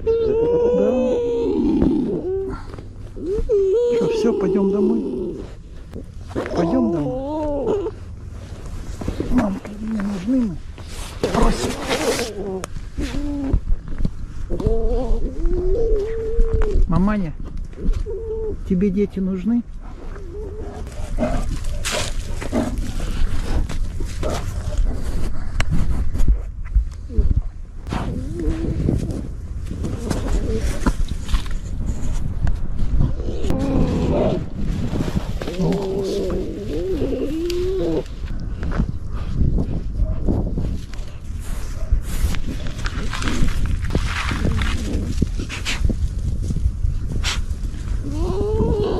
A large black bear can be seen calmly moving around him while two cubs stay close beside it. The animal approaches the man from only a short distance away, even passing directly next to him, yet it shows no signs of aggression or defensive behavior. The man stays surprisingly calm as the mother bear and her cubs continue wandering peacefully around him. The moment feels tense, as though something could go wrong at any second, but somehow it never does. The encounter ends without any sudden movement or attack. The video is unsettling because of how normal the situation appears despite the obvious danger. Watching someone remain that calm with a bear, standing only a few feet away, feels almost impossible, especially considering how unpredictable these encounters usually are. Some viewers believe the bear may have recognized the man or previously been fed by humans, which could explain its calm behavior. Even so, experts continue to warn that wild bears are unpredictable and should never be approached. Luke is someone who has a strong passion for the outdoors. He spends much of his time camping not only for the scenery, but because he genuinely enjoys being out in nature. On his channel, he frequently talks about his gear, and in a video uploaded on March 20th, 2025, he travels into the wilderness to explore a rugged mountain called Devil's Throne. This is an episode that a lot of people have been looking forward to, and that includes myself. This is my 4th time to the Devil's Throne over the years, and every single time I've experienced some odd things. Already, I've had 2 experiences just coming up the mountain here. I'm not alone up here. Something is with me. I hear footsteps, I drop my pack, I take off running, I can find nothing. I make it back to my pack, I'm hearing footsteps again. It was an episode many viewers had been waiting for, especially because of the mountain's reputation. Strange experiences seem to happen there whenever he visits. Before he even reaches the mountain, heavy fog begins rolling in, adding to the uneasy atmosphere. As he hikes higher, he starts hearing unexplained noises. These are not sounds from the wind or rustling leaves, but distinct heavy footsteps coming from somewhere ahead of him. Every time he checks the area, nobody is there. Even so, he sticks to his plan of spending the night unaware of what may be waiting for him. Devil's Throne itself is a huge rock formation made of stacked stone extending over the mountaintop. Because of its size, it creates natural shelter, allowing anyone underneath to stay dry during bad weather. This large rock structure, everyone, is the Devil's Throne. Basically, it's a series of rocks stacked on top of each other. It is extremely cool. Because of the size of this, when you're underneath this gigantic rock, it could be storming outside, and underneath here, you will stay dry. After a long hike, Luke reaches the campsite, unpacks his equipment, makes coffee, and enjoys a short moment of peace.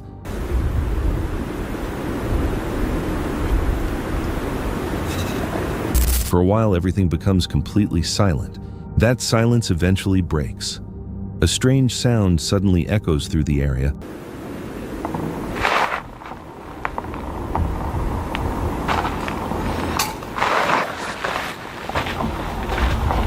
I wish I could tell you all what that is. Like, it's like just out of my reach as far as my hearing goes, you know? It's like one of those things where, like, if it was just a little bit louder, but I can't. It sounds weird though, that's for sure. When I was hiking up the mountain, I heard footsteps. I heard that strange noise. I hear it again now. I wanted to come up here, spend the night, see what happens, and I will share with you all my experiences. Already a bit strange, you know what I mean? And Luke cannot tell where it is coming from or what could be causing it. The feeling of being completely alone slowly disappears, replaced by the sense that something else is nearby. Later, after night falls and he begins preparing food, the noises return.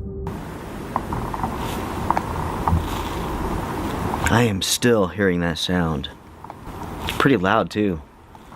Closer. Unfortunately, it's too foggy, the rocks are too wet to go mess around in the dark. Basically, I'm hunkered down for the night. That is so weird.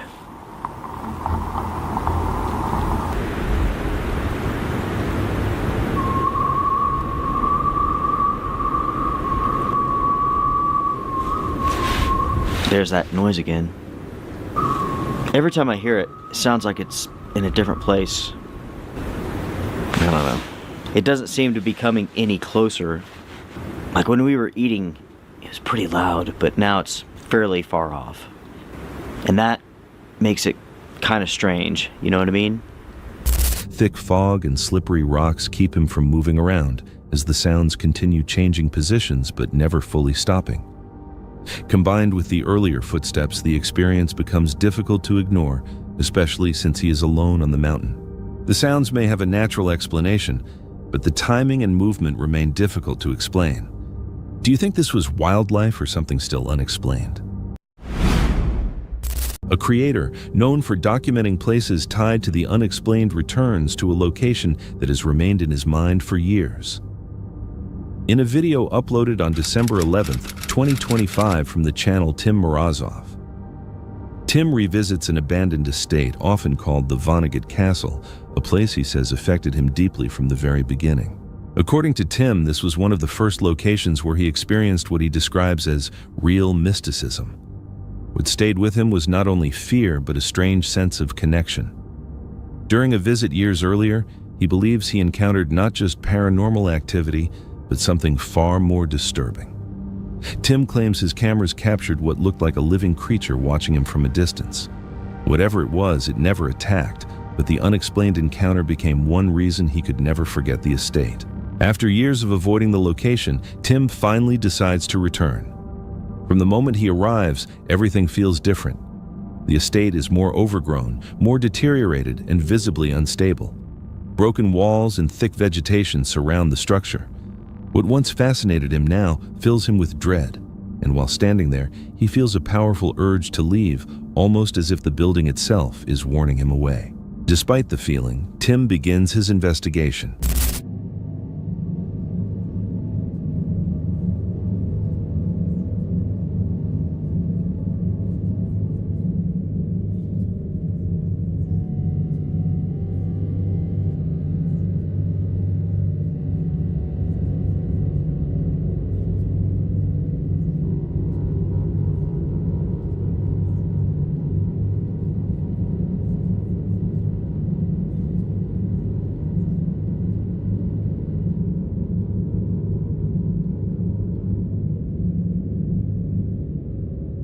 He sets up equipment intended to detect and amplify paranormal activity, placing devices near the entrance where the creature was previously filmed while positioning cameras throughout the estate.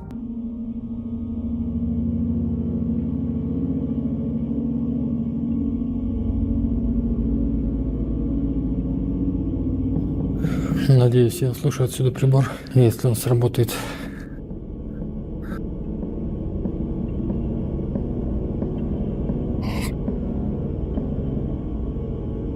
И если меня кто-нибудь слышит,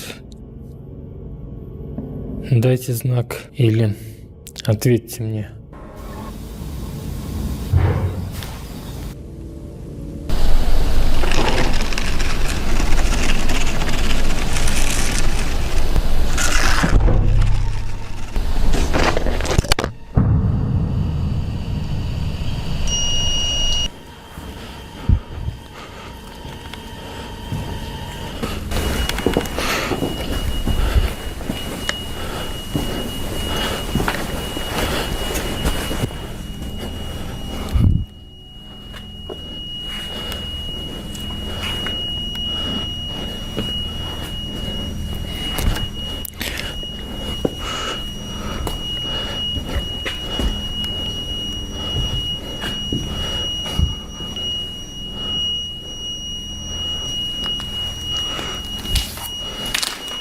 As night falls and he moves deeper inside, the atmosphere slowly changes. Tim admits some people may believe the activity is caused by an animal, but he insists the equipment only reacts to paranormal energy. He adjusts the devices, convinced something has entered the building.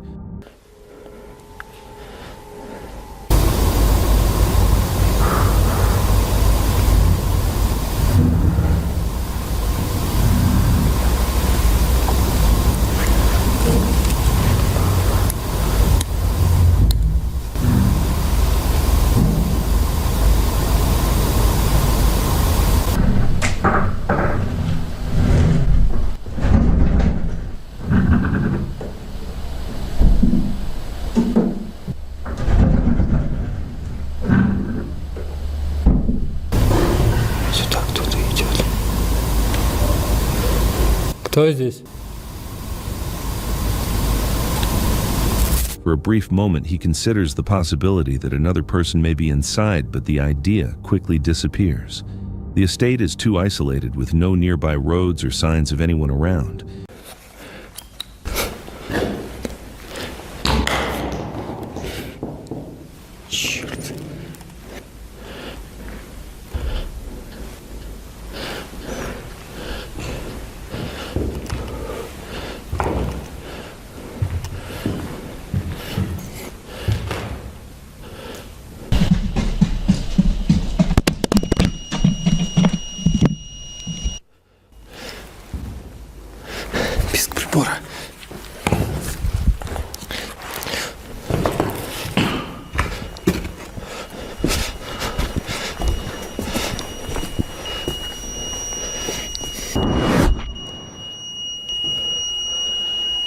Снова что-то отбросило мою камеру.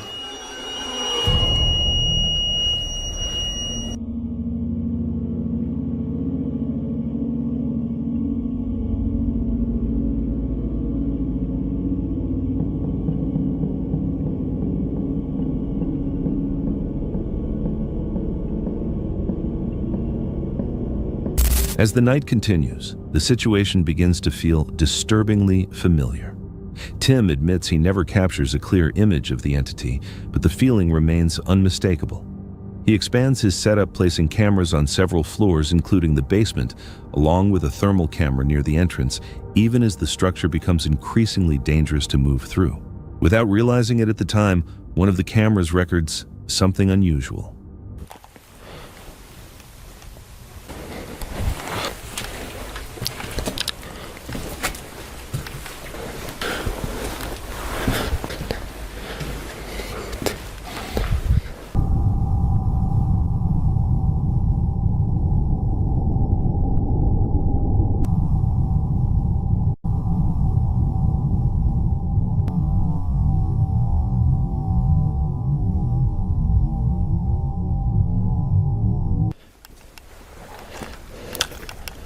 Снова на этом месте сигнал. Сейчас он не прекращается.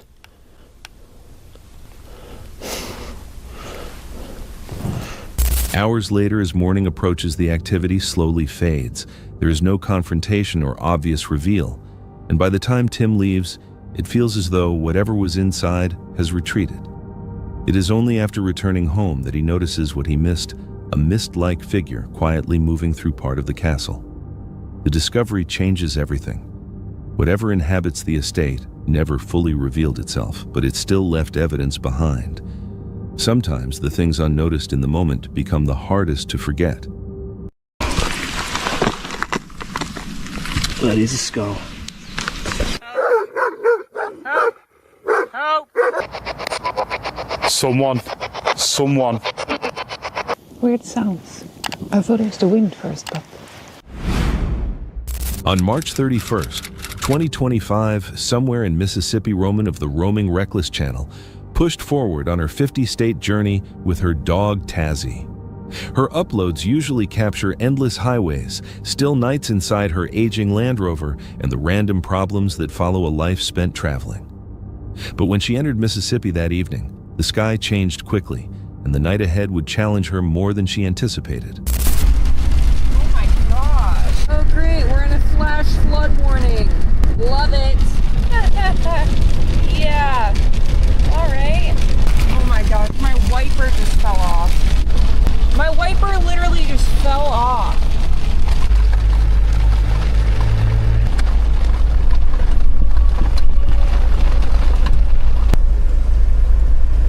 Oh, I think I see it right there. Luckily, I think it just fell onto the bonnet.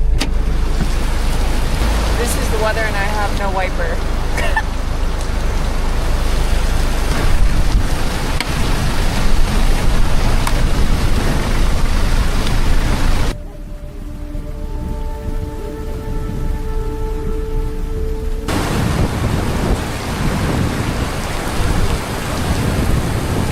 Yep. Welcome to Mississippi. This is nuts. Holy cow.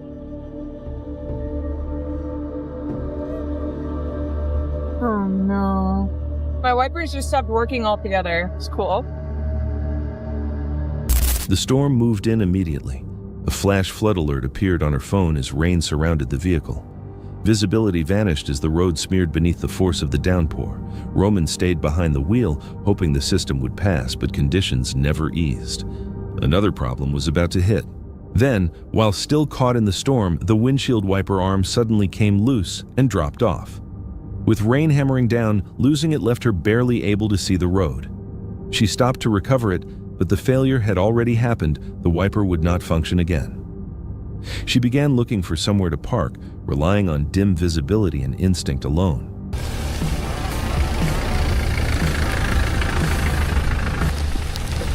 Oh my gosh, it's a downpour. Go potty. Go potty. Hurry up. Go potty. This storm is way worse than last time. Go potty. Go potty. Hurry up. Tazzy, go potty. This is not good. Oh my gosh, this is awful. Oh my gosh, this is horrible. I don't know if you can tell, but I'm absolutely drenched. And we thought Tennessee was bad. Tennessee was nothing. Back at it again, camping in a storm. The flash flood warning is only on for like the next hour though, so I think we'll be fine. Oh my gosh, I have so many leaks in this truck. Dinner tonight is inspired by Kendrick Lamar because in the Peekaboo song, he has this line where he says, "Cacio pepe if I'm doing pasta. Cacio pepe if I'm doing pasta. Why you acting tough on IG Live?"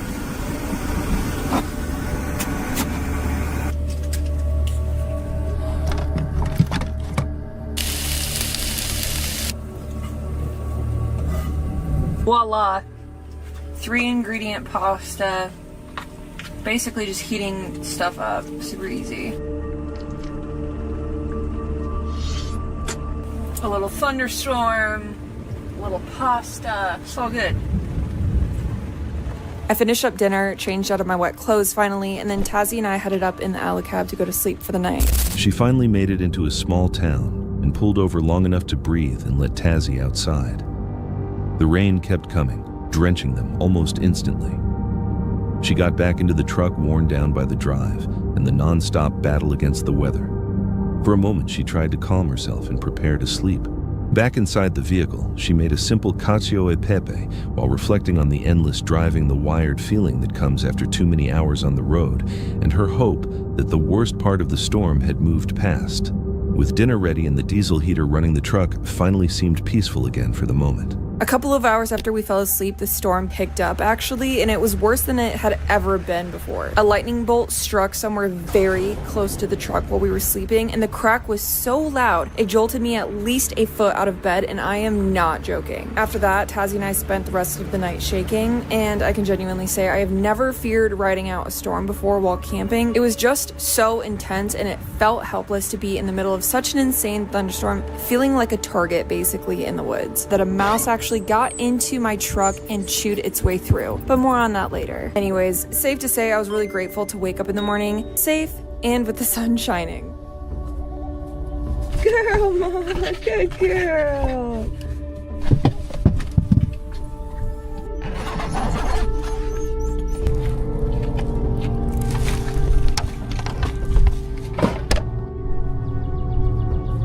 Sometime later, after she fell asleep, a lightning strike landed close enough to snap her awake. She and Tazzy stayed awake afterward, unsettled by how violently it happened. By daylight, she discovered evidence that a mouse had slipped in during the storm chewing insulation, before vanishing again. She cleaned the mess, picked up supplies for the road, and drove on after one of the roughest nights of her journey. People who knew Mississippi weather pointed out that storms with non-stop lightning often form near much more dangerous conditions. Some viewers said they could not have slept through a night like that even inside a home, which made them question what may have moved through the area while she was resting. If lightning hit close enough to wake her up, and animals were desperate enough to hide inside her truck, some viewers wondered, was she only caught on the edge of that system, or was something much stronger moving through the darkness? Krikos is a woman drawn to motorcycles, wild outdoor spaces, and the thrill of exploring nature, camping and chasing freedom on two wheels. She wants to motivate others to leave their comfort zones, take on new challenges, and pursue the things they dream about. Her videos are pleasant to watch, especially if you enjoy forest settings. But in this specific upload, the mood felt different. She was attempting to camp deep in the woods, and from the very start, she had a strong, uneasy feeling about the area. The video was posted on the Krikos Adventure channel on April 5th, 2026. I'm looking for a place to stay. I'm just here deep into the forest and I'm gonna stay somewhere and sleep next to my motorcycle. And as you see, we don't have that much snow left. It's almost gone. The roads are clear. After looking around for a while, she finally found what appeared to be an ideal campsite and started preparing everything.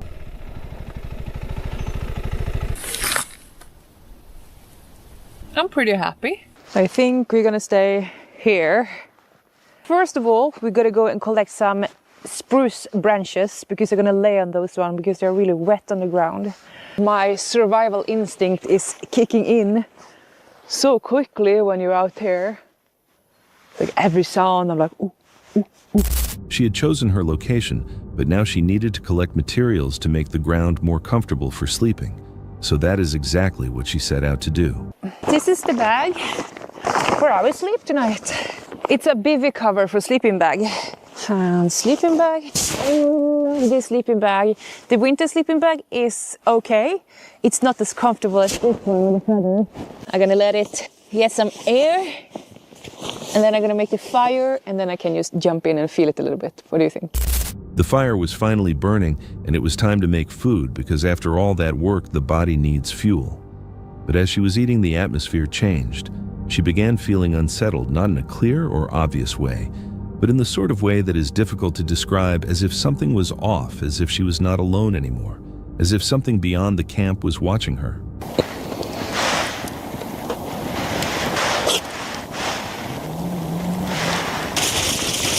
It's really weird sounds. I thought it was the wind first, but there is barely no wind here.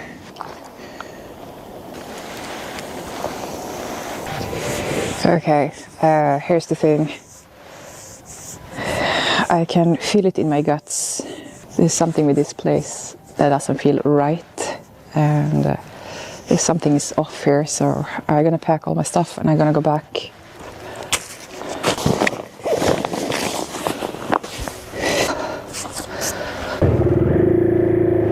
There were too many noises surrounding her campsite, and it could have been an animal moving nearby something else or simply nothing at all, but that is something neither she nor anyone viewing can know.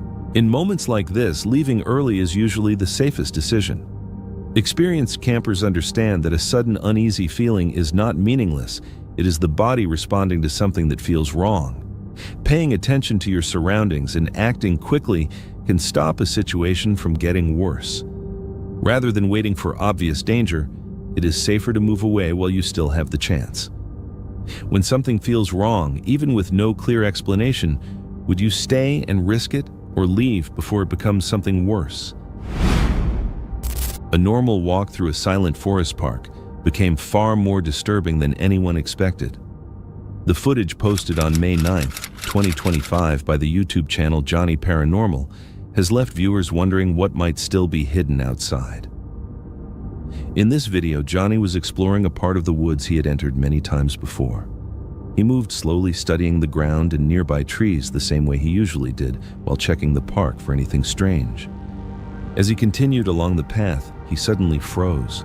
Something lying in the leaves had caught his eye.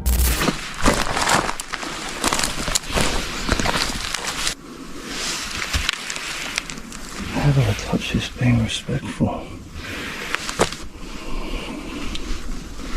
I don't want to use my foot. That is a skull. At first, it appeared to be a light-colored object partly covered by foliage. Johnny stepped closer, carefully aiming the camera at it as he tried to make sense of the shape. For a second, he seemed unsure, but then the meaning became clear. The object resting on the forest floor was a skull. The skull looked small and weathered, making it seem as though it had remained in the woods for a long time. Dirt and moss surrounded it, hiding it so naturally against the ground that anyone could have passed by without noticing. What made the find feel even more disturbing was that he had checked this same area before. He had walked through that exact spot several times during earlier explorations, yet somehow the skull had escaped his attention until now. That realization appeared to affect him deeply. Johnny then searched the nearby space, looking over the ground and the branches around him for anything that might explain what he had found. I basically found a body within 2 hours. That's a very old body. So not even body, it's just the head. Rest in peace. On previous searches, he had seen ropes or marks in the trees, details that suggested someone may once have been in trouble there. But this time, nothing clearly connected the skull to one specific incident. He stopped to think about how long the remains had possibly been there. From the skull's condition, It seemed the person may have been lying in that forest for quite a while. He also wondered if it could have belonged to a woman, though there was no way to know for sure. For a channel built around strange and unsettling places, this moment felt different from the rest. There were no unexplained noises, no paranormal activity, only the quiet discovery of human remains sitting in a forgotten location, where someone's story had been completely lost. It began with a single dog, then another, until suddenly he understood he was surrounded on every side. Each step he tried to take only made them press in closer, turning the encounter into something he would never forget. In footage posted on March 11th, 2026, the creator behind the YouTube channel, Alexander Campbell, recorded one of his treks through the mountains of northern Turkey as part of his mission to walk around the world. That day, Alexander was leaving the city of Niksar, and as he climbed farther into the mountains, he passed a mixture of curious animals and lonely settlements. But when evening started to settle and strange noises began moving through the bushes around him. Something in those bushes for sure. I've heard some weird noises, like maybe it's pigs. It's gotta be a pig. Can you hear him? I see him. Whoa. Whoa. Oh my god, there's like hundreds of them. That was crazy. There must have been like a good 20 or 30 of them. They all ran away, but I can still hear some of them rustling around. At first, he could not tell what he was hearing, but soon a large group of wild boars suddenly burst from the forest. It was a startling moment, but the true danger had not shown itself yet. The next day, as Alexander kept traveling through remote villages, he encountered something local people often warn travelers about shepherd dogs. Some moved their tails, while others only watched him as he went by. It looks empty. I take it back, we got two doggies coming. They're very cute. Hey guys, how you doing? Oh, you're gorgeous, aren't you? Hello. Hello. Oh, there's even more of you. 1, 2, 3, 4, 5, 6. But eventually, the mood changed sharply when he entered another village. Without warning, several large dogs began moving toward him aggressively. Within seconds, more came from different directions until he was boxed in. The animals barked hard and crept closer. Buddy. Buddy. Buddy. Buddy. Buddy. Help, help, help, help, help. Help. Guys, help. Help. Help. Forcing him to move backward. For almost 10 minutes, he remained trapped in place. Whenever he tried to leave, the dogs rushed again. With his hiking pole, he tried to hold them away, but the animals bit the pole and attempted to yank it from his hands.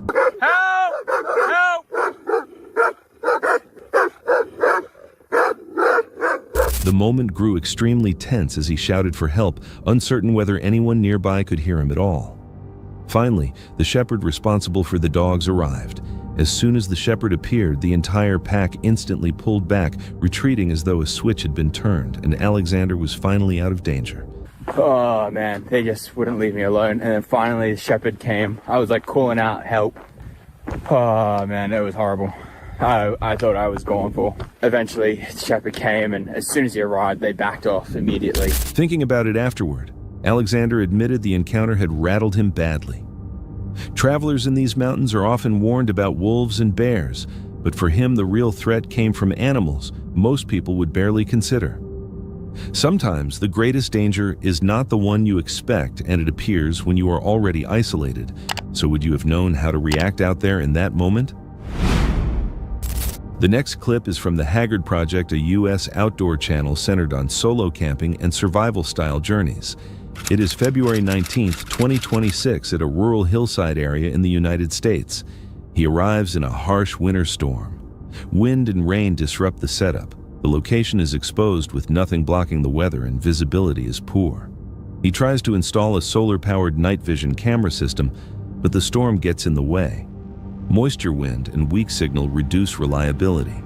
With no cell service and equipment that cannot be trusted, awareness is limited before night even begins. If that's on the inside or the outside, but that's a handprint. And the wind is picked up, so I'm gonna have to do emergency recon. Wind is getting really bad up here, so you can see it's knocked over my stuff, so I'm gonna pack it in.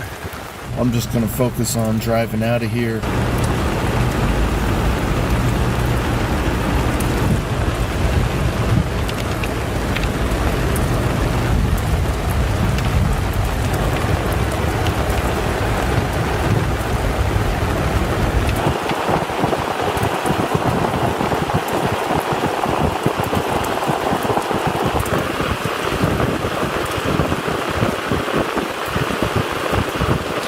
The conditions keep deteriorating as powerful gusts start blowing over gear, making him choose safety over surveillance. He retreats from the hillside, leaving the camera setup behind and losing sight of the area. From that point on, he is no longer watching the situation, only responding to it. This moment is shaped by control slipping away. The environment cuts, visibility interrupts equipment, and reduces awareness one step at a time. The handprint is noticeable, but it is not pursued or verified. Instead, it becomes part of the bigger problem, being unable to know what is happening around you. And in weather like this, where the storm overrules every plan, the missing visibility becomes the main danger. Sometimes the real threat is not what is outside, but what you are no longer able to see. So would you stay and risk it, or leave before it gets worse? This next clip is from The Explorer Returns, a UK-based channel centered on solo overnight stays in isolated and often unsettling places.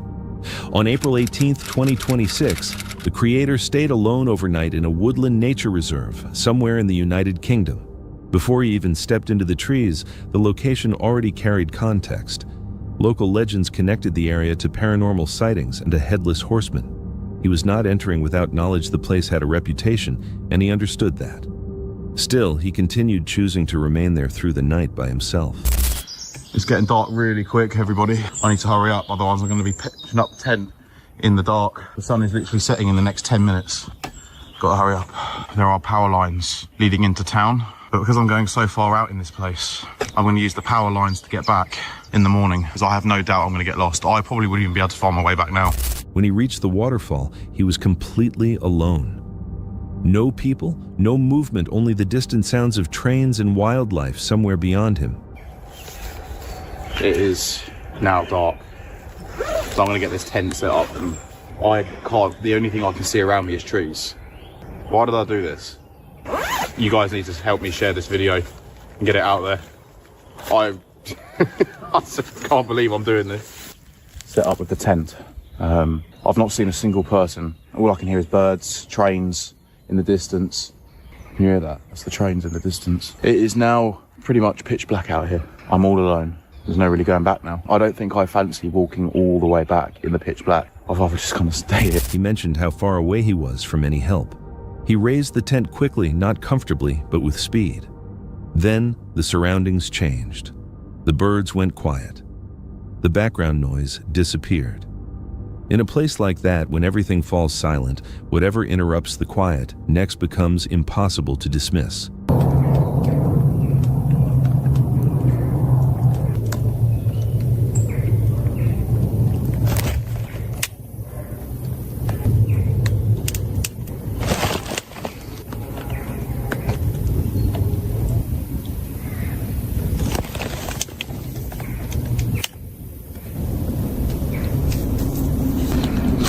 Oh my god, spider on my hands. Shit. Guys, I'm telling you, there's someone out there. Then the disturbance arrived. Footsteps nearby, along with sticks cracking beneath something moving.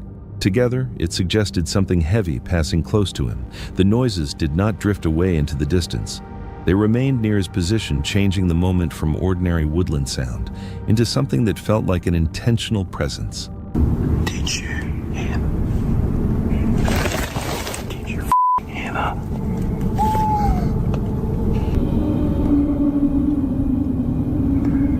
I am in fucking pitch black. What the fuck was that? He called out more than once. Nothing answered.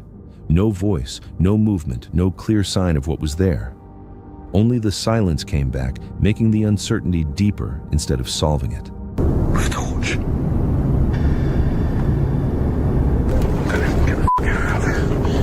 Guys, there's someone with a fucking torch. Then, near the forest edge, firefighters approached him. They were responding to a report that someone had tried to start a fire in the woodland.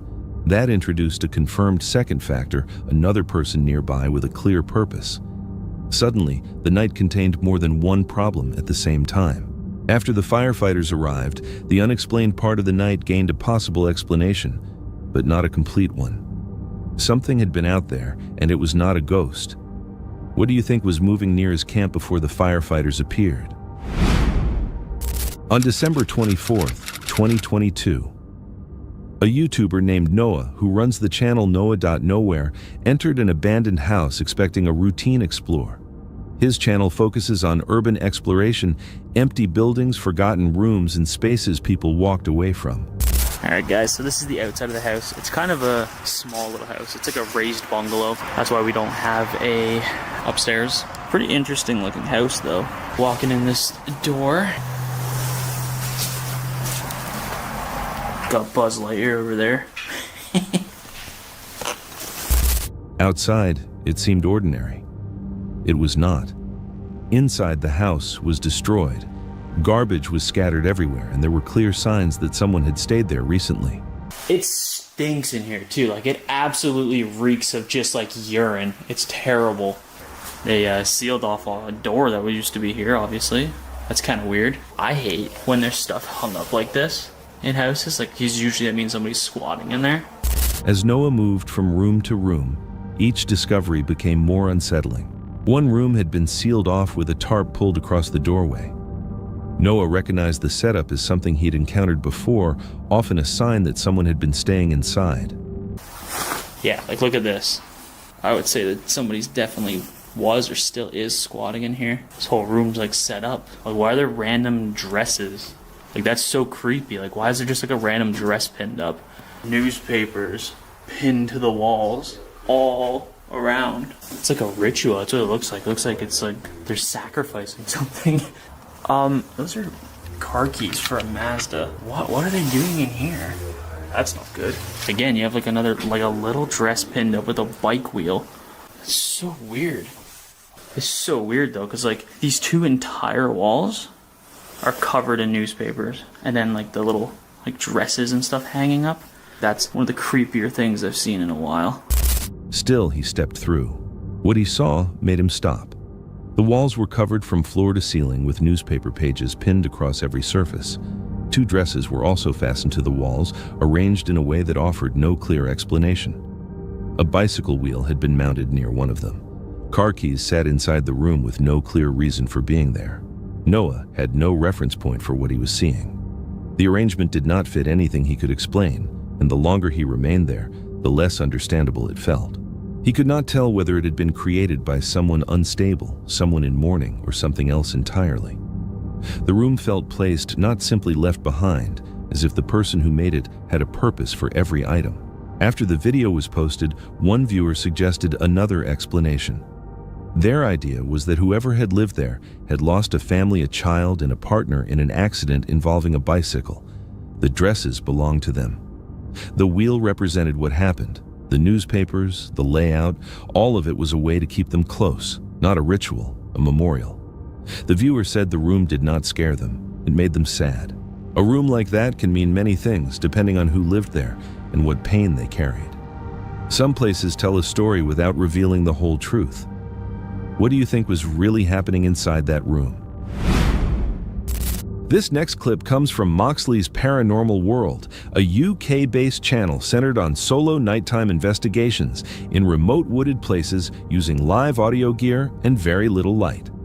On March 12, 2026, the creator entered a woodland nature reserve somewhere in the United Kingdom completely alone. Before he even stepped into the area, the place already carried a backstory. Not only local legends, but incidents he said he had encountered there himself. Shadowy figures, people appearing then disappearing. The feeling of walking into something without a physical shape. He was not treating it as an unfamiliar location. To him, it was already active. Yeah, that then. I'm not too sure if that was something on the trail here. It says Bible, then it sounded like, I don't know, it almost sounded like somebody was walking. Early in the session, his audio device started producing responses. Separate words came through, broken, scattered. By themselves, they did not mean much. But against everything he already believed about that place, they began to feel organized.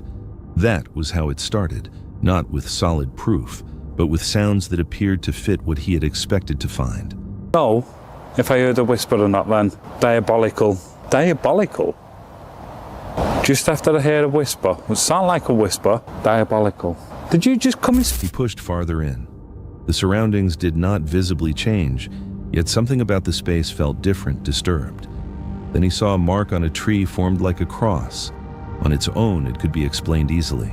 Within everything else already unfolding, it seemed like part of something bigger. Fucking chills that. Please tell me you heard that.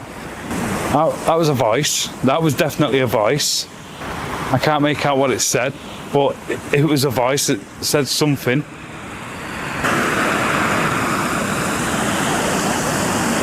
Did I just hear your voice? Then movement came. Quick. Footsteps close to where he stood. He turned around. It stopped at once. That pattern sound reaction, then sudden silence, felt intentional to him, as if whatever made the noise understood that he had noticed it. Whistling. Did you just whistle? Did you just whistle? Someone speaking. Right. I keep getting a sensation like somebody's... Afterward came voices.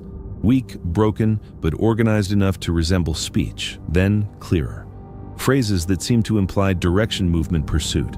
That became the turning point. It no longer felt like something merely existing in the woods. It felt like something knew his location and was answering him. Say, which way did he go? Not really recorded. I've just sat here for a bit because I don't know if it was maybe somebody somewhere else and they've lost a dog, or if there is actually somebody out here in the woods. And I keep hearing police just outside the woods.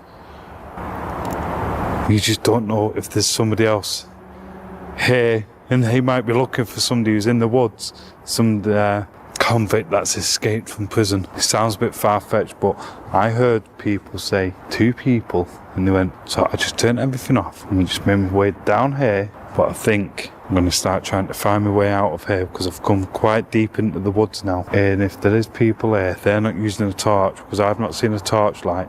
I'm literally lighting the place up. So if there's people here and they're watching me, they know exactly where I am. I have not got a clue. The investigation stopped feeling like an investigation. It began to feel like a threat. He chose to leave, not because anything had been proven, but because staying no longer felt like a sensible choice.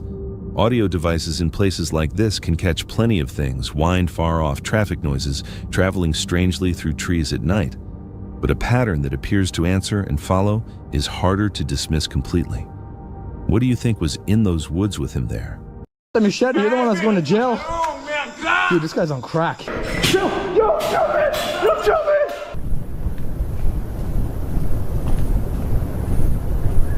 I don't. No. That's not it. Mount Fuji is among Japan's best-known landmarks.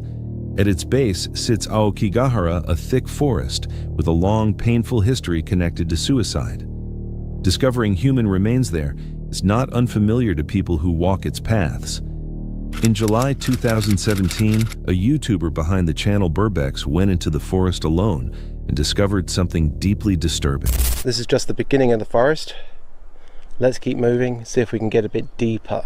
I'm only a few meters away from the road right now, but I've already found an abandoned bike. Let's take a look at it. I don't think it's been here a long time. What do we got in here? There's a packet for a knife. Maybe somebody's going out into the woods to slash their wrists. See, there's lots of little caves under the forest floor, and a saucepan. I think I've just found some kind of note in a bag. It says 1211. I think this is somebody's name just here. I'm not sure what this means. Maybe I should take that to the forester station later. After exiting the woods, Burbex contacted police and reported what he had seen. Investigators later confirmed the items were linked to someone who had died by suicide in that area. Aokigahara has witnessed similar discoveries before, and local officials have introduced measures meant to reduce them. But incidents still occur in spite of those efforts. If you or someone you know is struggling, reaching out to another person can truly matter before it is too late. What do you think should be done to help prevent tragedies like this one? In July 2022, urban explorer Mo Sargi was in the Dominican Republic when he chose to record himself moving through the abandoned Sandcastle Resort, a place known for dangerous squatters and criminal activity. Mo was alone with only his camera and a flashlight in hand. I don't know what to expect. I had some weird things happen here the last time, and to be honest, I'm feeling kind of scared. As he went farther inside the structure, the mood changed fast. I hear a cat meowing. There's bats everywhere. Hello? I'm hearing some weird cat noises up in this place. I feel like I'm being followed. Strange sounds started bouncing through the vacant corridors around him. He began hearing odd, unpredictable noises that did not seem like any ordinary animal. Curious, he moved closer to investigate, not realizing someone hidden in the darkness had already noticed him. Kinda gotta be careful here, because there are... What the fuck is that? Oh, what is that? Hello? Oh, what the f... I don't mean any trouble, bro. He's got a machete. Hey, I don't mean any trouble, man. Then, from just outside the building, a man shouted in a language Mo could not understand. Mo thought it might be a homeless person and continued while staying alert. But the man did not remain outside. Okay, oh, he's coming. Yo, man, I don't mean you any harm, bro. Oh, no. Please, yo, dude, why do you... Yo, dude, chill. Dude, chill. Oh, you got the machete. You're the one that's going to jail. Dude, this guy's on crack. The man came into the building. He seemed to be holding a machete. Mo instantly realized how dangerous the situation had become. The resort's tight hallways and empty rooms gave both men countless places to hide. His only way out was the stairwell, and that was exactly where the danger could be coming from.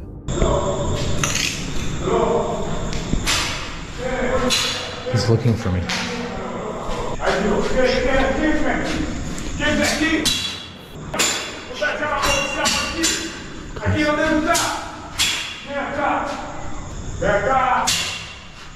Bro, I don't mean any... Yo, dude, chill. Dude, chill. Oh, okay, I'm keeping my lights off. Mo switched off his flashlight and became silent, hoping to disappear in the darkness. It failed. Within moments, the man saw him again. What came next was a chase through the building, sharp turns blocked paths, and at least one near swing from the machete. Yo! No, chill! Oh, he's on crack! Oh, my light! Oh, what the f? Where do I go? Oh, no. Dude! Chill! Yo, chill, man! Oh, bro, I'm filming a video! Hey, calm down! Oh, shit, he's fast. I'm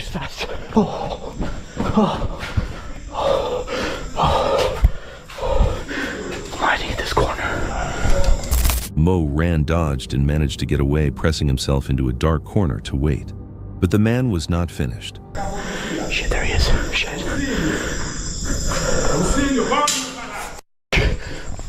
Come on, man. He's pissed. He's pissed. Guys, I can't run anymore. I he is. Mo had completely lost sight of him, which made the whole situation even more dangerous. Every hallway, every doorway could become an ambush point. His car was the only escape, but reaching it meant passing through the same area where the man might be waiting. He ran for it anyway. Okay, so here we go. Here we go. Okay, let's go. Okay, let's go. Whoa. What the f? What the f? Okay. Oh my god. Oh. Okay. Okay. Oh my keys. I'm out of here. After one last close call, Mo reached his car and drove off. When the video was posted, viewers began noticing details Mo had not fully understood during the encounter. Many recognized the man as speaking Spanish, seemingly saying the building was his home and asking what Mo was doing there. Some viewers translated what they believed were direct threats, including one connected to the machete in Mo's legs. Because of the man's behavior and aggression, several people thought he may have been under the influence of something at the time. It is difficult to know for certain what that man wanted or whether every moment in the footage happened exactly the way it appeared. Abandoned locations can draw all kinds of people, and not everyone wants visitors nearby. Do you think Mo was truly in danger, or could there be another explanation for what happened? The creator behind the YouTube channel, The Canham's Outdoors, is an outdoor lover who often heads out camping alone. Most of his trips happen without any trouble, but sometimes something unexpected meets him out in the wilderness, and that is exactly what happened during this particular trip uploaded on May 18th, 2025. Saying that, I just saw someone.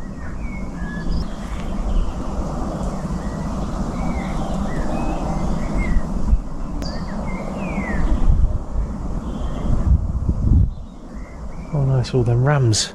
I thought it was Labrador. Them rams have come back over there. Just where that sun is. Must be their little spot for the night. Right, I think it's better time to put that on the hammock up, I think. Stuff it. If someone sees me, they see me, don't they? I'll just move on then. He chose a solid place to make camp and settled down. The first part of the evening felt calm and quiet, but after darkness arrived, the atmosphere changed. Something about the location stopped feeling peaceful and began feeling wrong.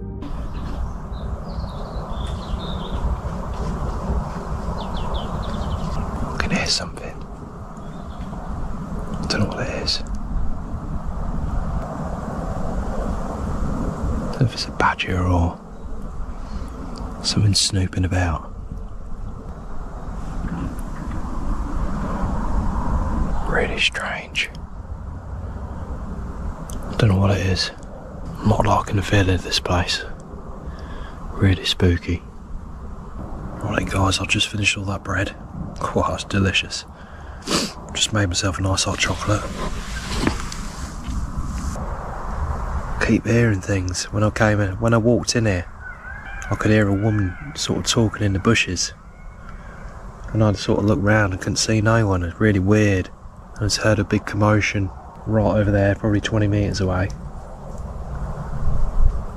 Don't know what it was. Just don't feel right. He started hearing noises he could not recognize. He searched around but could not locate the source. At one point, he believed he heard a woman's voice coming from somewhere in the bushes. He checked the area. No one was there. Soon after, a loud disturbance erupted somewhere near his campsite. He had no explanation for it. The sense that something or someone was close would not fade. It only continued to grow. He tried to ignore it, but could not. Eventually, the feeling became too strong to dismiss. He packed his equipment and left. Sounds in the darkness, a voice with no person connected to it. A sudden disturbance, none of it was ever answered. Sometimes the urge to leave a place is the only warning you receive. What do you think was out there that night? March 14th, 2025. Within Georgia's Blood Mountain wilderness. Beth of Beth's midlife adventure eases into what should be another quiet road night. Her channel often captures slow, calm pieces of solo van life, but this time, the forest carries a different feeling. The stillness, the distance from others, and the sensation of eyes nearby stay with her too long. She had picked a dispersed campsite in the Blood Mountain wilderness, set between flowing water and silent trees. After several days managing leaks in Louisiana, the spot seemed peaceful, almost like a fresh start. But even places that appear calm can hold discomfort just beyond view. Today on the Appalachian Trail, and I'm headed to Preacher's Rock, about 2 miles there and back. First time I've ever got a hike on the Appalachian Trail. It's been a dream of mine. I did some hiking on the Pacific Crest Trail, but have never been to the Appalachian Mountain. Everything is kind of dead right now just because of the season. Some things are starting to bloom, but it's gonna be a good hike. When I am hiking, it's definitely when I do most of my thinking. Just gives me space to clear my head and have movement at the same time. So it's like a healthy way to process things. But I just have a lot on my mind right now.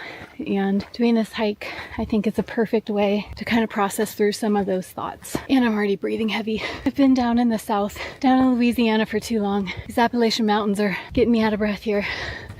The elevation. I'm used to the Sierra Nevadas on the West Coast, so this is nothing, but it feels like a lot right now. So sad. Do you ever hold your breath on the trail when you pass by people so they don't hear how loud, out of breath you are? I do that. I hold my breath and pretend I'm not dying.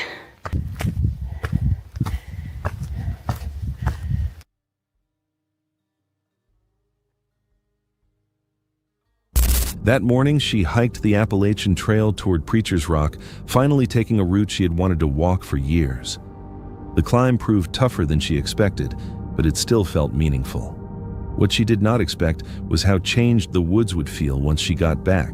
The next day at camp. So something crazy kind of happened today. I was actually sitting in my van. I am pretty deep in the Georgia woods. I'm doing something called dispersed camping out in a wildlife management area where you're allowed to park, like it's public land, certain spots in the woods. I've just been all by myself out here. I'm in this area called Blood Mountain. This car parks behind me and a guy gets out. He literally walks into my campsite, like goes straight up to the creek. And I notice he has a tripod and a camera. I'm like, why is he taking photos right in my campsite? The creek goes the whole way. There's tons of waterfalls. You don't need to come right into my campground. Meanwhile, it's middle of the day, so I do not have my window coverings up. I'm actually sitting up on my bed working on my laptop. Well, then a second gentleman gets out of the car, and I call him a gentleman because he's a little bit older. Okay, like he's going to realize somebody's here because I'm obviously not sitting out. My, as you could see, is like not even 4 feet from the door of my van, yet they're walking in between my fire ring that I have right there that has smoke coming up because I had a fire,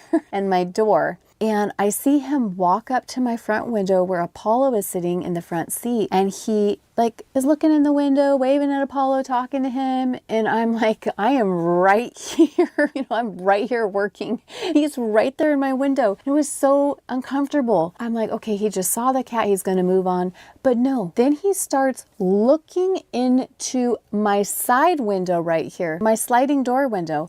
There's all this wide open space. Like, were they trying to intimidate me? He comes up to the foot of my bed where my window is by my feet and is looking into the window into my van. I went into fight or flight mode. And guys, I chose fight. Why did I choose fight? And I did something I should not have done. I opened my door. Hindsight, stupidest thing ever. But I went in there like, excuse me, can I help you? No, I cannot help them. No, why did I open my door? I am not going to take on 2 grown men by myself. That's just not going to happen. But that was my instinct. I'm disappointed in myself. 2 men drove in behind her van and walked directly into her sight.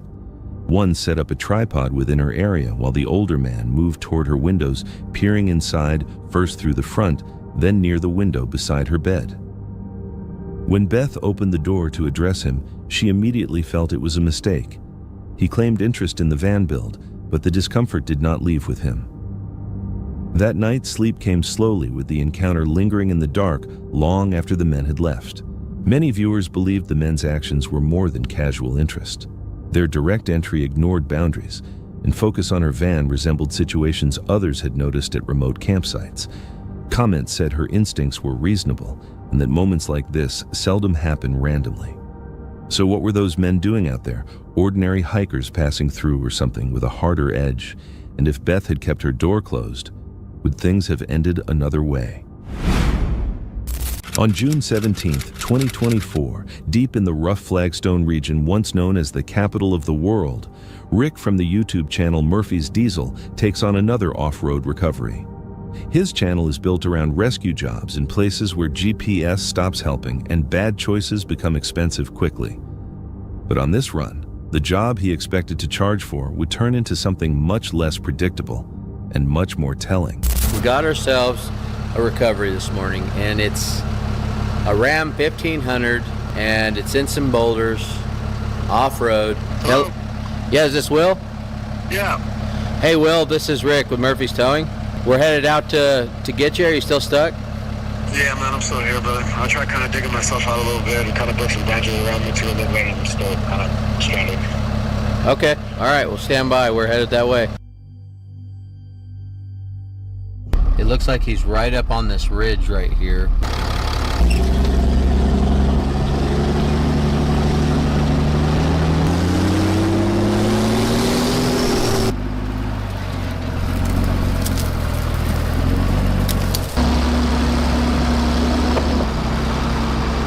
So I'm pretty sure we're on the right track.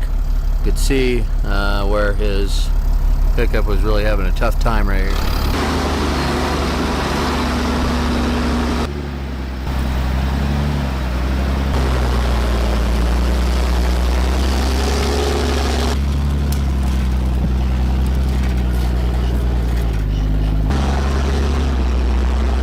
Alright, well, we're at the top of the mountain. We didn't see him anywhere.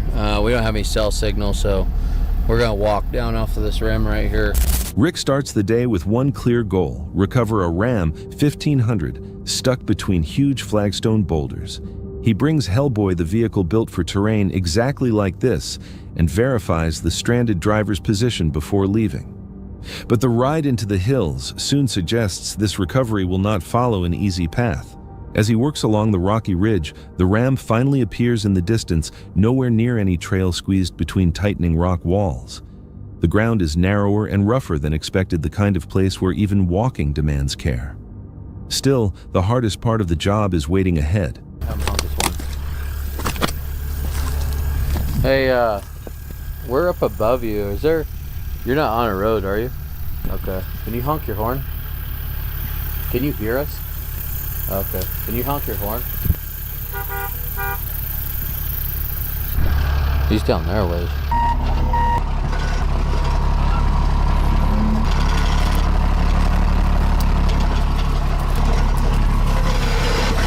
So I'm thinking somewhere right in here.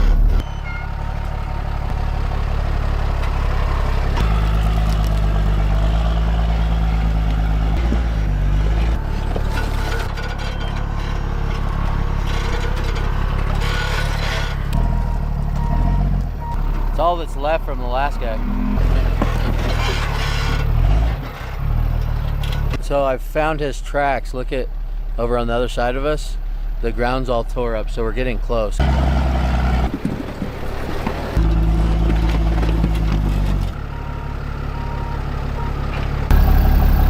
With no reception and no clear route, Rick contacts the driver again and has him use the horn.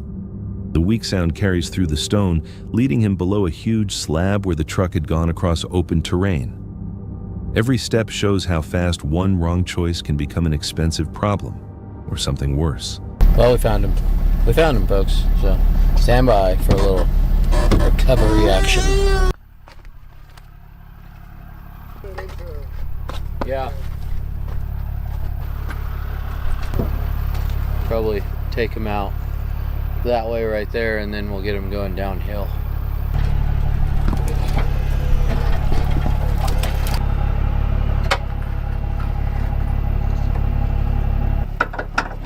Alright, so right here we're going to get some uplift to get it off of this rock, and then we're going to run snatch block off the rear to get some side pull. So I'm using a McKissick snatch block, way overkill.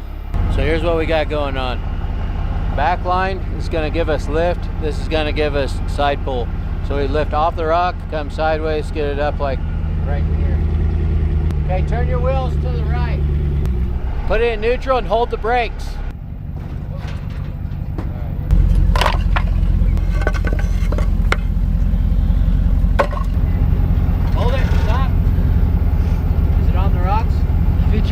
way or that way. Hold on, Craig. Come back to the right a little bit. How's that? God, it's pushing that freaking rock out. Huh? It's pushing that big rock out. All right, that's good. Let off a little, Craig.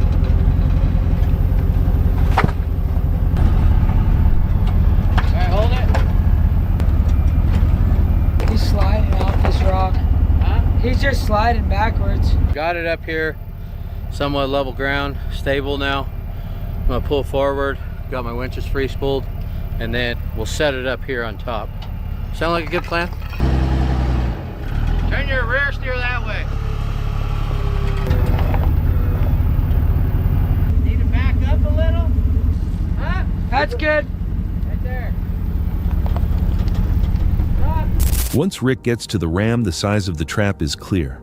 He rigs a 2-winch setup, one line for lifting, another for pulling sideways as the truck refuses to budge. The pressure is strong enough to move rock while Hellboy pulls against it. When the ram finally gets onto flatter ground, the recovery still feels unfinished. You know how they say you can wash dishes to pay your tab? What you gonna ask me to do? This guy's gonna film to pay his bill, folks. That's cool with me. This man's a hero, guys. This man's a hero. Murphy's diesel, Murphy's tow.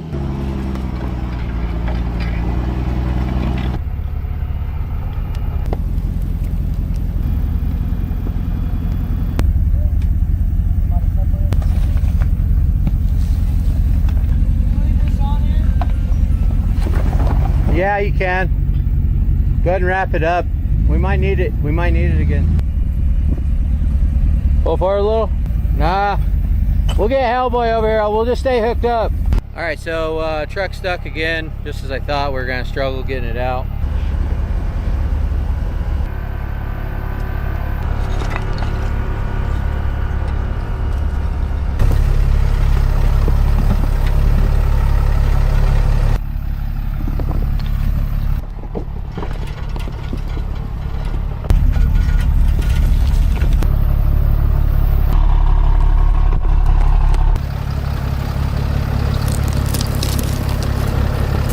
Then the surprise comes. Instead of giving him a bill, Rick gives the driver a camera. Will records the last pull as Hellboy drags the ram back through the trees, leading it out safely. In the end, the recovery is done, the debt is paid, and Will's voice carries the weight of his gratitude. Many viewers noted how dangerous that terrain looked and how expensive a recovery like this could become. The comments also emphasized how strange it was for someone to take a 2-wheel drive truck into land, like that, making people question how quickly the situation had gotten out of hand. Some viewers questioned why the truck was that deep among the rocks at all. Was it simply a poor choice, or something that pushed him there with more urgency than he let on? Either way, the question still remains. This video is from A New Life in the Van, a UK van life channel following European travel, with emphasis on practical moments and the everyday realities of living on the road. It is November 25th of November 2024 in La Linea, near the Gibraltar border in Spain. The couple wraps up their stay at a marina campsite. They handle the usual chores, dumping waste, topping up water, and getting the van ready before leaving. The location feels calm and open, with good visibility and an organized setting. Still, their focus turns to the approaching border crossing, where unfamiliar steps bring a different type of uncertainty. See that guy that literally just came in front of our car? That happens very often. So don't get scammed by this kind of thing. He'll probably try and tell you that you can't go in. He'll try and give you some, try and tell you you've got to pay some money. But you don't have to pay these people anything. They're not official. Just drive straight past. Don't pull your windows down, nothing. Just keep going. We don't need to go through customs. We haven't got anything to declare. So what happens is you go through the Spanish aduana, which is the Spanish customs. You're going into the Gibraltar area. So you're going to show your passport twice. You'll cross through here, and you'll go into there, into the Gibraltar customs area, which will take you out down there, straight down towards Casemates and the centre of Gibraltar. They continue through the crossing. The procedure is straightforward. Once they enter the official zone, there are passport controls, regulated access, and structure. The difference between casual outside interaction and formal process becomes obvious. This scene is not about immediate danger, but awareness. Nothing grows serious, and nobody is hurt, yet the attempt still exists. When traveling through places you do not know, especially near borders, uncertainty can be used to apply pressure. Here the result depends on one simple choice: ignore it and keep moving. Sometimes that alone is enough to avoid the situation. Thank you for watching. If these unsettling encounters gave you chills, press the like button and subscribe so you do not miss the next upload. Another mystery is always waiting around the corner. Sometimes the danger is not obvious, but it appears in tiny moments like this. So would you recognize it or stop without understanding why? This clip comes from Shane and Annie Adventures, an Irish van life channel showing road journeys across Europe, including ordinary travel and sudden problems. It is April 2026 outside Seville, Spain. After trouble getting into the city, they choose an overnight stop outside Seville. They leave a busier area for a quieter, isolated parking lot beside an abandoned football pitch to get signal.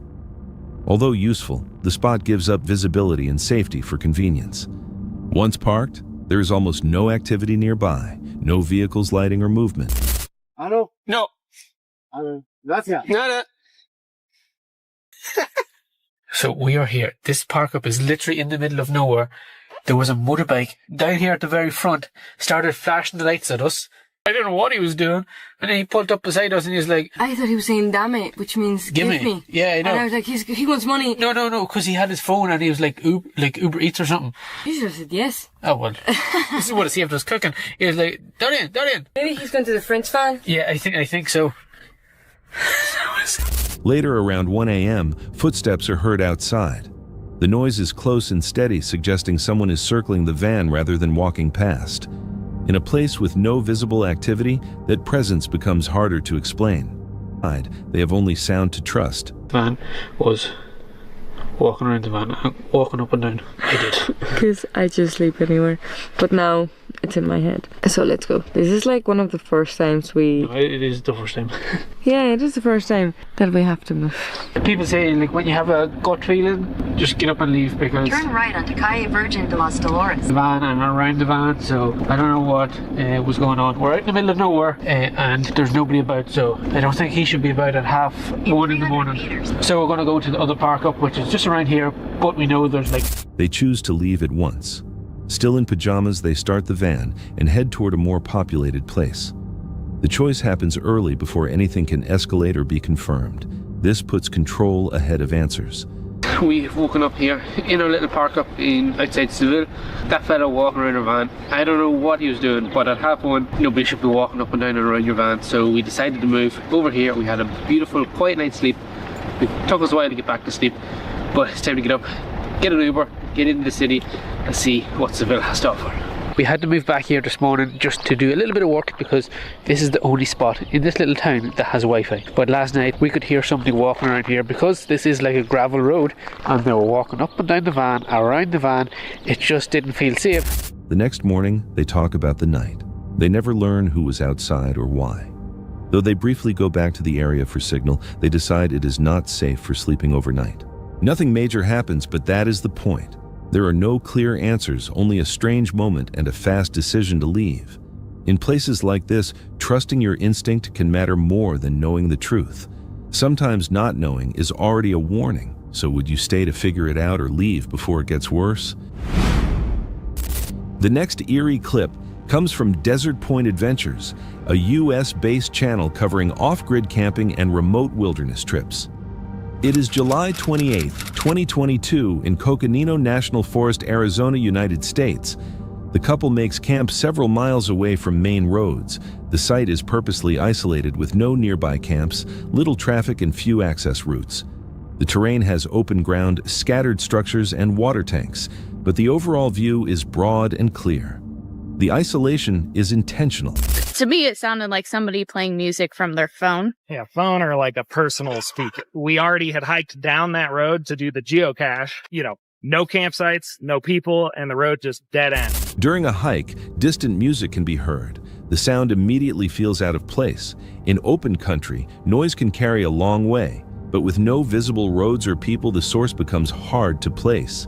The gap between what they hear and what they can see becomes the main issue.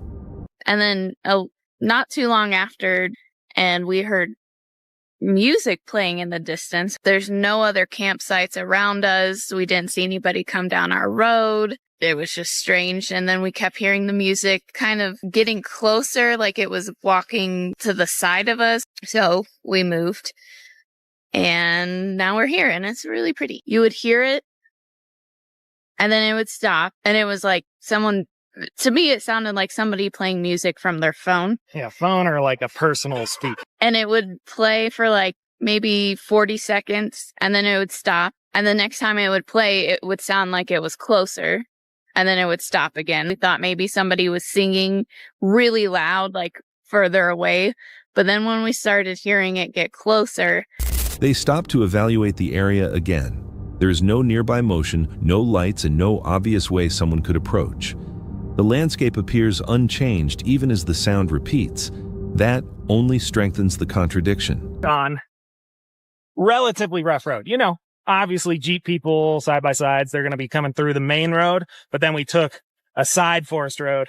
It's probably for just the rancher, whoever is leasing that land, to get back to their livestock. So really, yeah, was absolutely no reason for someone to come from there. We already had hiked down that road to do the geocache. You know, no campsites, no people, and the road just dead ends. There was no other road within a half mile of us. So it just doesn't make sense how someone was there, but right by our campsite. if you get a weird feeling, you leave.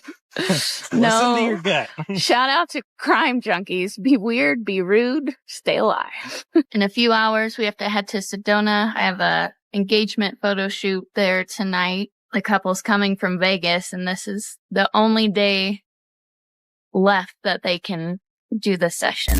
Back on the rough road, normal vehicle movement would be expected only along the main route.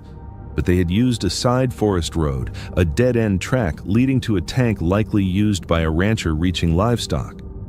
There is no clear reason for anyone to come from that direction. They had already checked that road earlier, seeing no campsites, no people, and confirming that it ends. After reviewing their maps, they found no other roads within half a mile and no trails nearby. In a few hours, they intend to drive towards Sedona. The road stops at a dead end and access is restricted. Anyone in the area would have needed to pass them or appear somewhere visible. The ongoing lack of a source leaves the event unresolved. The sound exists, but its origin does not. Everything about this moment feels wrong, a distinct sound without a visible source. Each detail might seem reasonable alone, but together it does not. What you hear should also be seen. So if you heard something like that with nobody nearby, would you stay to investigate or leave before it moved closer? On October 31st, 2019, the YouTube channel Action Kid posted footage of a calm nighttime walk through Central Park's Ramble. The creator behind the channel is known for walking through different places around the world and showing viewers real everyday experiences. But this specific walk would not stay quiet for very long. Late that night, the creator, often called AK, went into the park with a flashlight, moving slowly down one of the narrow trails. Almost right away, the park seemed strangely silent.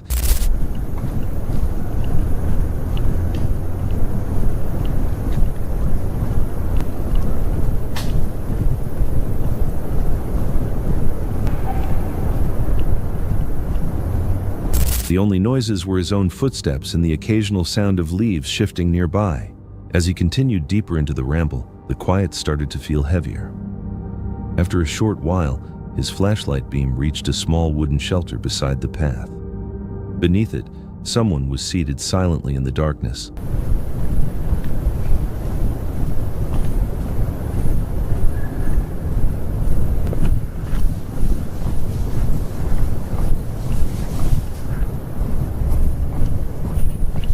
The person did not say anything or move much when the light passed across them, but the farther AK walked, the more uncomfortable the atmosphere felt. A little farther on, AK began noticing several people gathered together in the dark. It appeared to be a group of about 7 individuals standing along the path. For a moment, turning around may have crossed his mind, but doing that could have attracted attention. Instead, he chose what seemed like the safest move. keep walking normally as though nothing was wrong, and pass without creating a scene. As he got closer, one man from the group stepped out and started moving toward him with obvious purpose in the dark. The tension of the scene rose immediately. No, I'm not. I don't know where I am. What, can you turn that off? Yeah, sure. Turn the fucking light off. Wow, this is scary. This is scary.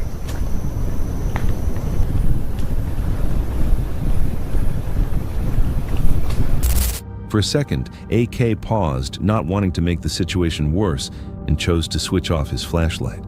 Sometimes the safest choice is not reacting too fast but staying calm and avoiding attention. So in a moment like that, would you keep going or turn around? Turn the fucking light up. Okay, I'm scared now. Who would be wandering here? I'll just do the lowest setting. You said you know what's inside this house. You said it's evil. Where are they? Do not touch. She's around here. Whoa, that's not demise. The eyes? Thermal. Thermal!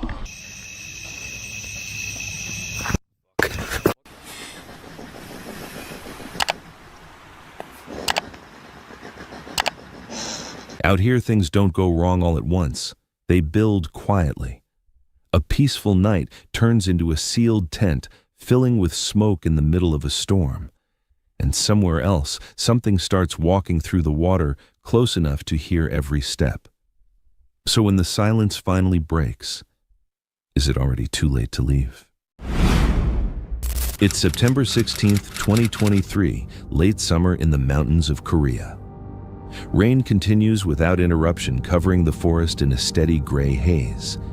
This is Kieran Camp, a YouTube channel known for quiet solo camping trips where gentle rain, simple meals, and calm moments with her dog Ange create small pockets of peace. But today, that peace feels uncertain. The air feels heavy, the clouds hang low, and the forest, though still seems to be holding something back.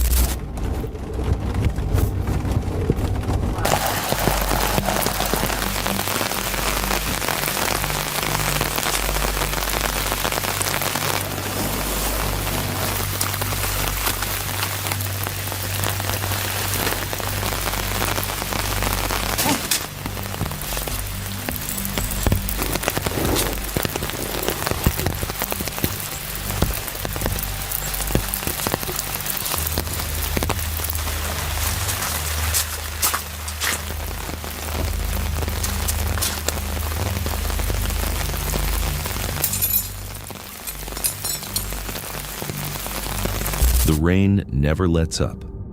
Kieran steps outside in her raincoat, her movements slow, almost cautious, as if the forest is watching. The ground gives way beneath her boots while she struggles with a one-touch shelter that refuses to set properly. By the time the tent is standing, both she and Ange are soaked. The dog shakes off the water, a small, drenched shape against the gray.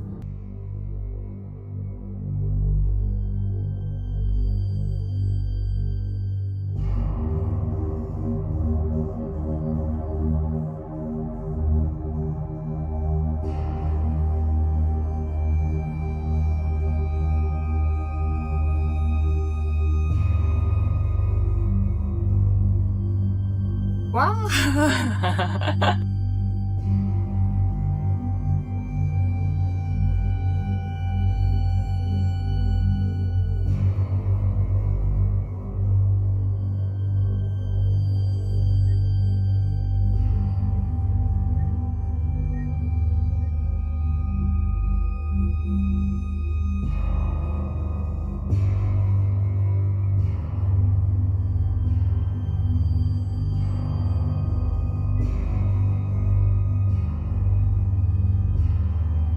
완전 화생방이야, 화생방.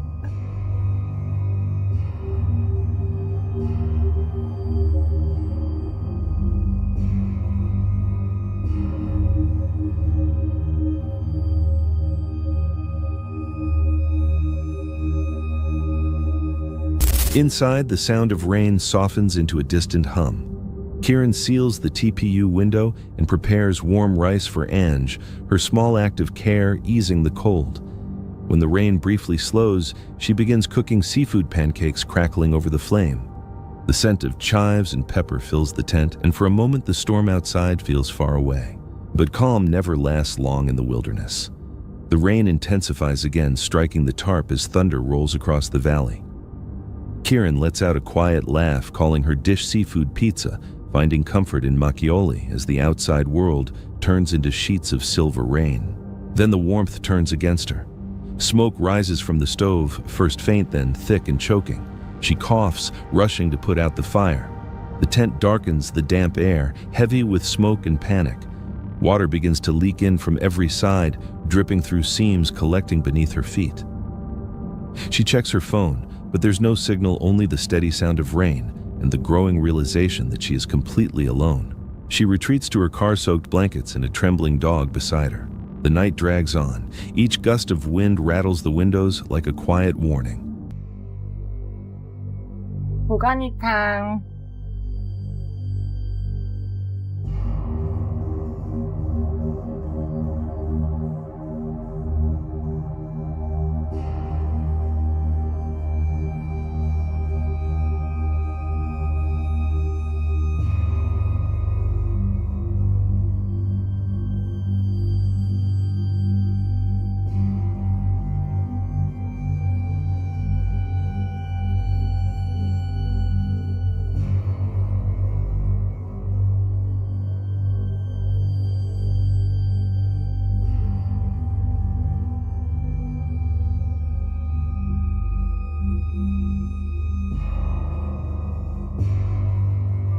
Morning arrives, still weighed down by rain.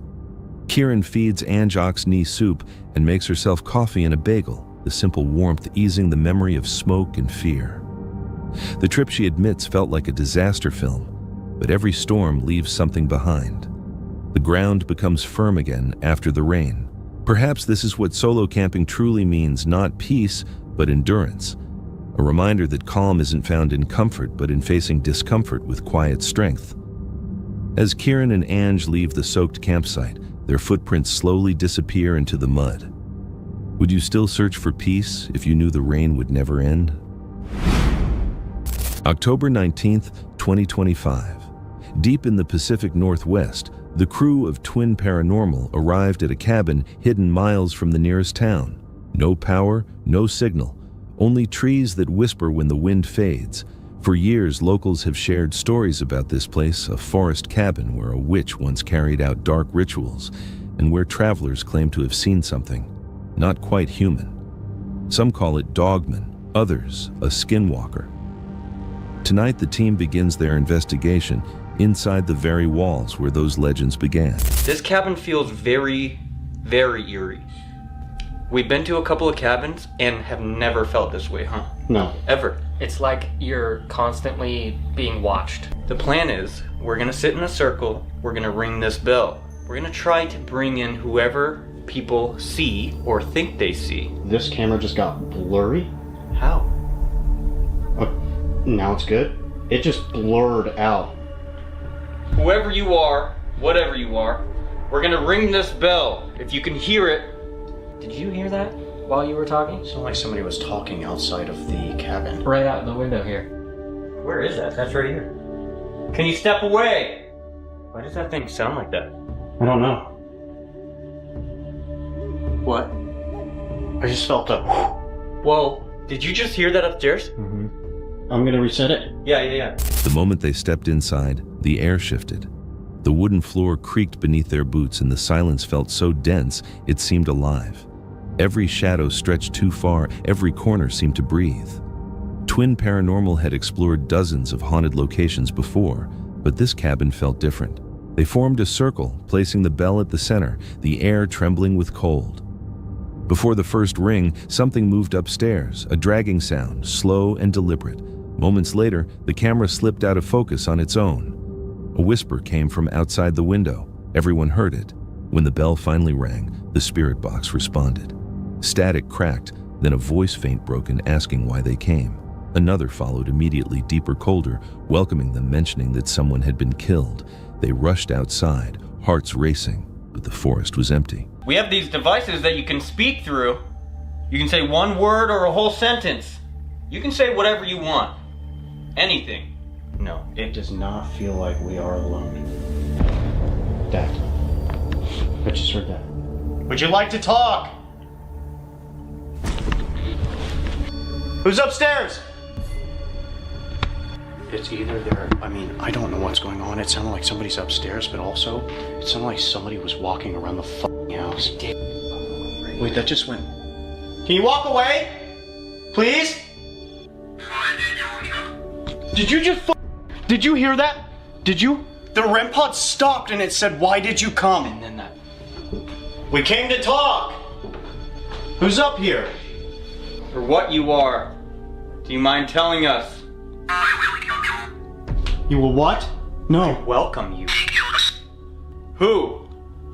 Can we do a quick walk? Quick walk? I'm just curious. Outside? Yeah. Let's go back inside. Do you have the bell?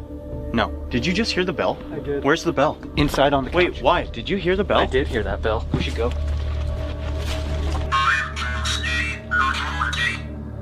I'm hosting, not. I've seen what's inside. What are the odds? We go out there, it says, "I like the forest." Evil. I've seen what's inside. House, evil. Who is this? There's something evil in here? Shut the up. It's like this.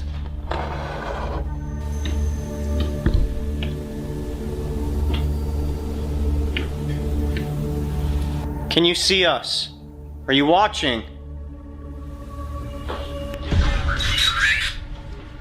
Did that say yeah? Yeah. Yeah, don't fear us. Demise. Demise. Two different devices. Is there somebody outside?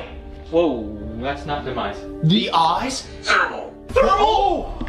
Do we have it? What? Bro? Somebody said thermal. Is that how we can see you? You said you know what's inside this house. You said it's evil. Where are they? Do not touch. She's around here. And yet from inside the cabin, the bell rang again on its own. The devices began responding one after another, phrases about the forest, about seeing what was inside, about something evil. The words came faster, overlapping fragments pressing in from every direction. Then came the scratching. Long, deliberate marks dragged across the wooden wall, echoing the old stories of nails scraping against glass. One of them whispered that she was there. Another voice, metallic through the static, responded with references to thermal vision and glaring eyes. Outside, footsteps circled the cabin again.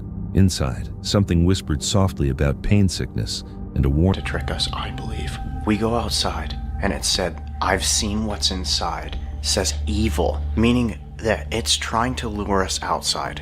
It's hard for me to process whether or not this is like an energy or like some weird physical manifestation of something. You know what I'm saying? How would it go from outside to inside? We're the only ones in this cabin, let alone probably in like this square 100 miles. This is like a totally different fear than we've ever really dealt with. Whoever's been speaking with us, we are putting our energy into these cards. We are putting our energy into you. And we hope that you are doing the same thing. All right, guys, we're gonna do this together. I just pick whatever feels best. You guys ready? Yep. The tower. Oops. The first card is the tower. That's the tower reversed. Yeah, I was gonna say that's reversed, right? Ten of cups. 10 of cups, upright. The devil! No, no, no, no, no! Something doesn't feel good. Something feels like it's here. There's something wrong. Did you guys hear that movement outside? It's definitely out. It did not sound like normal inside. I got one more question.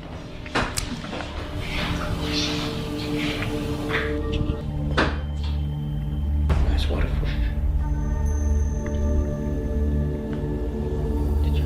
Such an old practice. If there was really a woman out here that had something wrong with her doing black magic, there's like a 99% chance that we're probably the only other people besides her that have ever done this here. The group tried to stay grounded, searching for logical explanations, but it became clear that something else was responding, something aware.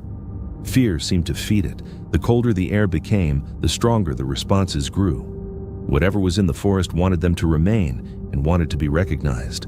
Later that night, the tarot cards revealed what logic could not. The tower pointed to chaos breaking through safety.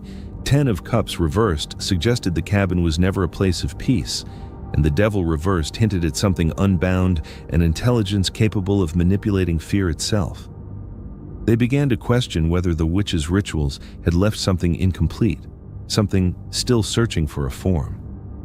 When morning finally arrived, one voice on the recorder repeated the same line again and again, that it hosts, not haunts.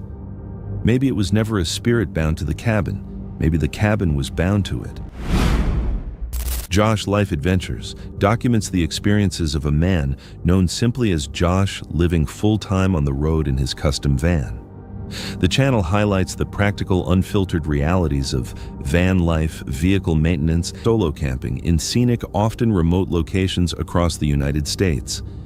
His relaxed, straightforward style has built a loyal audience that follows his pursuit of freedom through minimal living and constant travel.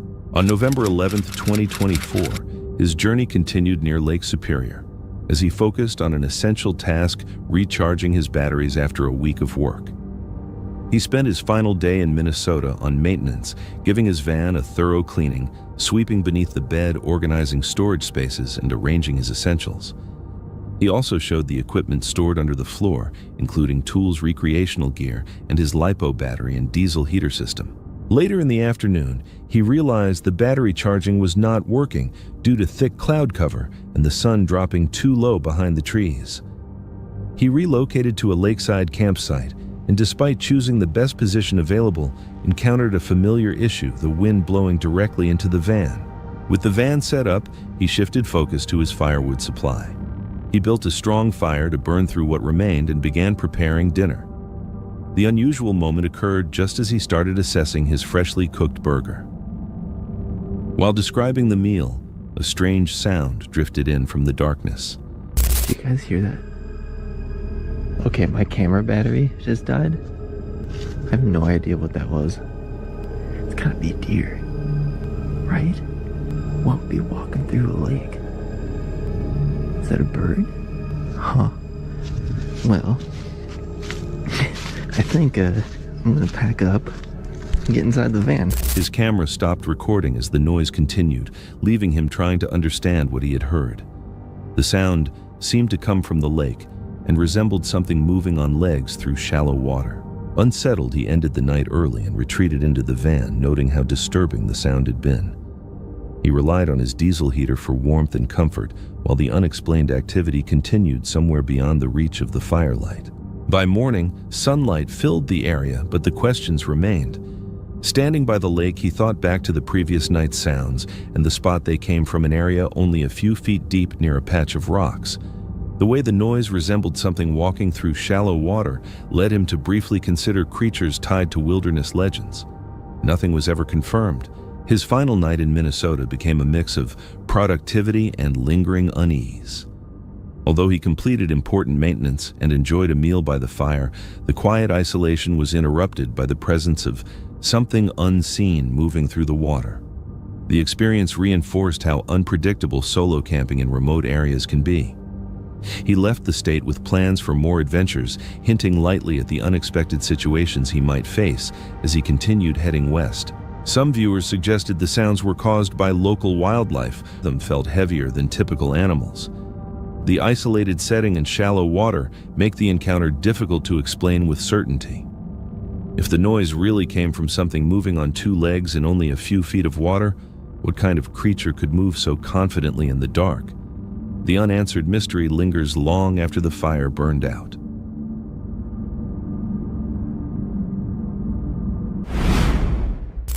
Shadow Hollow is one of those obscure channels that appears without context, offering almost no information about who is behind it.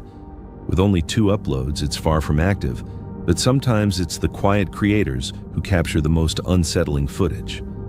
The video opens like a typical outdoor outing, the kind expected from a simple walk through the woods. Yet as many viewers have realized, the forest can shift from normal to alarming without warning.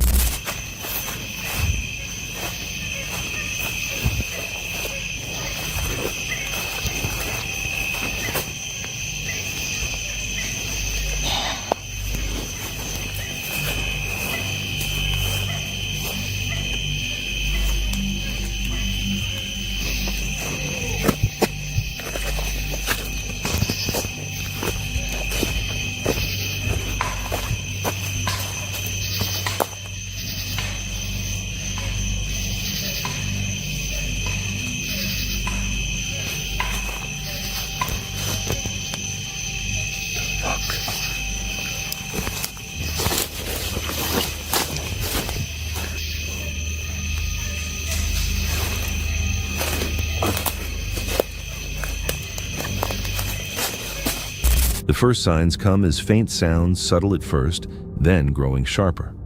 These aren't typical forest noises. Sudden impacts and snapping branches break the silence, creating the feeling that something large is moving nearby. When someone is alone in dense woods and hears branches breaking, the mind immediately jumps to danger, whether from an animal or another person. All right, guys. I think we'll go on the other path.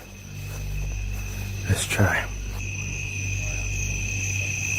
I usually don't go down this path, but I am now.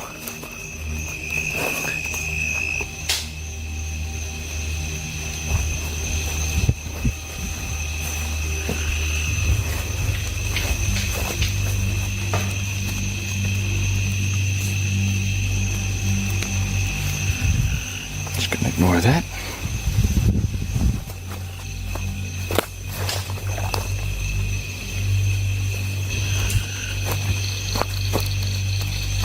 Cross over this.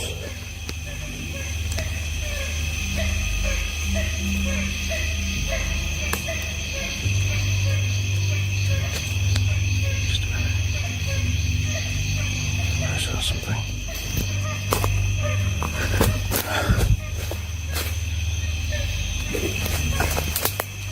What the f was that?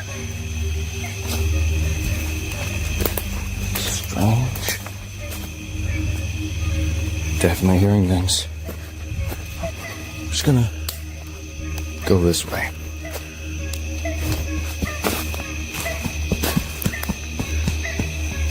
Alright guys, we gotta go.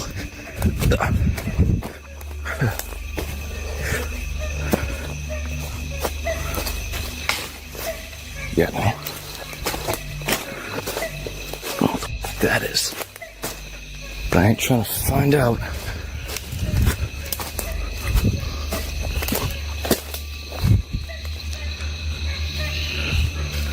Okay. I don't know if we're in the clear yet. The creator takes a different path, hoping the tension will ease, but the strange sounds follow. He notices brief movements between the trees, quick flashes of something that disappears before it can be identified. Fear begins to replace curiosity, and he attempts to leave the area. But panic in unfamiliar woods brings its own problems. Trails begin to look the same, fading light hides key landmarks, and the sound of something trailing behind becomes harder to ignore. At one point, the noise intensifies into fast, heavy movement through the brush.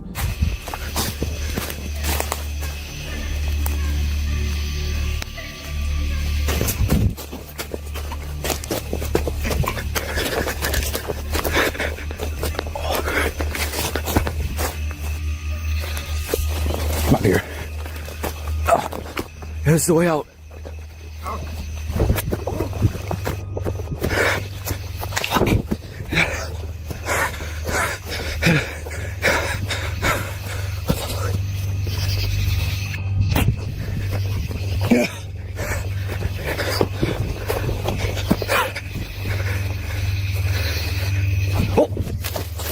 He catches sight of a figure in the distance. It looks somewhat human, but the proportions and posture feel off in a way that's difficult to define.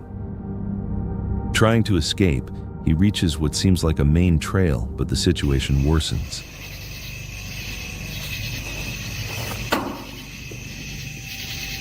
Maybe I'm just hearing things. No, it's definitely something. I'm gonna go around this fucking corner. I just have the fence go back again.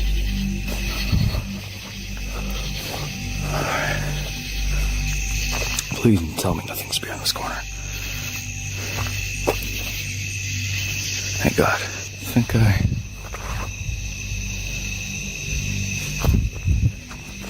Shit.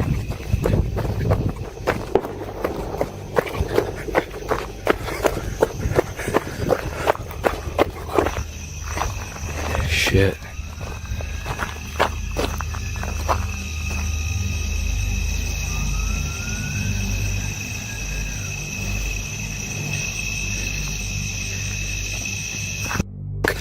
This.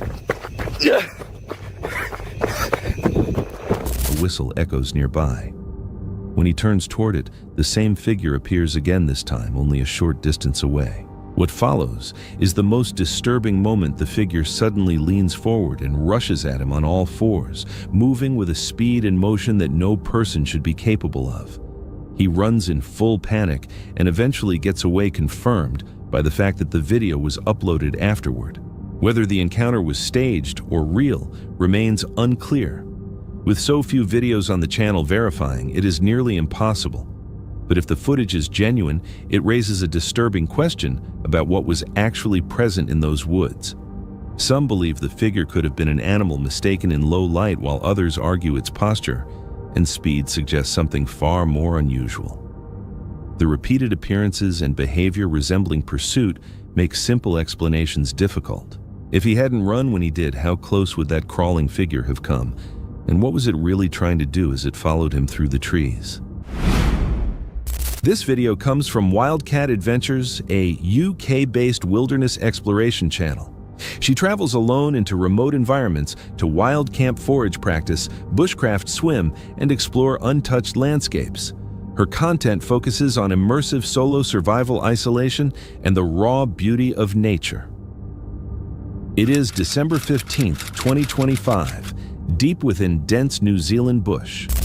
Hi, I'm Kat, and today we're heading deep into the jungle of New Zealand.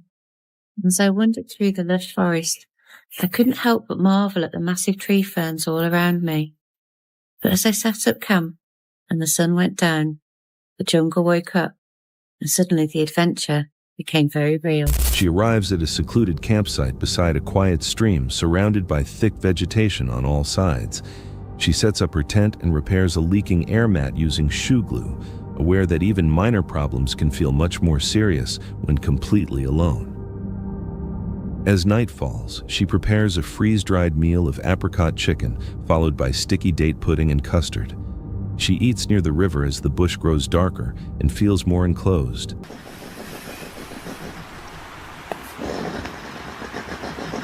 I don't know if you can hear that, but whatever it is, I have no idea.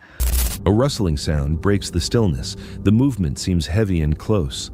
Kat pauses and listens, trying to determine what might be moving through the dense vegetation nearby. The only thing I think to be worried about in these woods would be wild boar, because they are big and strong and could easily trample the tent. Put my food rubbish outside the tent just in case they can have that. Yeah, hopefully I'll be alright and I'll see you in the morning. The sounds return throughout the night, not constant, but irregular and unpredictable. Though tense and alert, exhaustion eventually takes over and she falls asleep, knowing whatever caused the noises could still be nearby. Morning changes the atmosphere. Kat wakes to find her air mat completely deflated, yet the fear from the night slowly fades as a calm sunrise settles over the stream. If you heard those noises outside your tent, would you stay calm or begin to imagine something worse? This video comes from After Dark Crew. Their content centers on exploring abandoned and forgotten locations.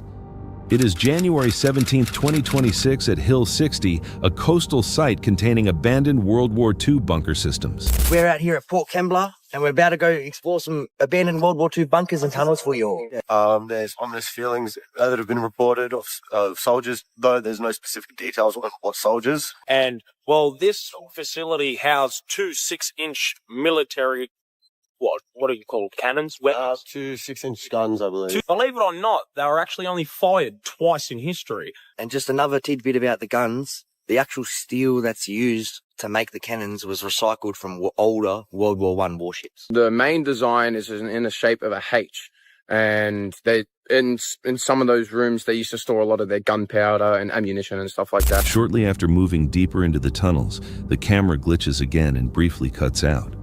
Although the recording resumes, the malfunction adds tension as the group continues underground. What was that? Fucking David, it's on camera then. There's a what? Turn off this back. Was that SpongeBob there? Yeah, bro. As they make their way through the bunker complex, a sudden unexplained sound interrupts them. A brief moment of panic follows as doors, shadows, and unexpected shapes seem to appear in the darkness. I almost pissed myself at Mom's. jump out. Like, I don't think I might work out, so I'll just squeeze it.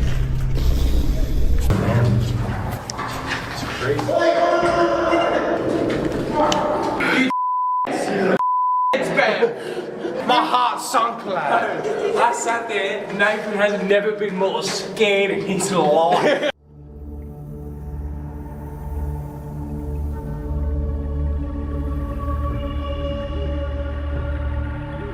A sharp bang echoes through the tunnel, sounding close and forceful.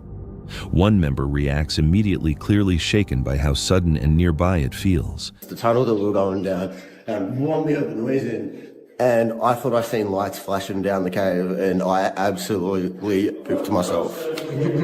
Toward the end of the exploration, they report seeing lights and movement deeper within the tunnels in areas that had not been marked with glow sticks. Combined with the earlier noises and equipment interference, the group decides not to continue and begins making their way back to the exit. Old structures can cause normal sounds to feel louder and more unusual. Do you think it was simply the bunker settling or something else moving in the dark?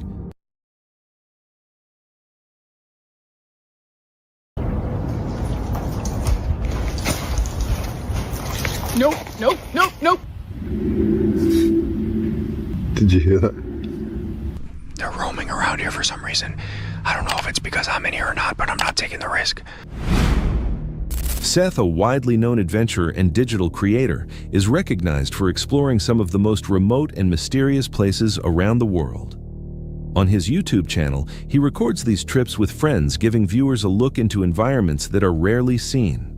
For this expedition, Seth joins forces with his friends Josh and KC as they head deep into the forests of Kentucky. Their objective is to meet an experienced paranormal investigator named Jeff, who has spent more than 20 years researching reported Bigfoot activity. The group plans to stay overnight in the area, hoping to document something unusual, but what unfolds goes far beyond their expectations. On October 25th, 2021, just beyond the edge of a dense and isolated forest region, Seth and his team meet up with Jeff. Josh, do you want to tell them why? We are in Lexington, Kentucky, in the middle of nowhere, searching for Bigfoot. Bigfoot! We're meeting up with a researcher who's reputable. He's done stuff with the Travel Channel. He claims that there's a chance of finding Bigfoot. It's going to be right around here in a secret location, which he's not telling us. We're meeting up with a random dude that we've never even talked to. Josh has maybe talked to him through text like a couple times, and that's about it. That's all the information we have. But all we can really say is that we're going to look for Bigfoot right now, so let's go. We're ready to go die in the woods? Yeah. Meet you though, Josh. Jeff. How's it going? I'm Seth. Jeff. Nice to meet you. Should I just follow you somewhere? Yeah, or? follow me. The roads get kind of dicey. Yep. When we turn off the big road down there. If I can drive that there, y'all be good. Yeah, legit. Cool. All right, let's get it. Let's do it. After a brief introduction, Jeff guides them away from the main road and into a restricted area, covering over 1,000 acres, a place known for unexplained sightings and reports of aggressive encounters involving unknown entities. Jeff explains what he has learned from years of investigation, cautioning them not to think of Bigfoot as a simple legend or, Don't think of it as the cartoony character that you see, because it's very dangerous if you're out in the woods and something happens. You're literally there with one, and if there's one, there's got to be more. They say they find Bigfoot in Oregon, Oklahoma. So it's like, is he everywhere? Hidden? Like, we don't know. That's the thing. It's a mystery. Tell you this, and this is my kind of thoughts on it after doing tons of research. I think you have like different types across the country. I don't think they're all the same, and I don't think they're all like huge 8, 9, 10 foot tall creatures. I think some of them are smaller based on whatever they're eating or whatever their habitat is. And I've tracked it down to probably 2 family groups that are in the area. This area that we're in now is over 1,000 acres of protected land. Nobody can come in here and hunt. So it's a safe place for it to be? Safe place. So, I mean, according to the sightings, I think that they use like where they cut out for power lines for the utility companies. I think they travel those to get out, and then they travel them to get back in. And then once they're in, they're safe. And that's where they've been seen. They've been seen close to those cuts, either crossing the road or going up hills close to them, and then they just get caught by a human. The creatures in this area are a little more aggressive and a little more territorial, because all of the sightings that I've gathered from here, snarling teeth at people, throwing rocks at people. Damn. So this is kind of why I'm working here right now. I think they sleep here somewhere. Yeah. I just don't know where yet. Maybe tonight we're going to find out. Maybe now. fictional creature. In his view, there are different variations across the country, possibly differing in size and behavior depending on the terrain.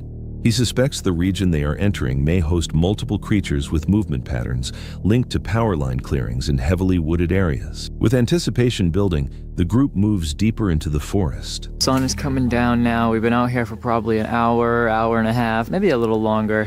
Dude, this red lighting just looks amazing. Like, this looks badass. Yeah, it's another thing, guys. We really can only see like maybe 50 yards in front of us. So anything that you guys see on camera, that's literally all we can see as well. So you're seeing the same shit that we're seeing. Oh my God, what are we doing? Yeah, what is that? Oh yeah. Why is that there? Dude, that scared me. I thought it was like glowing red eyes or something. This is the little object that we saw. I deadass thought it was like a red eye or something, but it's just a reflector like nailed into the tree. As evening sets in, the atmosphere becomes heavier and the terrain grows more difficult to navigate. At one point, they notice what looks like glowing red eyes in the distance, raising tension only to realize it is a reflective marker attached to a tree. Not long after the situation intensifies. What is that right there? Straight ahead, right in front of my face. I kind of see what you're looking at, actually. You see what I'm looking at? Yeah. Is it a stump? Has to be, right? It's behind the tree. See it? Yeah, I do. Right there. I can't see it on camera. It came out It's more. right there. It just went. Yeah, right there. Yeah, what is that? What is that? I swear if it moves, I'm losing my mind. There It's we like go. wood now. Is that wood? Looks like it could be wood. So this is what we do. I mean, it literally looked like that it could have been behind the tree. Dude, that's straight up. That's straight up looked like Bigfoot. Littlefoot, bro. While near a riverbank, someone notices what appears to be movement, possibly a shadowy figure partially hidden behind a tree. When they take a closer look, it turns out to be a fallen log. The moment is brushed off until a sharp, unsettling howl cuts through the silence. The coyote. Holy f***. And that was not far. Did you record that? No. I'm on right now. They're on this side of the river, and that's probably about 100 yards away. They're next. That's fucking terrifying. That's behind us. Holy coyotes are literally like right in front of us. You think, what are you doing? Call more people? They We communicate. are literally their dinner. Should we be idiots and like blow it now?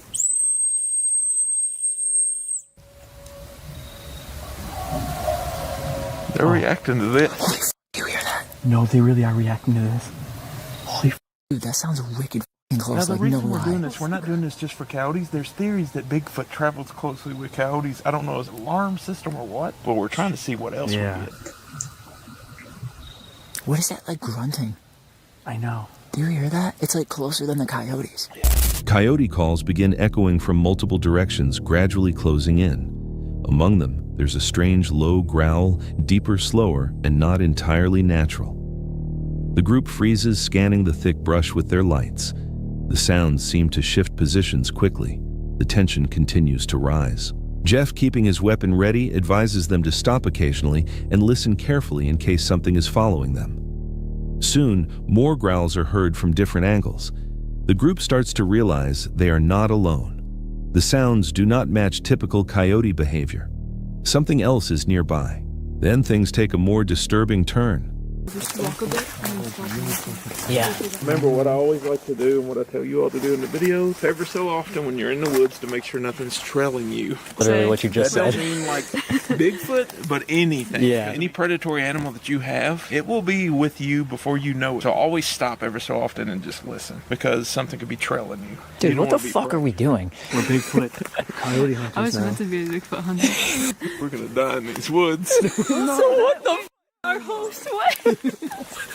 If they find this footage and they release it, they'll think it's the Blair Witch all over again and nobody will believe it. Oh, no. And they'll be like, that's all fake. That ain't real. Those famous YouTube people died in the woods. That ain't real. Headlines: Exploring with Josh dies in the woods. Holy fuck, did you hear that? There. Bro. There's something next to us. Yeah. There's something, but it's over there. Yeah. It's what the fuck was that? I swear to God, I hear a fucking growl. Yeah. Yeah.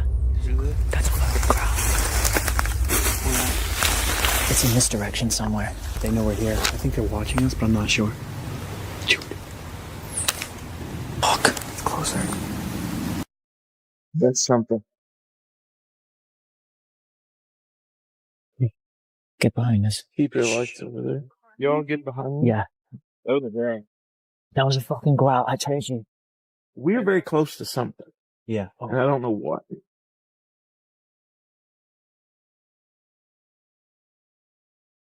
I'm hearing more voices on the left, though. I think we need to move back to the path. Can you hear the voices? I'm hearing it.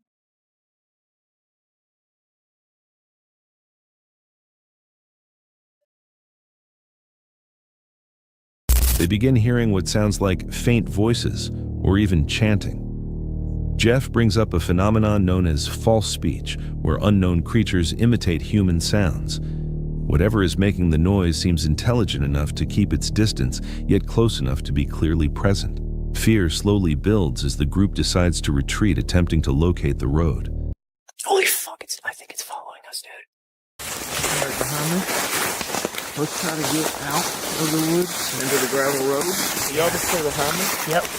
We can switch to regular lights if we want, just to have visuals. Yeah, if y'all want to switch to regular, I'll just stay in red. Okay. For my eyesight, in case I have to shoot things.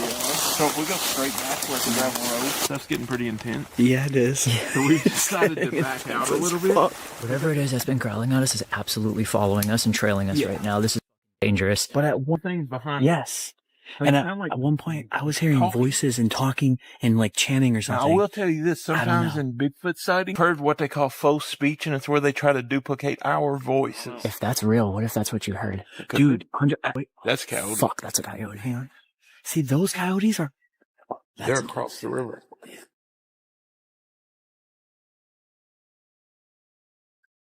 Oh my god. Fucking god. Further vocals. But the thing... Something set off. That's a lot. Yeah, that's a pack.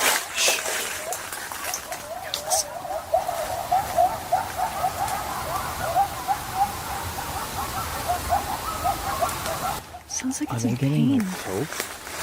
No, but there is something that's like... Out there. Something's out there.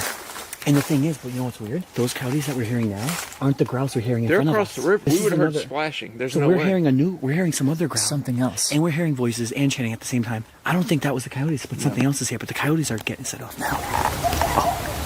We would have Actually, they're getting closer now. Let's back out. Yeah, let's get out of here. However, they somehow end up back at the river, the same spot they had already passed.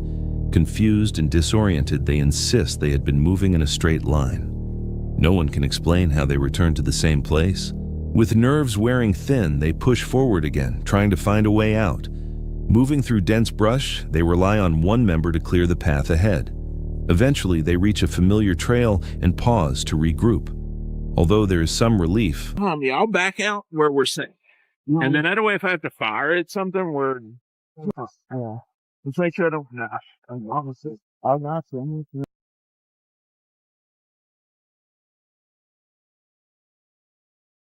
We're at the river. How did we get turned around? We're back where we started. Like, legit, I'm not doing no, like, Blair Witch shit. Like, how did we get back here? I don't We were literally facing this way. Wait, this is where we first started. Yeah, dude, we literally just went in a circle. Like, What look, the f- and they're never going to believe this because it's you two. Yeah. How the hell did we get back here? I don't know. Guys, you just heard a fucking animal growling at us. Do you really think that we would throw ourselves in a circle? Seriously? Like, we literally just came back to where the animal was growling, and we were walking straight. I know. How did we get to the river? That actually doesn't make any sense. That means all the coyotes are over there still. We're back where we started. We haven't heard them in a little That while. makes no sense. Okay, let's just talk about this. Because you're going to see this on YouTube and be like, oh, they're trying to get you. We have no clue how we just got back to the river because we were walking straight to the gravel road. I've been in these woods a ton. And I don't want to do this. Josh doesn't want to be here anymore. I just wanted to go. So we're not going to go I've asked purposely him like back to the 3 river. times. Yeah. Do you know where you are? Yes, I know where I am. She did ask one. uncertainty remains. They reflect on everything that happened, the growls, the mimicry, the voices, and the fact that the coyotes only began reacting after the strange sound started. Something had triggered them. And whatever it was, it did not seem like a typical animal. Exhausted and unsettled, the group decides to abandon their plan to stay overnight. As they make their way back to their vehicles, a strong sense of unease follows them, along with the feeling that they narrowly avoided something they still cannot fully explain. Jeff's idea that Bigfoot may use utility corridors as travel paths appears possible, especially when combined with reports of territorial behavior and sound mimicry. The sudden loss of direction ending up back where they started raises further questions. Was it simply a reaction to stress, or was something affecting their perception? And the concept of false speech, if it is real, suggests a level of awareness far beyond what is normally associated with wildlife. If something was tracking them that night, what caused it to stop, and more importantly, what if it never did? This was not just another story told around a fire. The forest was real, the sounds were real, and whatever made them could still be out there. Now moving on to the third disturbing clip. On January 14th, 2023, a TikTok user known as Sunshinable went into the woods to record a simple outfit video. The idea was straightforward, just a casual post with a quick spin, a short dance, and that was it. But things didn't go as expected. While filming herself turning with the camera, something unusual appeared behind her. The camera's saying I won't stay.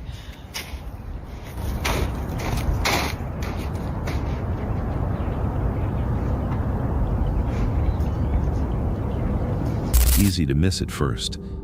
In the background between the trees, a dark figure stood completely motionless. Dressed in black and partially hidden by branches, it seemed to be watching her. She didn't notice it at the time.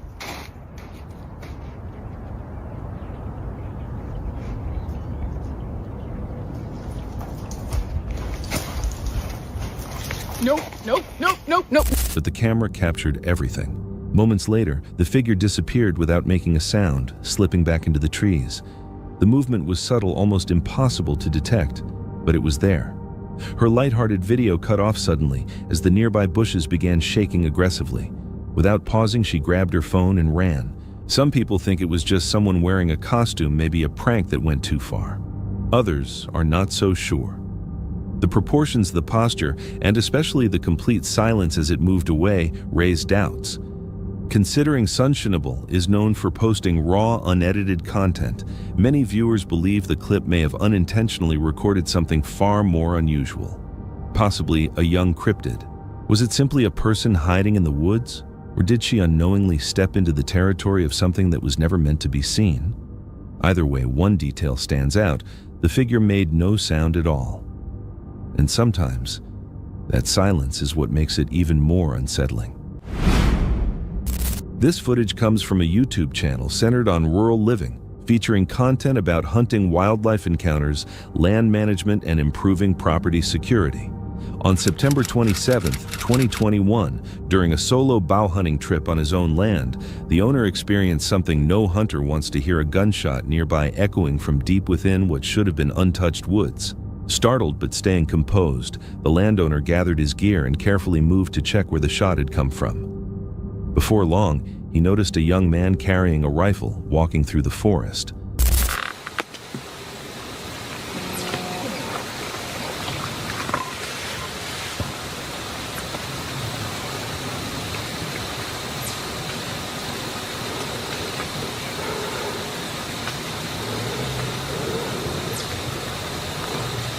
Hey!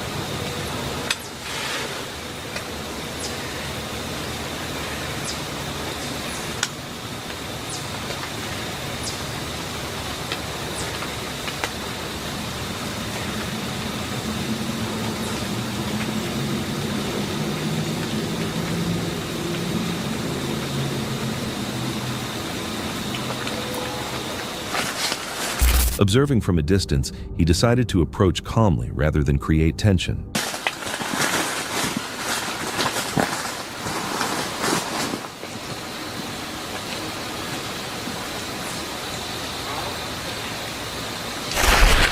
How you doing?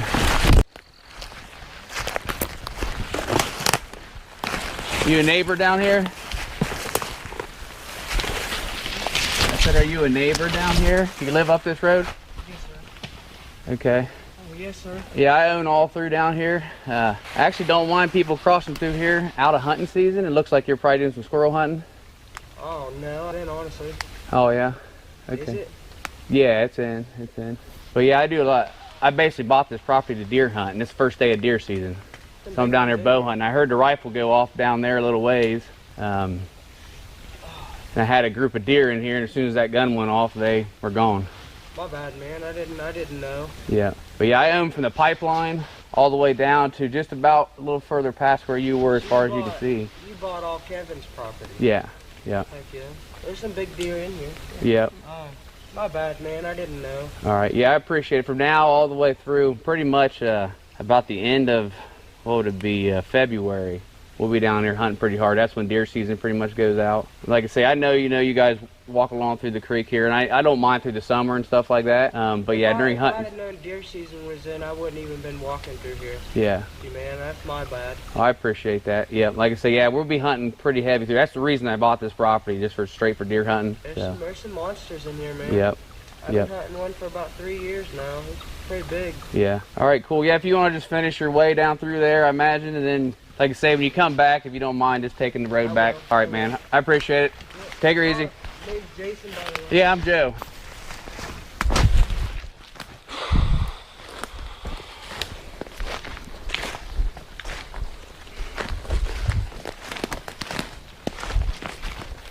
After making contact, the landowner explained that the entire area was private property land he had acquired specifically for deer season. The unexpected gunfire had disturbed the wildlife, affecting the hunt he had spent hours preparing for. The young man, who seemed unaware of both the property boundaries and hunting rules, apologized and agreed to leave without causing further issues. Well, definitely know what the gunshot was now. He, I believe, lives up the road. Try to be lenient with the kids, because I know what it's like. I was a teenager. I like to run around, be in the woods as well. But he's got to understand this is deer season now. That's why I bought this property. I drive down here 2 hours one way, 4-hour round trip. Don't get down here near as much as what I would like. So when I get down here, the last thing I want to see is people walking down through the property. So, I don't know if you hear the audio. I'm trying to work with the kid. I told him, the end of February or so. That's when deer season will pretty much be over. Through the summer, if they want to walk up and down that creek bed, that's fine. Don't have a problem with it. But when it comes hunting season, that's when it becomes a problem. So, and the bad part is I thought the kid was squirrel hunting. He had a .22 rifle, and he didn't even know it was squirrel season. So I don't really know what he was shooting at. I told him to walk down the road on his way back through. So let's hope he listens to that. But you try to be nice to the neighbors.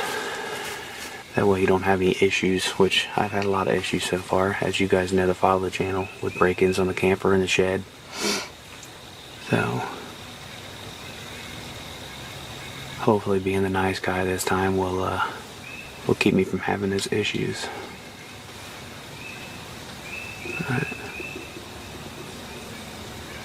And the bad part is, if the kid walked from where I thought he did, he had to walk right by the camper and my truck and trailer and see it all right there. In my thought, I would have turned and went the other way, but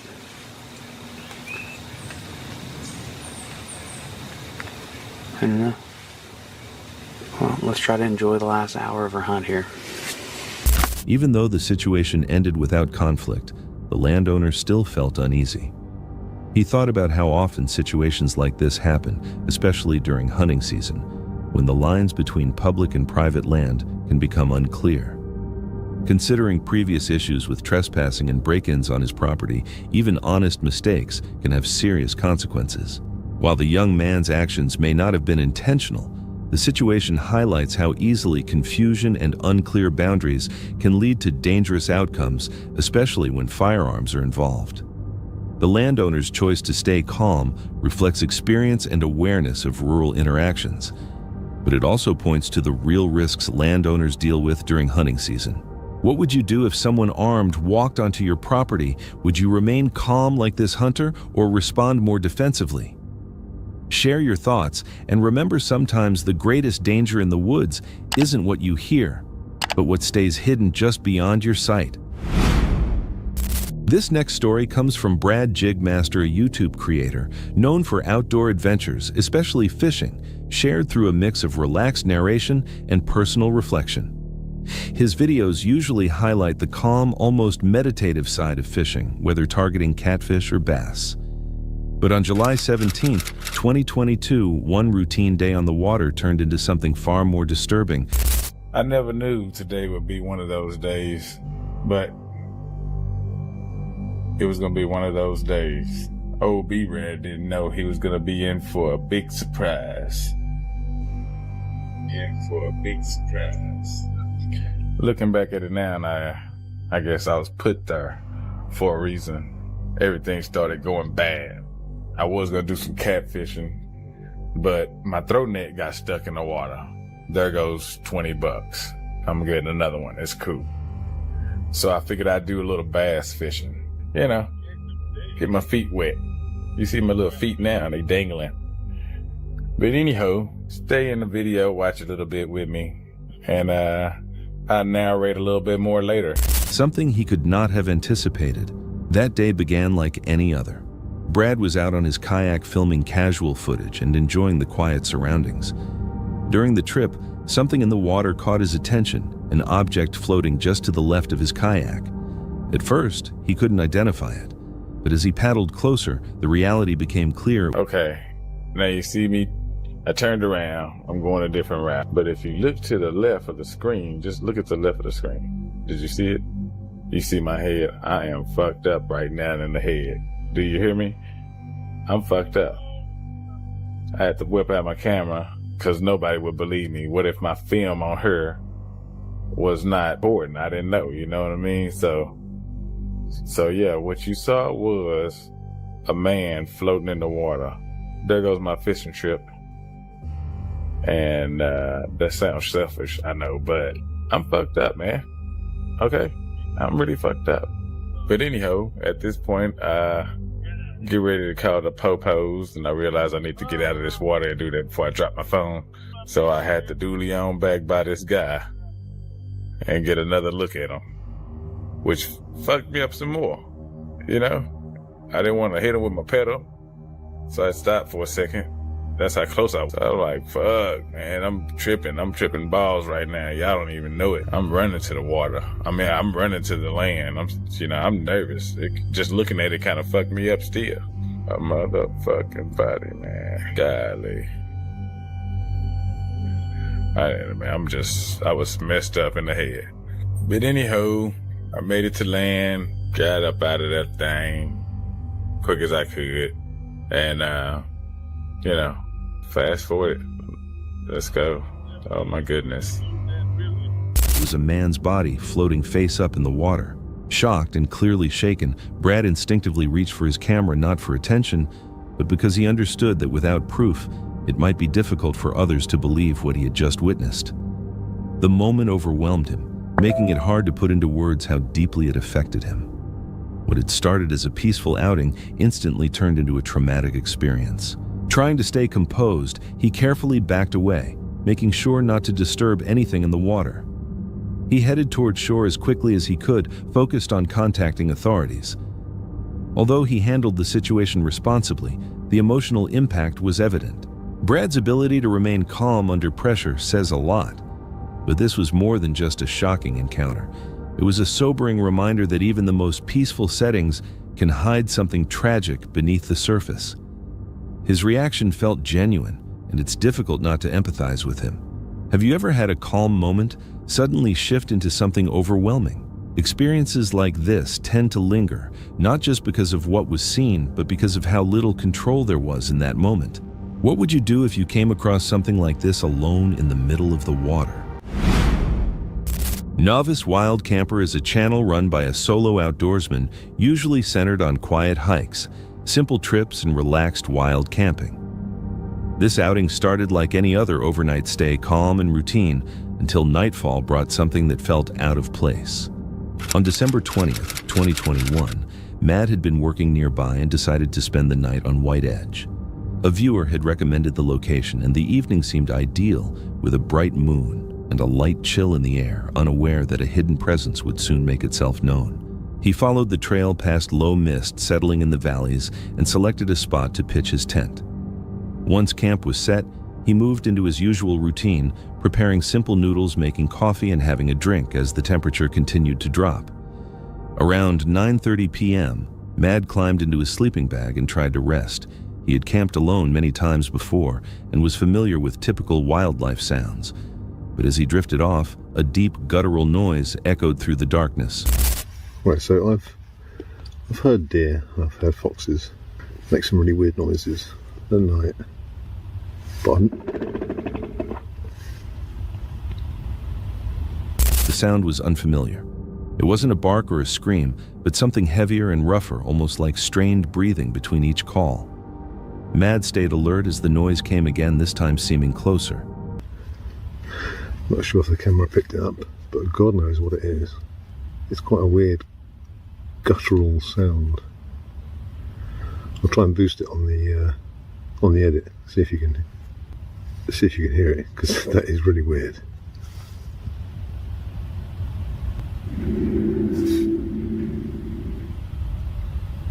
Did you hear that? That's quite eerie. It does not sound like a deer. Definitely doesn't sound like a fox. He remained still, listening for any movement outside the tent. Nothing followed. He stayed zipped inside, avoiding the use of a light. The darkness felt complete, and whatever made the sound felt close enough to unsettle him more than any previous night outdoors. After some time, he tried to relax again, but the tension remained. Something about the noise didn't feel right. I'm going to zip up and put my earplugs in, I think. Try and get some sleep, and hopefully I'll still be here in the morning. By sunrise, Mad had already been awake for hours. The temperature had dropped to around 2 degrees Celsius, and condensation covered the inside of the tent. The deep sound did not return, but another strange noise took its place. I'm acting like I've just woke up. It's about 7 o'clock. I've been up since 5. Just trying to get some morning shots. Don't know if the camera's picking it up, but there's a very weird sounding bird. It sounds like a kookaburra with a sore throat. It's not going to do it now. This time it was a harsh, rattling bird call, unlike anything he recognized, nothing like the usual birds in the Peak District. The sound stayed near the campsite until he began packing up. In daylight, the ridge looked calm again, almost harmless. Still, the memory of that deep guttural noise stayed with him. He took one last look at the campsite, shouldered his pack, and walked back toward the car. The night had been unsettling, and whatever moved through the area made one thing clear: he had not been alone. Some believe the sounds came from rare wildlife, while others think something unknown was nearby. If you heard those noises alone at night, would you stay calm or leave immediately? Known for scenery and slipping into overlooked locations, the Northwest Wind is a channel run by Sam. That tone didn't last during a late-season camp inside a corn maze. On October 26, 2023, Sam approached the site from the woods, pushing through thick brush and mud to remain unseen. I've been bushwhacking for a few minutes.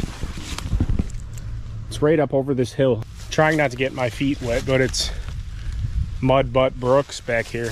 I gotta find a better way in. Once inside the tall rose, the atmosphere changed. Every step caused movement. Every gust shifted the stalks, and the maze no longer felt empty.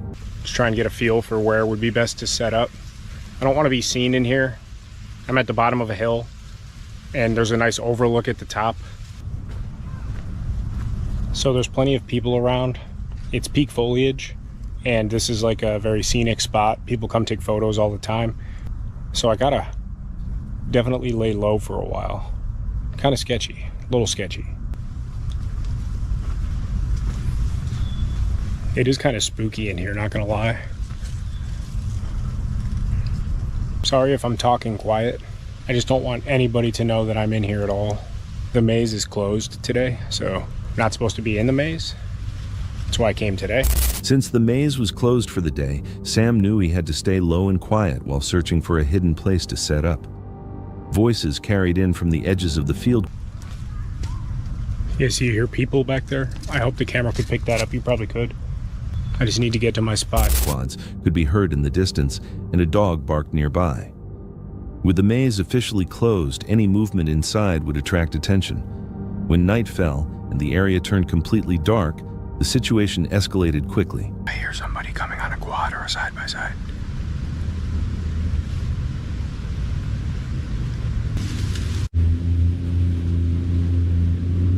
There's somebody over here on a quad. Oh, shit.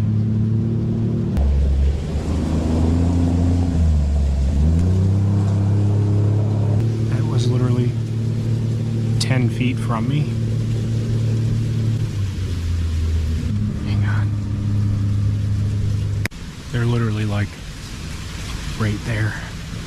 Engines passed far too close, and flashlights swept through the rows just yards away.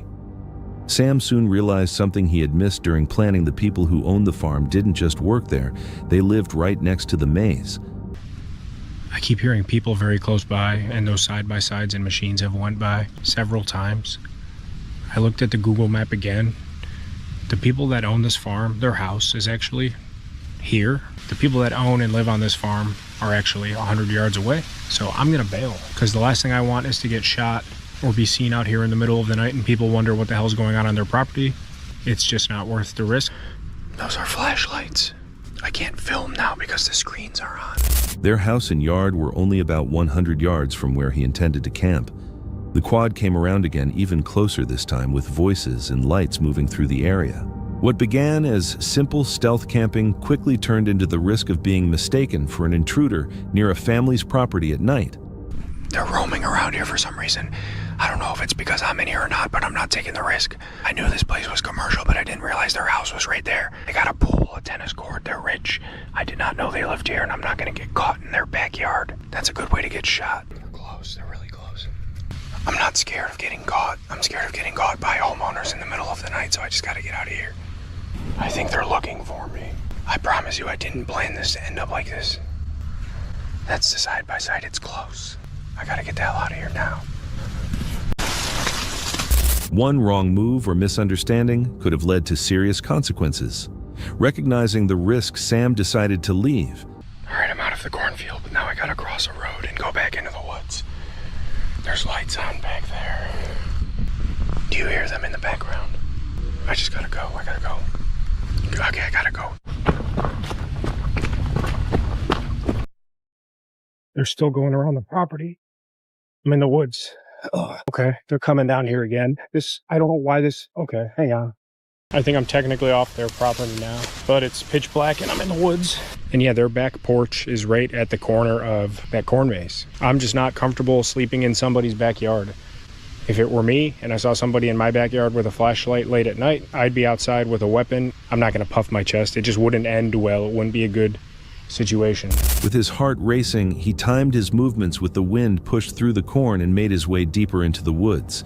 I gotta cross this creek, try and get across these logs. I'm like thick in it. I'm deep in it right now. I had to turn it on because I don't know where I'm going. Ow. Oh, I just nutted myself. Oh my God. I fell on this log. Oh, I just nutted myself. A creek crossing unstable logs and a long walk in complete darkness followed. By the time he reached the road, he was covered in mud, bruised, and frustrated. He treated the experience as a failed attempt, a lesson learned, and something to move past. Still, the corn maze encounter clearly stayed with him. Some believe the activity came from landowners checking their property, while others think Sam's presence triggered the response. If you were in that situation, would you take the risk and stay or leave right away?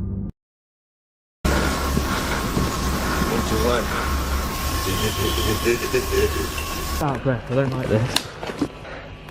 Nah, fuck that. No. My freaking chain, dude. This is so strange. I've never had this happen out the West. A Jeep's engine is more than machinery. It's the heartbeat of a dream. For Victoria Rose, that dream is built around solo female van life, a self-made path toward freedom, independent travel, and simpler living. Through her YouTube channel, The Jurassic Jeep, Victoria shows choosing her own road from making cheap meals with discounted groceries to facing fears like driving unfamiliar roads in another country. Her story reflects courage, flexibility, and the raw beauty of life without a fixed map. On August 13, 2023, Victoria traveled into Chautauqua National Forest in New York, hoping for solitude and remote camping. We made it. I wasn't sure. I haven't, like I said, I've never tried to find free camping around these parts, and it is a little different than it is in the West. In the West, there's so much land. You can find very remote places. There's like park rangers and stuff everywhere, and I don't know, just smaller areas, so I feel like a little bit less free, but it's camping. The bugs! I forgot about that. I already got bit by one, and I usually don't. Fortunately, I think I have some bug spray, so let's check. This is a really nice area, but it's Chautauqua National Forest in New York. Oh. Why do they always get you on the ankle? Okay, so I got this, I think in Nevada at a natural food store, and it's lemon eucalyptus oil insect repellent. I don't know if it'll work, but we are going to put it on our ankles and everywhere. Also, they have porta potties here, so this is like luxury for me. The day felt calm, sunlight slipping through the trees, insects humming softly, and the relief of finding a free, secluded spot. When darkness settled in, she applied lemon eucalyptus oil for bugs, closed her tent, and eventually fell asleep. Then, around 1 a.m., the silence broke. A loud pickup truck headlights glaring drove straight into her campsite. Rather than continuing on, it stopped inches from her Jeep. A family, adults and children, started removing camping supplies, laughing and speaking loudly, almost as though she did not exist. Caught between frustration and shock, Victoria came out to address the situation. What the fuck?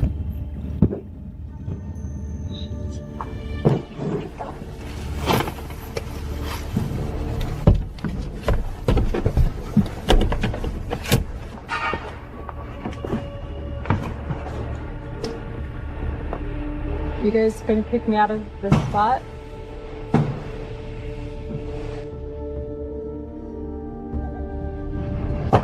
Are you guys gonna move your truck so I can at least leave? You're gonna move your truck so I can leave? Huh? Well, it's kind of weird that I was well, I am. Well, now I have to like leave because there's no way I can sleep like this. Can you at least ask, like, or say excuse me or something? Like, I was camped here. I understand. We told you we didn't know there was in there. Right, but can you like say like yeah, but it's just common courtesy to say sorry, I didn't realize, is it okay if we camp here? But it's like, this is the spot that I got. It's just strange. It's rude. I don't really know where to go or what to do. But the response felt indifferent and dismissive. Their vehicle had boxed her in, leaving her unable to leave comfortably or rest. Though exhausted, she understood staying could make things worse. Close to 3 a.m., she chose the difficult option, packing up and driving through the dark forest, too tired to process everything, but unwilling to remain somewhere that felt unsafe. It's like 2 in the morning. This is so strange. I've never had this happen out in the West. I'm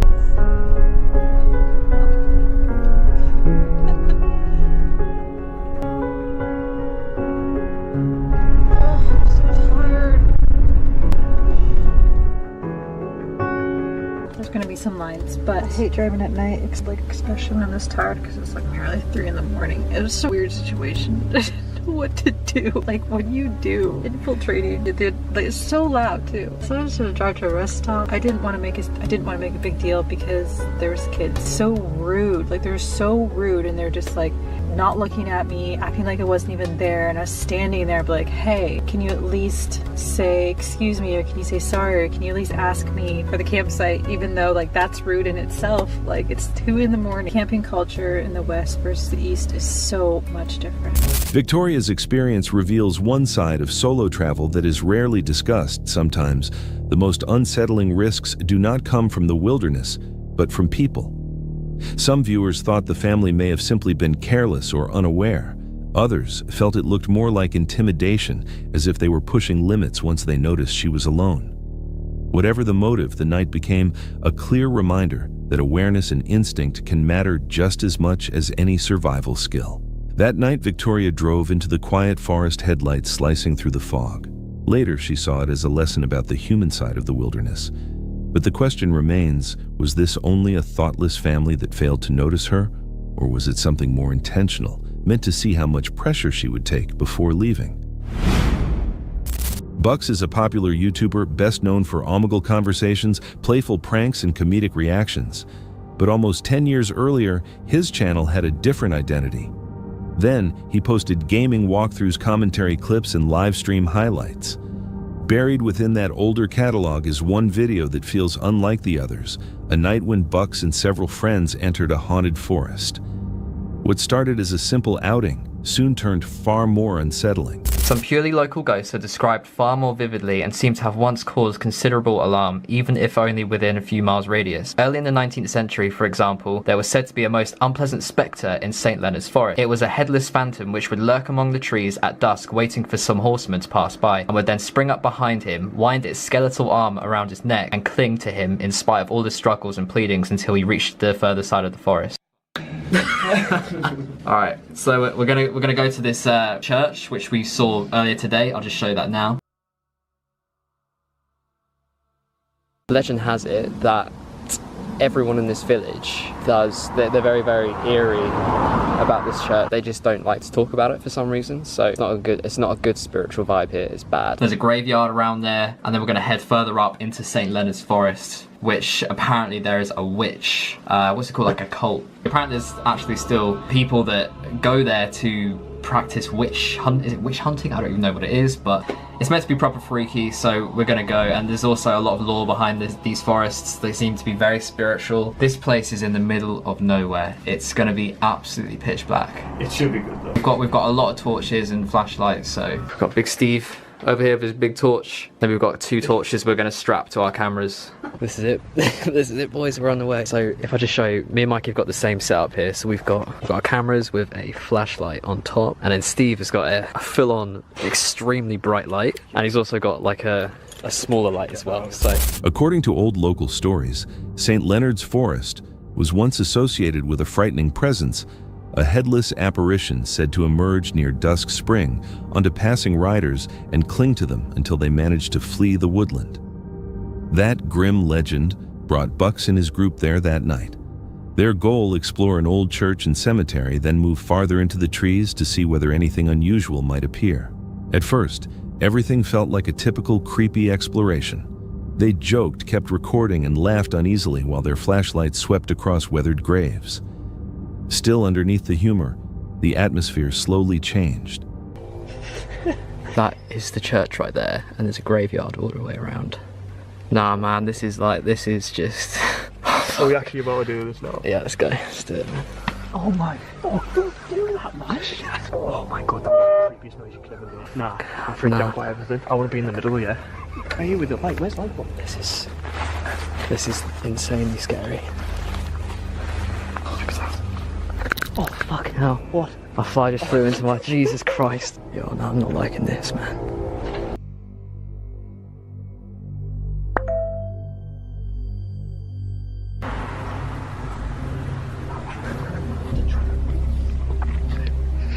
Yo, boys, I really don't like this.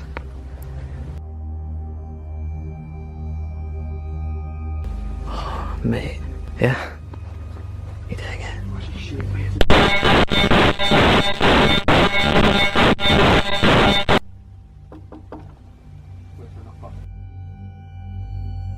Anybody home?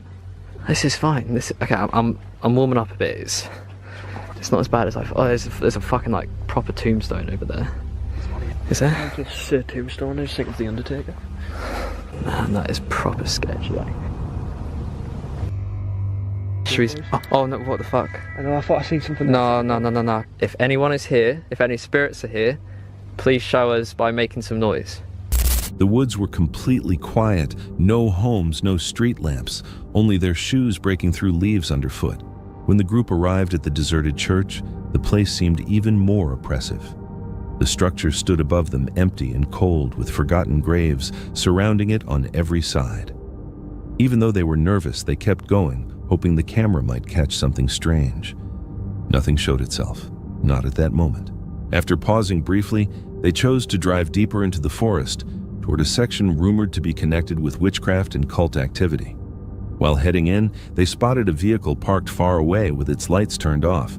So that was the first place that we've just been to. It's a church and a graveyard, and we're now heading to the forests, which is where the spectre thing, the phantom, whatever the fuck you want to call it, it's where the history is. There's witches there, there's cults there, so that's where we're heading to next. I've just got such eerie vibes around here. Like, I really don't like it at all. Okay, so this is us now entering the second place. We're just gonna go in, see if there's any cars, see if there's anyone else in here. Yeah, oh, this is just so sketchy. Just is. Like, do we turn left, I'm assuming? So I'm guessing that's it down there. Do you reckon? Yeah, that's how you get in, that's the entrance. Fuck. There's a parking spot. Around here. There's a car there. There's a car there. Is there actually? Yeah. That's not good. Shit. So that car that you saw was, we don't really know, but we're back in town, we're gonna wait for a bit and then we're gonna head back out. It made them uneasy, but they continued. Several hours later, about 2 a.m., they came back with flashlights ready. That was when the tension started. They found a clearing marked by burned shapes on the ground, almost like the remains of a fire pit inside a circular formation. The discovery changed everything at once. The joking faded. Curiosity gave way to fear. Then odd sounds began carrying between the trees. Steps, murmurs, movement in the darkness. Panic hit the group. They sprinted back toward the car, shaken and frantic. Only afterward, during editing, did Bucks's audience notice a disturbing detail.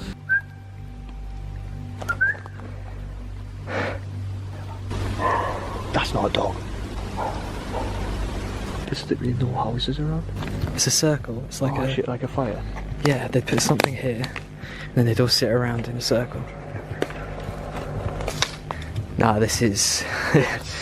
this is not what this... I do not feel comfortable. Like, I don't know about you, but I'm just not getting a good vibe from here at all. Whereas back there, I wasn't that bad, but in this place, we're getting to open space. This is like territory for like cults and, you know what I mean? Like, this is danger territory right here. Yeah, if someone was to set up a cult, it would be on like flat, open ground like this, right? I'm getting really hot and uncomfortable.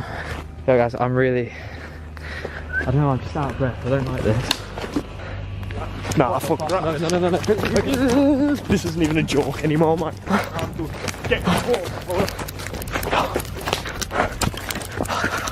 Oh shit. Go, fuck. Get out of here. Oh my god.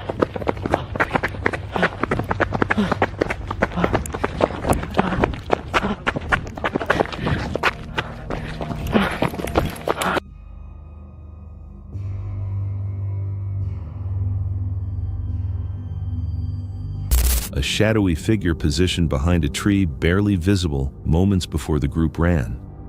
None of them had noticed it in person, and when they looked back, the situation felt stranger. After returning to their vehicle, they found another car parked right beside it. Some viewers believe the figure may have been human, possibly connected to the strange parked vehicle they had noticed earlier, silently observing them. Others argue it could have been paranormal, linked to St. Leonard's Forest and its old folklore.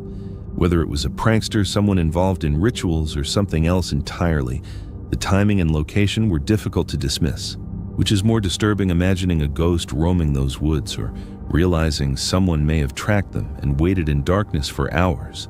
Maybe it was coincidence. Maybe it was not. Either way, that night taught Bucks and his friends that the true threat in a haunted forest is not always beyond the tree line. Sometimes it is already concealed within it. On February 26, 2025, Groovy Gavin traveled back to Scotland to record one of the oddest legends he had explored for his channel, a series mixing comedy with investigations into disturbing mysteries. He was headed to Overtoun Bridge, a stone crossing with a history that feels anything but peaceful. For decades, dogs have jumped from its side, and Gavin wanted to know why. What he uncovered was more complicated than one answer.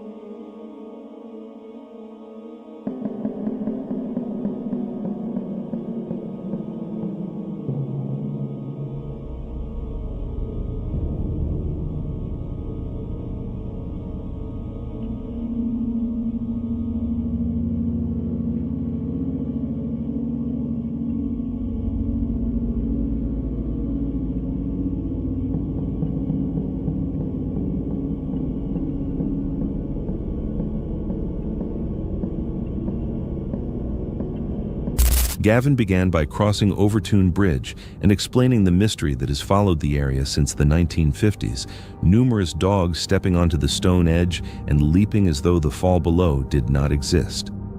Locals shared ideas ranging from curiosity to the possibility that the bridge's slope changes what a dog thinks it is seeing.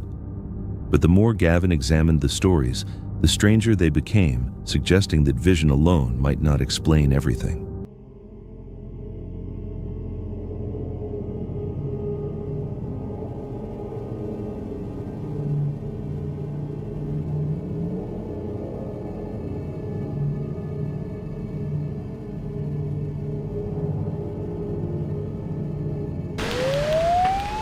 Tell me when you can't hear it anymore. Ah, this. So all the dogs in the vicinity are gonna freak out. Oh, true. Okay, this is 10,000 hertz. Still can hear it. Okay, 12,000. Can you hear it still? I can't anymore. You can't? Oh, it just went away. So I have a hearing age of 31. Damn, that's terrible. You have one of like 40, bro. But I got an app you can test frequencies with. It's called Spectrum View. Wait, it's saying the spectrum is really high over here. Like, I guess it would be over here. It looks like it's clicking. It would have to go up to over 10,000. It does look like it keeps spiking up to like 1,000, but that's not nearly enough.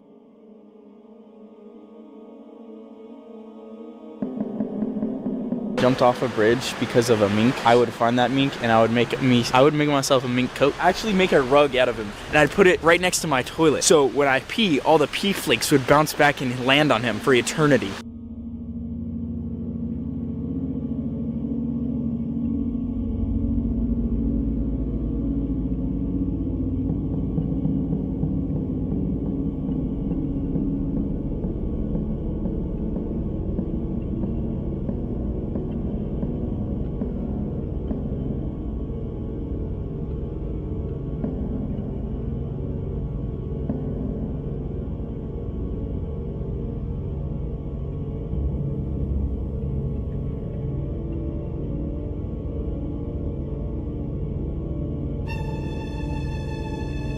They probably took the dog in there, dude. Yeah. I think this is where the minks would be, bro.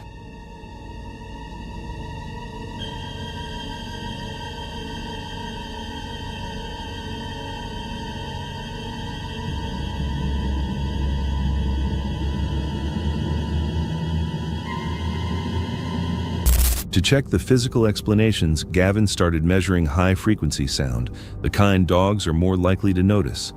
The results stayed beneath levels known to bother them, which made hidden tones seem unlikely.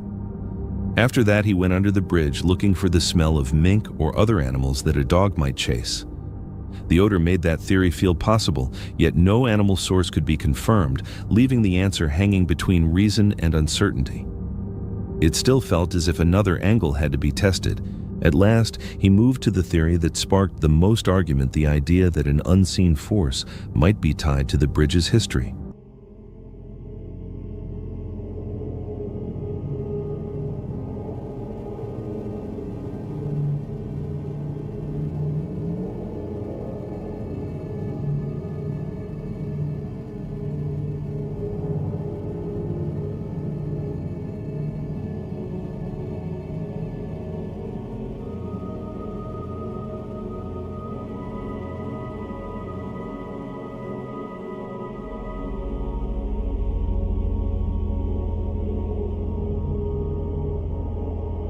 Oh, big nothing burger. I have another piece of ghost equipment, which is a lot more fun to use. This is called... Ghosts do make things go dead. It's either a ghost just turned off my spirit box, or I haven't changed the batteries in probably a month or two. Is anyone here tonight? Kinda heard yes. It's really quiet right now. Is it true that a baby was thrown off this bridge?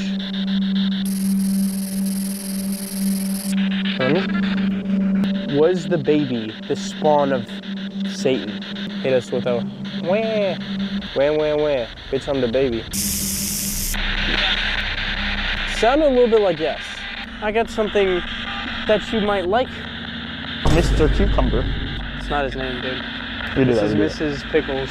And you know, cute? He said cute. Oh yeah, he is cute. He is a pretty cute dog. I like huskies. What's your favorite type of dog to throw off the bridge? Humans. Do you want this husky as our sacrifice? It said something. Might have said do it. Jump. All right. If you don't say anything, I'm throwing Ethan off the bridge. Do with me as you will. Stand up there. No, I'm not standing up here. Stand up there. I'll go right here. Or I'm gonna slip, bro. Testing? What are you testing? Are you testing my body? He's testing your trust in him. Between me and you, I don't trust you, nor do I fuck with you. What's your name? Speak up, I cannot hear you. Lucky? Okay, we're not getting too much luck up here, so I think we're gonna go down below.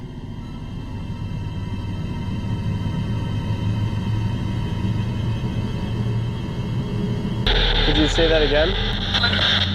Look where? Oh shit, oh my god. I thought I saw something behind you. Behind me? Yeah. Fuck. Wait, did it say look back? Should we go over there? That's what they do in a horror movie. Do you have something to do with the dogs jumping off here? No. This it? Almost sounded like a dog. Why do you dislike dogs? What's your beef with dogs?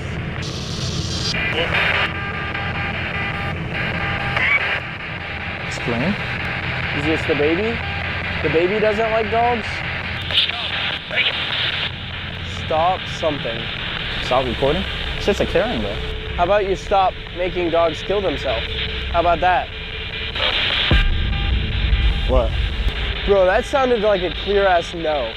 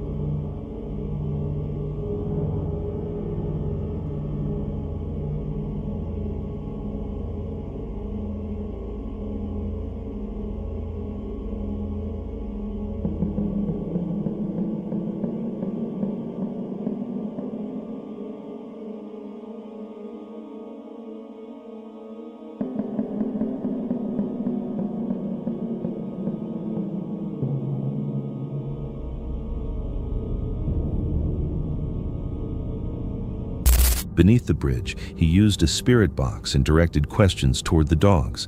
The device gave a negative answer, seeming to reject that possibility. But when he shifted toward the child connected to an incident from decades earlier, the response became a command to stop filming, leaving him unsure whether it was meaningful or random. With no solid proof, pointing only to science or the supernatural, Gavin reviewed each result and ended the investigation, still caught between explanations. Some viewers felt the spirit box replies suggested something deeper, while others stayed focused on the visual illusion described by experts. Between uncertain audio-strong odors and a bridge built to confuse animal perception, the truth remains layered and unsettled. If a dog mistakes the drop for flat ground, why have so many owners described hesitation at this place, and why did responses appear to line up with Gavin's questions? Maybe the mystery is not in what can be seen, but in what cannot. On November 10th, 2025, Dawson and Michael from the YouTube channel Dawson Toller made their return to the Primitive Baptist Church in Cades Cove, a place closely linked to the Appalachian stories they often explore. Their channel frequently brings them into historic locations with dark reputations, and this night became their first full investigation at the church since the experience they had at Bell Witch Cave.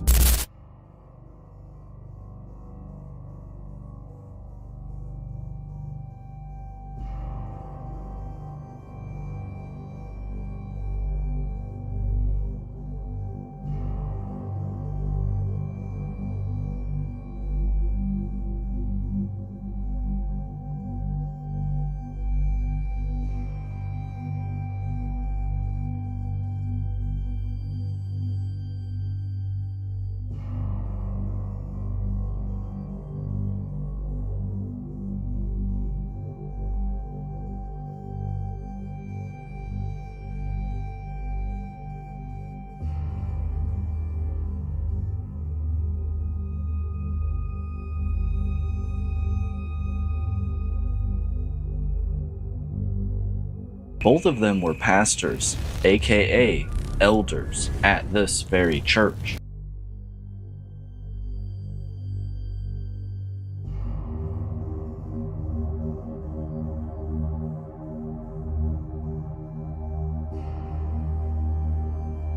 So inside of this church, there was never any deaths. Horror movie creepy, but it's absolutely creepy at night. You're all by yourself, there's no service. Just an old abandoned church in the middle of the Appalachian Mountains.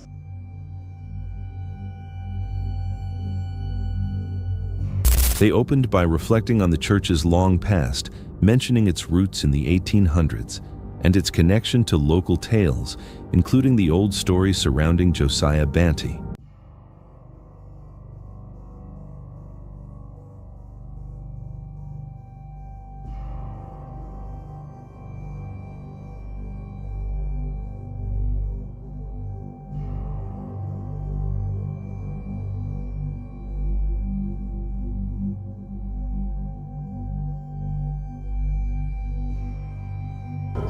Hello?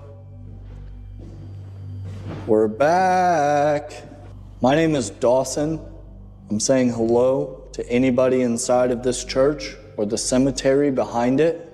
Could you please show us some sort of sign, whether it's a knock, trigger one of the devices we have, use your voice, anything like that.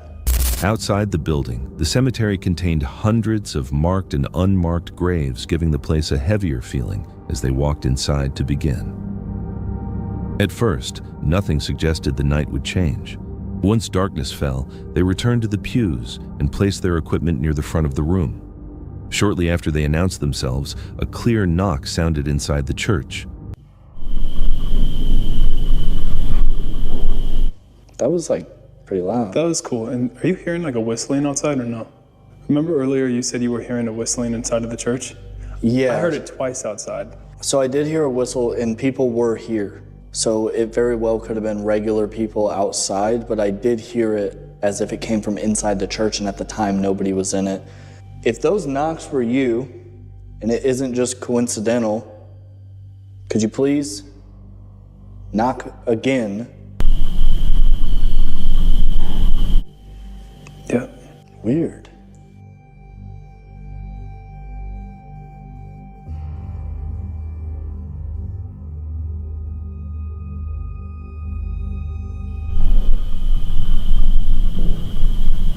I thought I heard it again.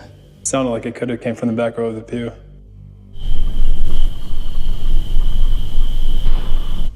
What the fuck? Right there.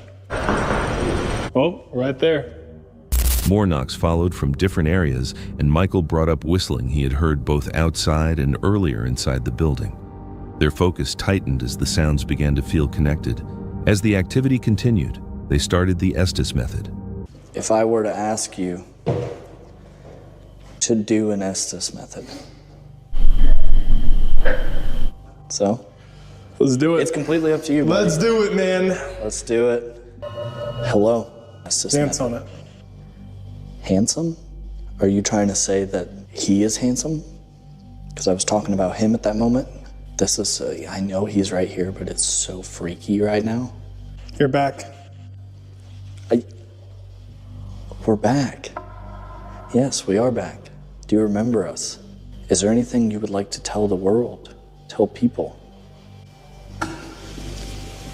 Knees down. Knees down. But we're doing something called the Estes method, and he is the only one that 100%. He's the only one that can hear you. So if you could... You're wanted here. Wanted here. You are. I am? Oops. It was you. It was here. I think I'm gonna end the Estes method, so... Not really. I'm gonna be ending this. Is there one last thing you would like to say? I don't like you. While wearing headphones, Michael repeated several responses from the device, including one that seemed complimentary, others suggesting someone had returned, and later one that felt hostile. The timing of the words made them stop and listen, though the pattern eventually weakened. That made it feel like the right time to move the investigation outside. Guys, we are officially heading into the cemetery.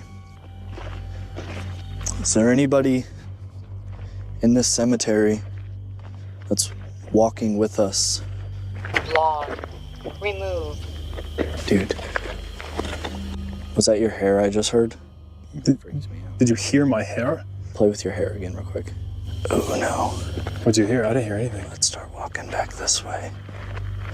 That freaks me out. I thought maybe it was just your hair scraping against your hoodie. But if not, it was definitely something in the leaves.